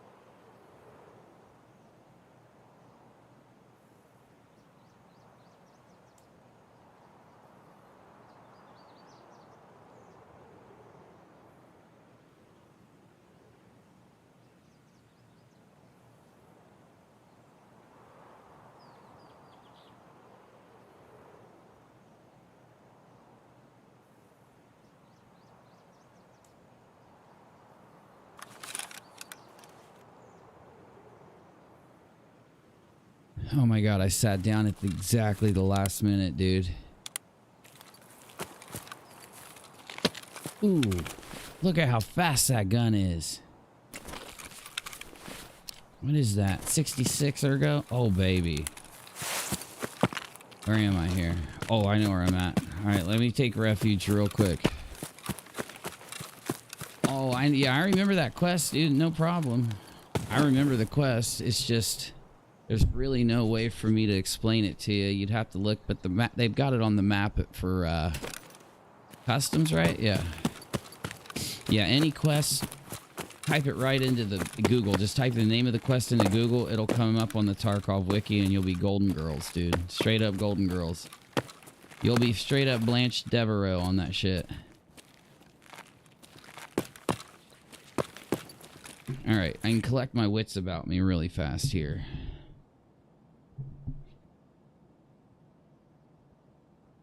Alright, let's see. Alright. Got my sniper cartridges, alright. Got my extra ammo, yep.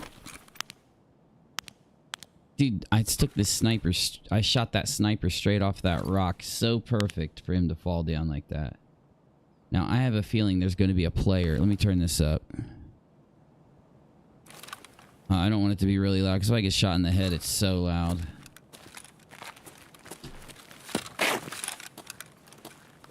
Now, this M4 is merciless.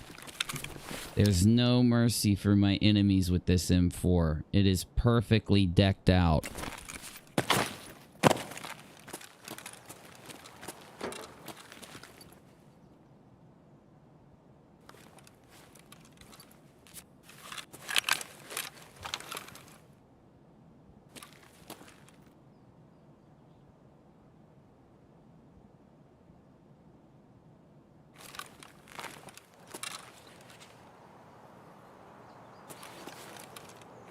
We're gonna have players coming up. I'm not even kidding. There they are. I knew it. I was just thinking they'll be straight out. They'll be straight out. Starting to rain. It's gonna get foggy. That's too loud in my ears, bro.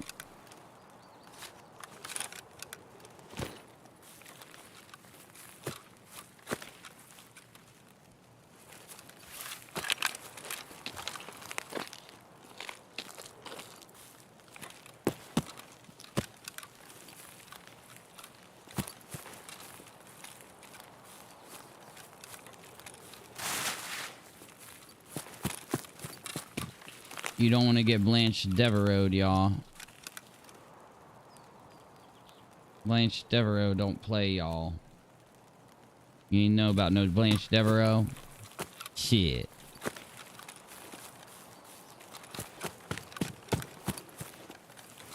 She will divorce your ass and take all your money. You do not want no Blanche Devereaux, baby.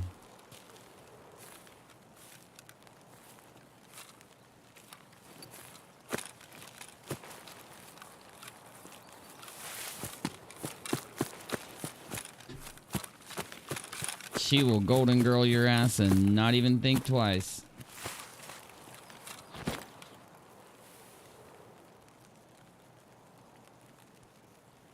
You hear that?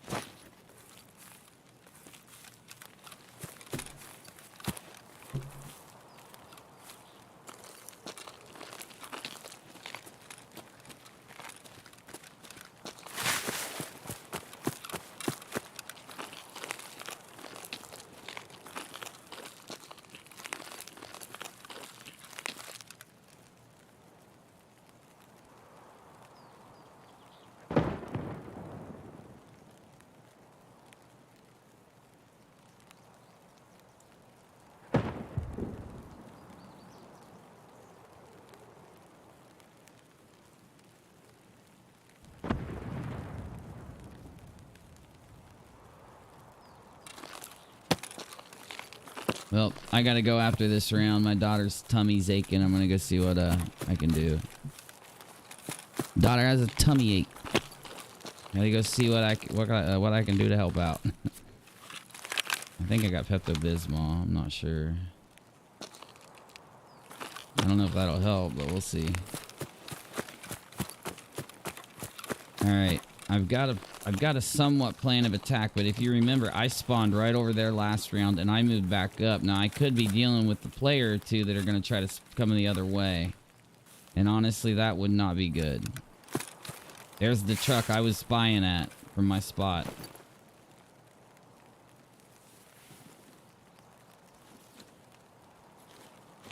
Thank you for being a friend. Blanche Devereaux will divorce your ass. Take all your cash. You'll be broke. And really pissed off. And if you throw a party, invited everyone you knew, you would see the greatest gift from you to me is a card attached that said Blanche Devereaux's divorcing your ass. Don't fuck with the Blanche Devereaux. She will golden girl your ass. Hee hee hee hee.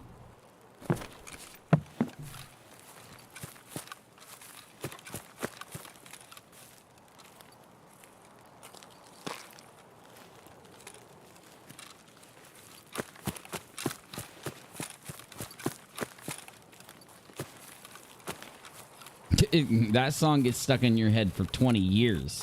All right. That's the thing about the Golden Girls theme song. It gets stuck in your head so long. You'll be streaming Tarkov 20 years later. And you'll be talking about people getting Golden Girls. Okay? That's how bad that song gets stuck in your head. 20 years later, Golden Girls becomes the next slang of the UNIRock live stream.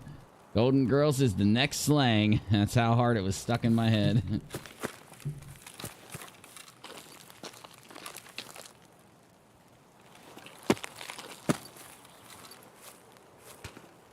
Come on. Come on. Come on. Give me a peek. Give me a peek on these motherfuckers, dude. This isn't good, bro.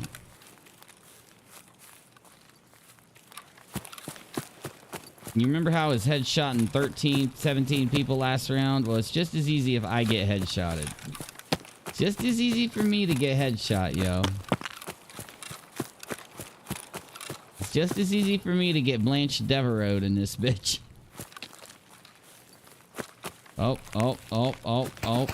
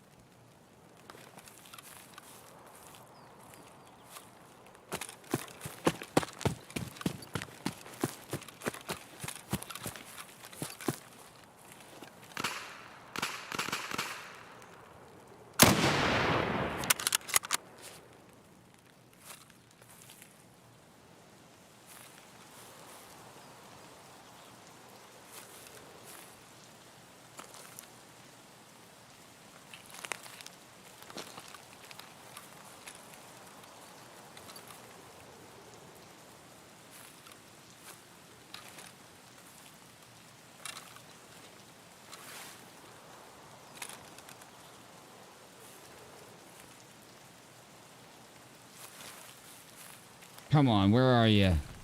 Where are you? Where'd you go, motherfucker?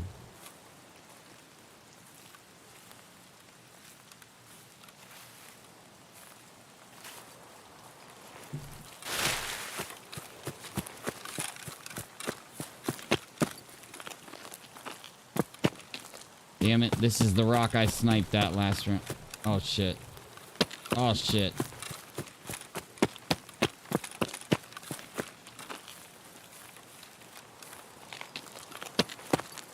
I gotta identify my target fast, bro. I just heard it. Did I just see him? Did I just see him? Oh my god, he's gonna Blanche Devereaux my ass, bro. He's gonna get a quick headshot. He's gonna Blanche Devereaux my ass.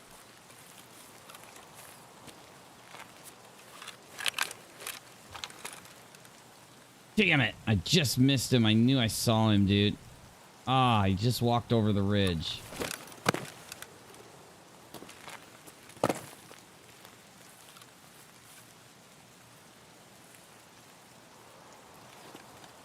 And if you threw a party, invited all of the simps you knew, you would see simping isn't that good for me, but the card attached would say thank you for being a simp.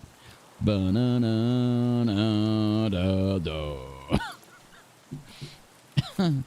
Simping's good for everybody but the simp.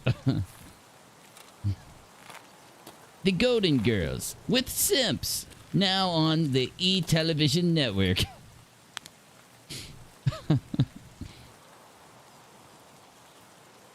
The Golden Girls with really rich simps to pay their bills on E! Nightly television.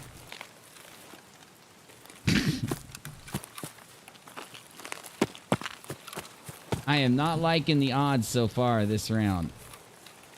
I haven't killed any simps yet. Oh, here comes the simp death.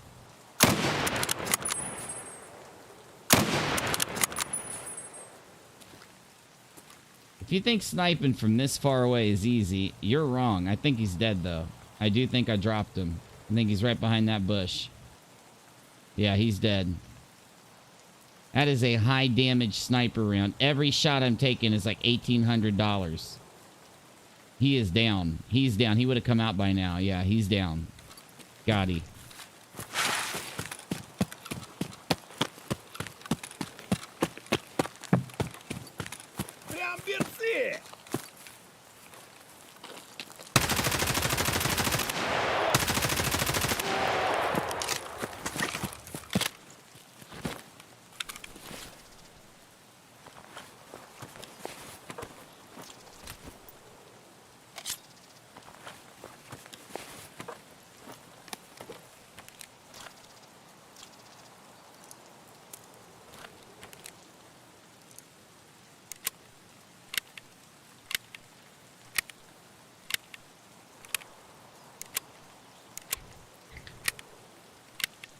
That was my fault. I used too much ammo on that guy. I'm using too much ammo. I do not need to use that much ammo with this gun. Such a waste.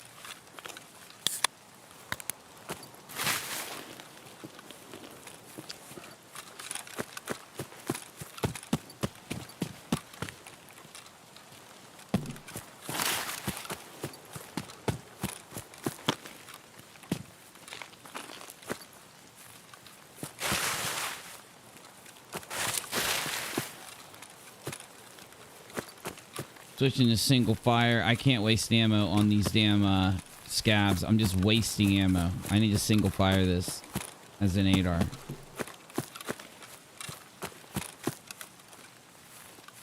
Alright, the bush I was aiming at that I thought I downed that guy is right around here. One of these. Is that him? Is he here? Oh my god, I got him. Wow, what a long shot, bro. Ooh, good gun, bro. Thanks for the gun, son. Appreciate that. I'm glad I chased you down. Oh, give me that flash. Oh my god, he had a flash drive. Holy shit, he had 25,000 rubles in a flash drive. And a wallet. An empty wallet, but a wallet. Oh, I'm glad I came after you, motherfucker. I'm glad I came after you. That's all I gotta say. I'm going full auto. I don't care. Oh, did you see that? You guys see that? Oh my god. I hit the wrong button. Stop, stop, stop, stop, stop, stop, stop.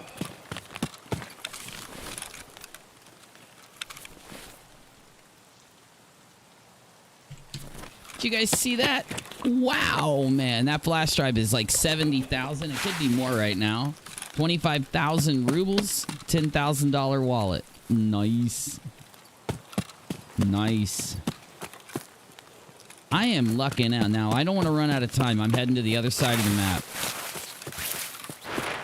Plus, look at the mounts I got. I got a B. I got this one, which is really good for scopes, and then the B12. That's an all right for an 8 for the hunters I have. That fits really good on the hunters.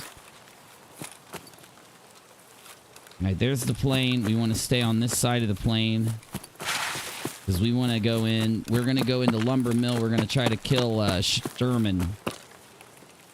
We're gonna kill the exterminator. We're gonna exterminate Sturman. Oh, bro, I would extract, but I want some Sturman blood. I'm gonna die fighting, bruh.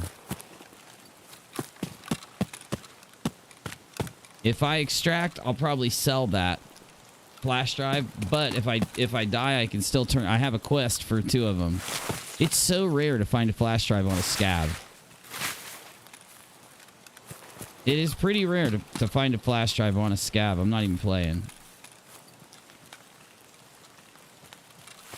It's almost graphic card like, or I'm sorry, Labs key card like. It's not worth as much, but it's kind of like it.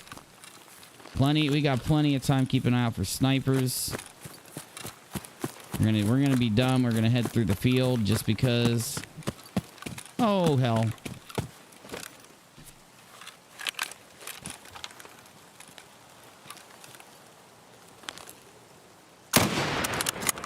Oh my god. Oh, holy fuck. What?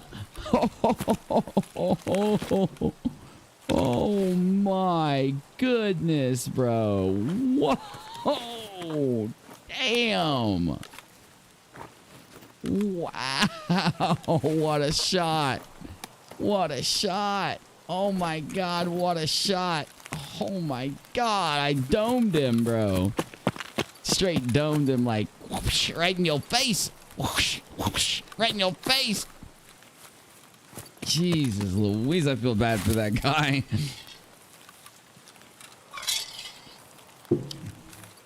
Oh, that was so nasty. That was such a nasty shot. Wow, nasty, nasty, nasty shot, nasty shot. Okay, I killed that sniper scav right up there last round. Oh, he's not there, is he? I want to kill him again. He had a good gun. Oh, the fuck is this? Server shut down in 2 minutes. You will be counted as a survivor. I better be counted as a motherfucking survivor. I had like 20 minutes left. What are you doing? Updating servers?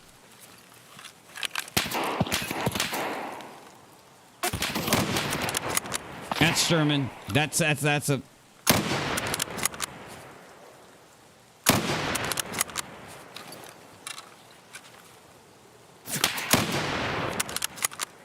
Those aren't regular scabs. Oh! I swear. Yeah, bitch!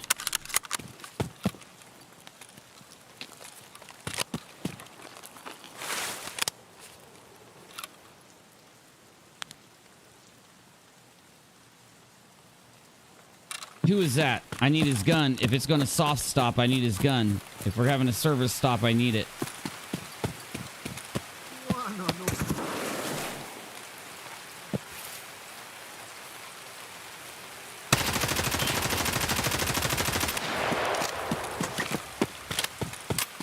Tell me that was Sturman. That gun sounded like Sturman's gun. Where was he? Where was he? I only got a minute. I only got a minute.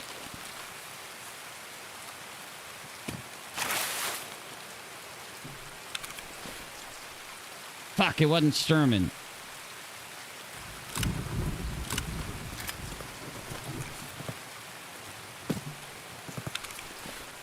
I swear it was one of Sturman guards.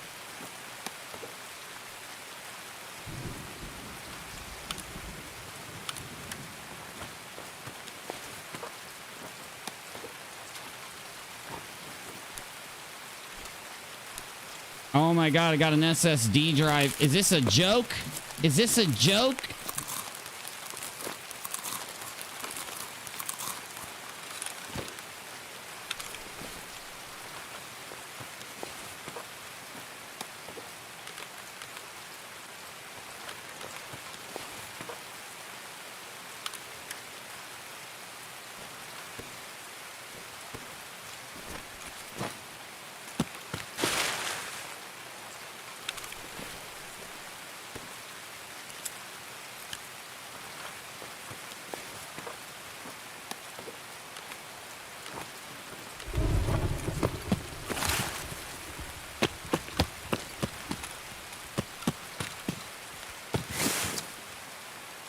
Well, I don't know what's going on, y'all. I have no clue, but it took 20 minutes off my round and told me they were doing a soft stop and I would be counted as a survivor.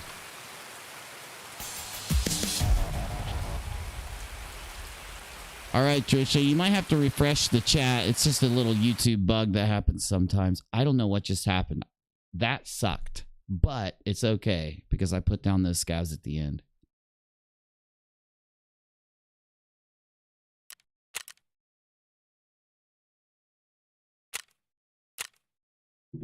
Those were scavs, dude. Those were scavs. Oh, he hit me with PS rounds in my right arm on in the end of that.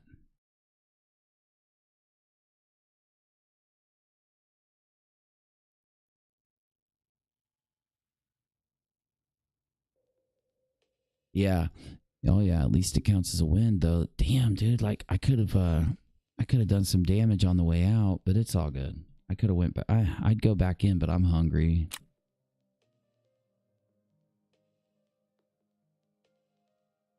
Oh, that's bullet. Okay, I was about to say, I better not be like Michael's hacker dude messaging me. All right. We got a 74 in, which is a really good AK. This is a really nice little AK.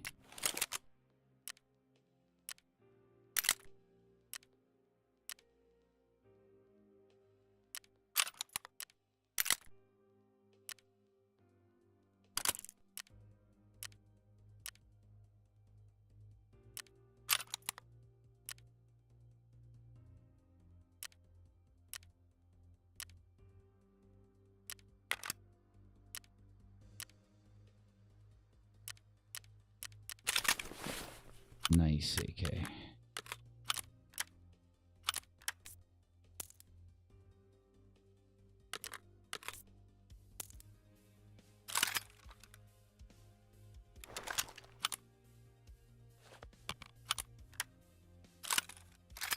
This is a really nice AK. The 74M.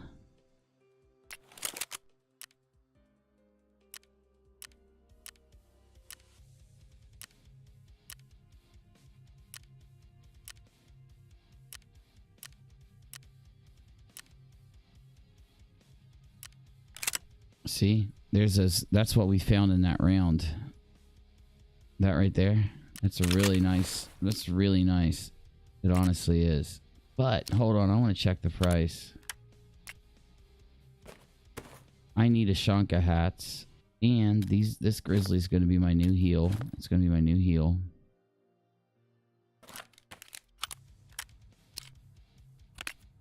All right, now this is where the round got psycho. We got rubles. We got 25,000 more. We got an SSD drive, and we got a flash drive off of scabs. Like, what the hell is going on there, dude? We got an ER bayonet. I got a bunch of masks just because I was grabbing anything I could. Just grabbing anything I could grab.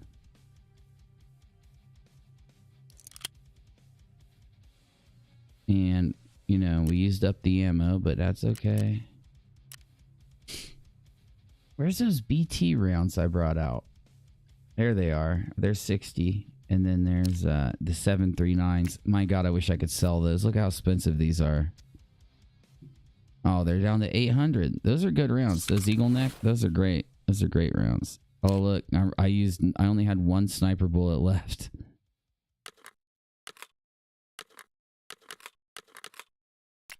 One sniper bullet in there. I need more sniper bullets now. All right, so how much is an SSD going for? Oh, wow.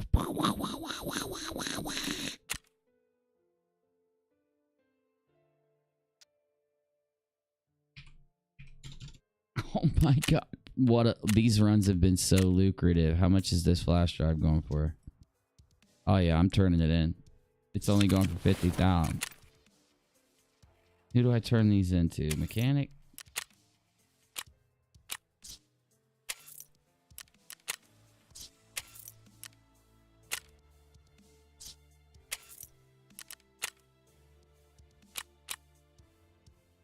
Find into raid 2 flash drives with info. So I just need one more. I gotta keep that.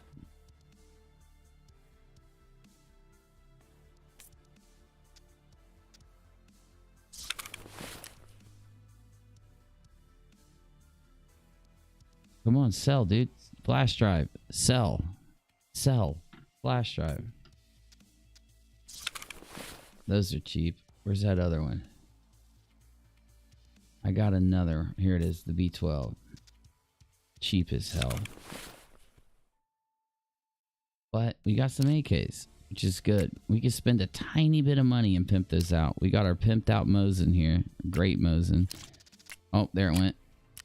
Give me that money. Give me that money. Give me that money. Look at that. Look at these runs. Ended the round with 600,000. 600. And 600 thou.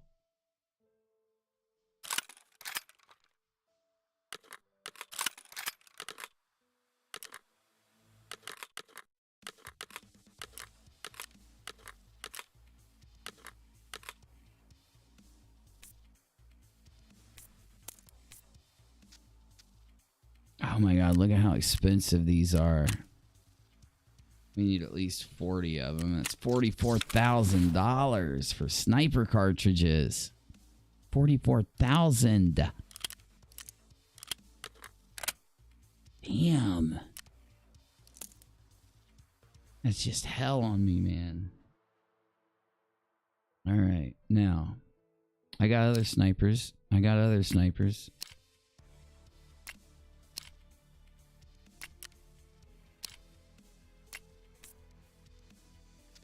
See what other kind of body I can put on this bad boy here.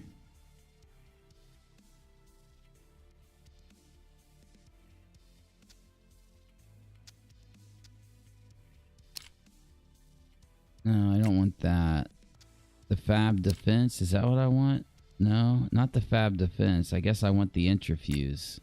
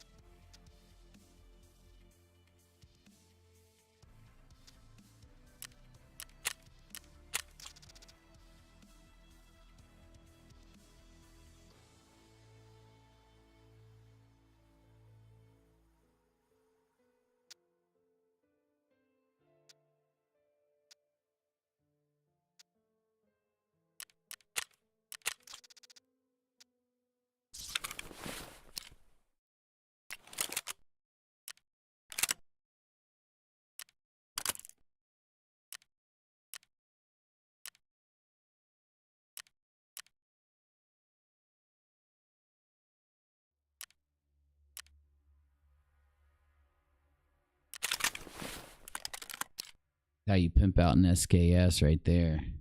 That's how you do it.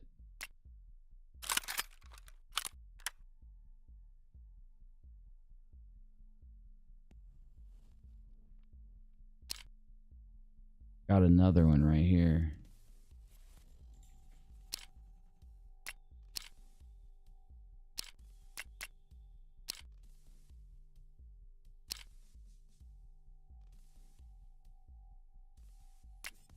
+3, -32, +7, -35. We're going to swap you out.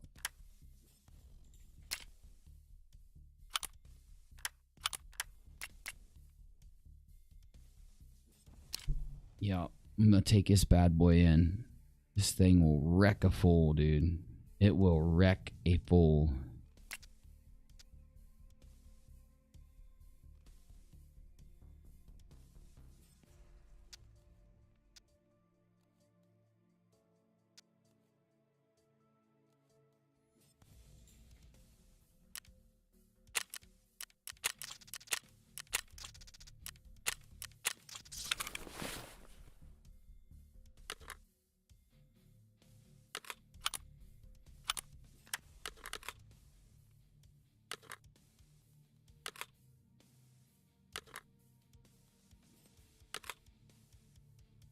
Now we need BT rounds for this bad boy.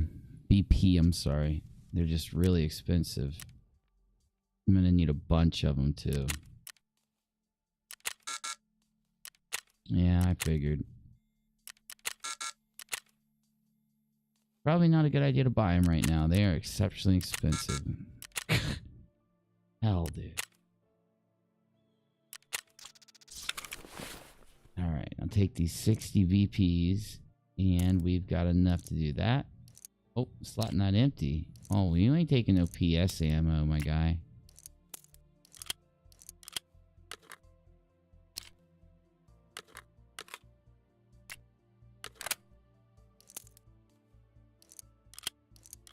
There we go.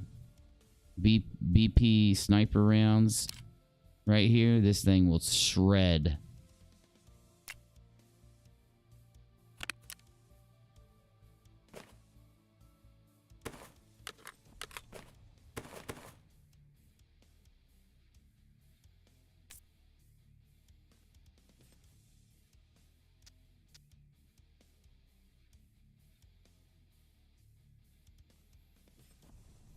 They need to pimp out. They need to pimp out the hunter. We have no options for these Vepr hunters.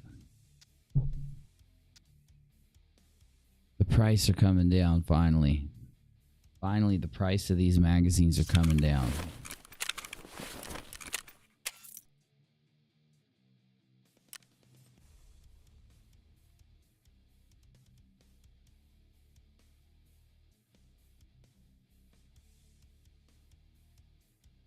Reason why these hunters sell and they're so nice is because they shoot sniper ammo. Sniper ammo will wreck you, and these are semi-auto. These are like such good guns. They're so underrated. Let's see what time we got. Oh my god, I'm outie. Thanks guys, appreciate you.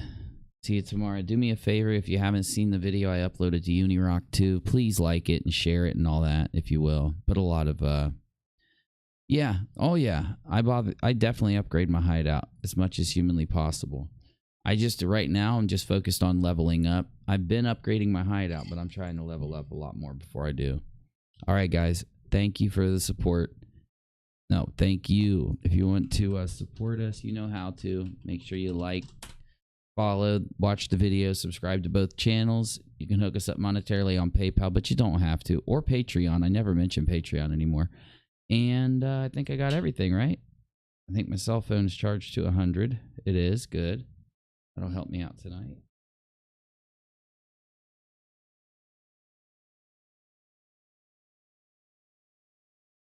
All right. Let me switch to my... Switch to my other e-cig battery here. Yep.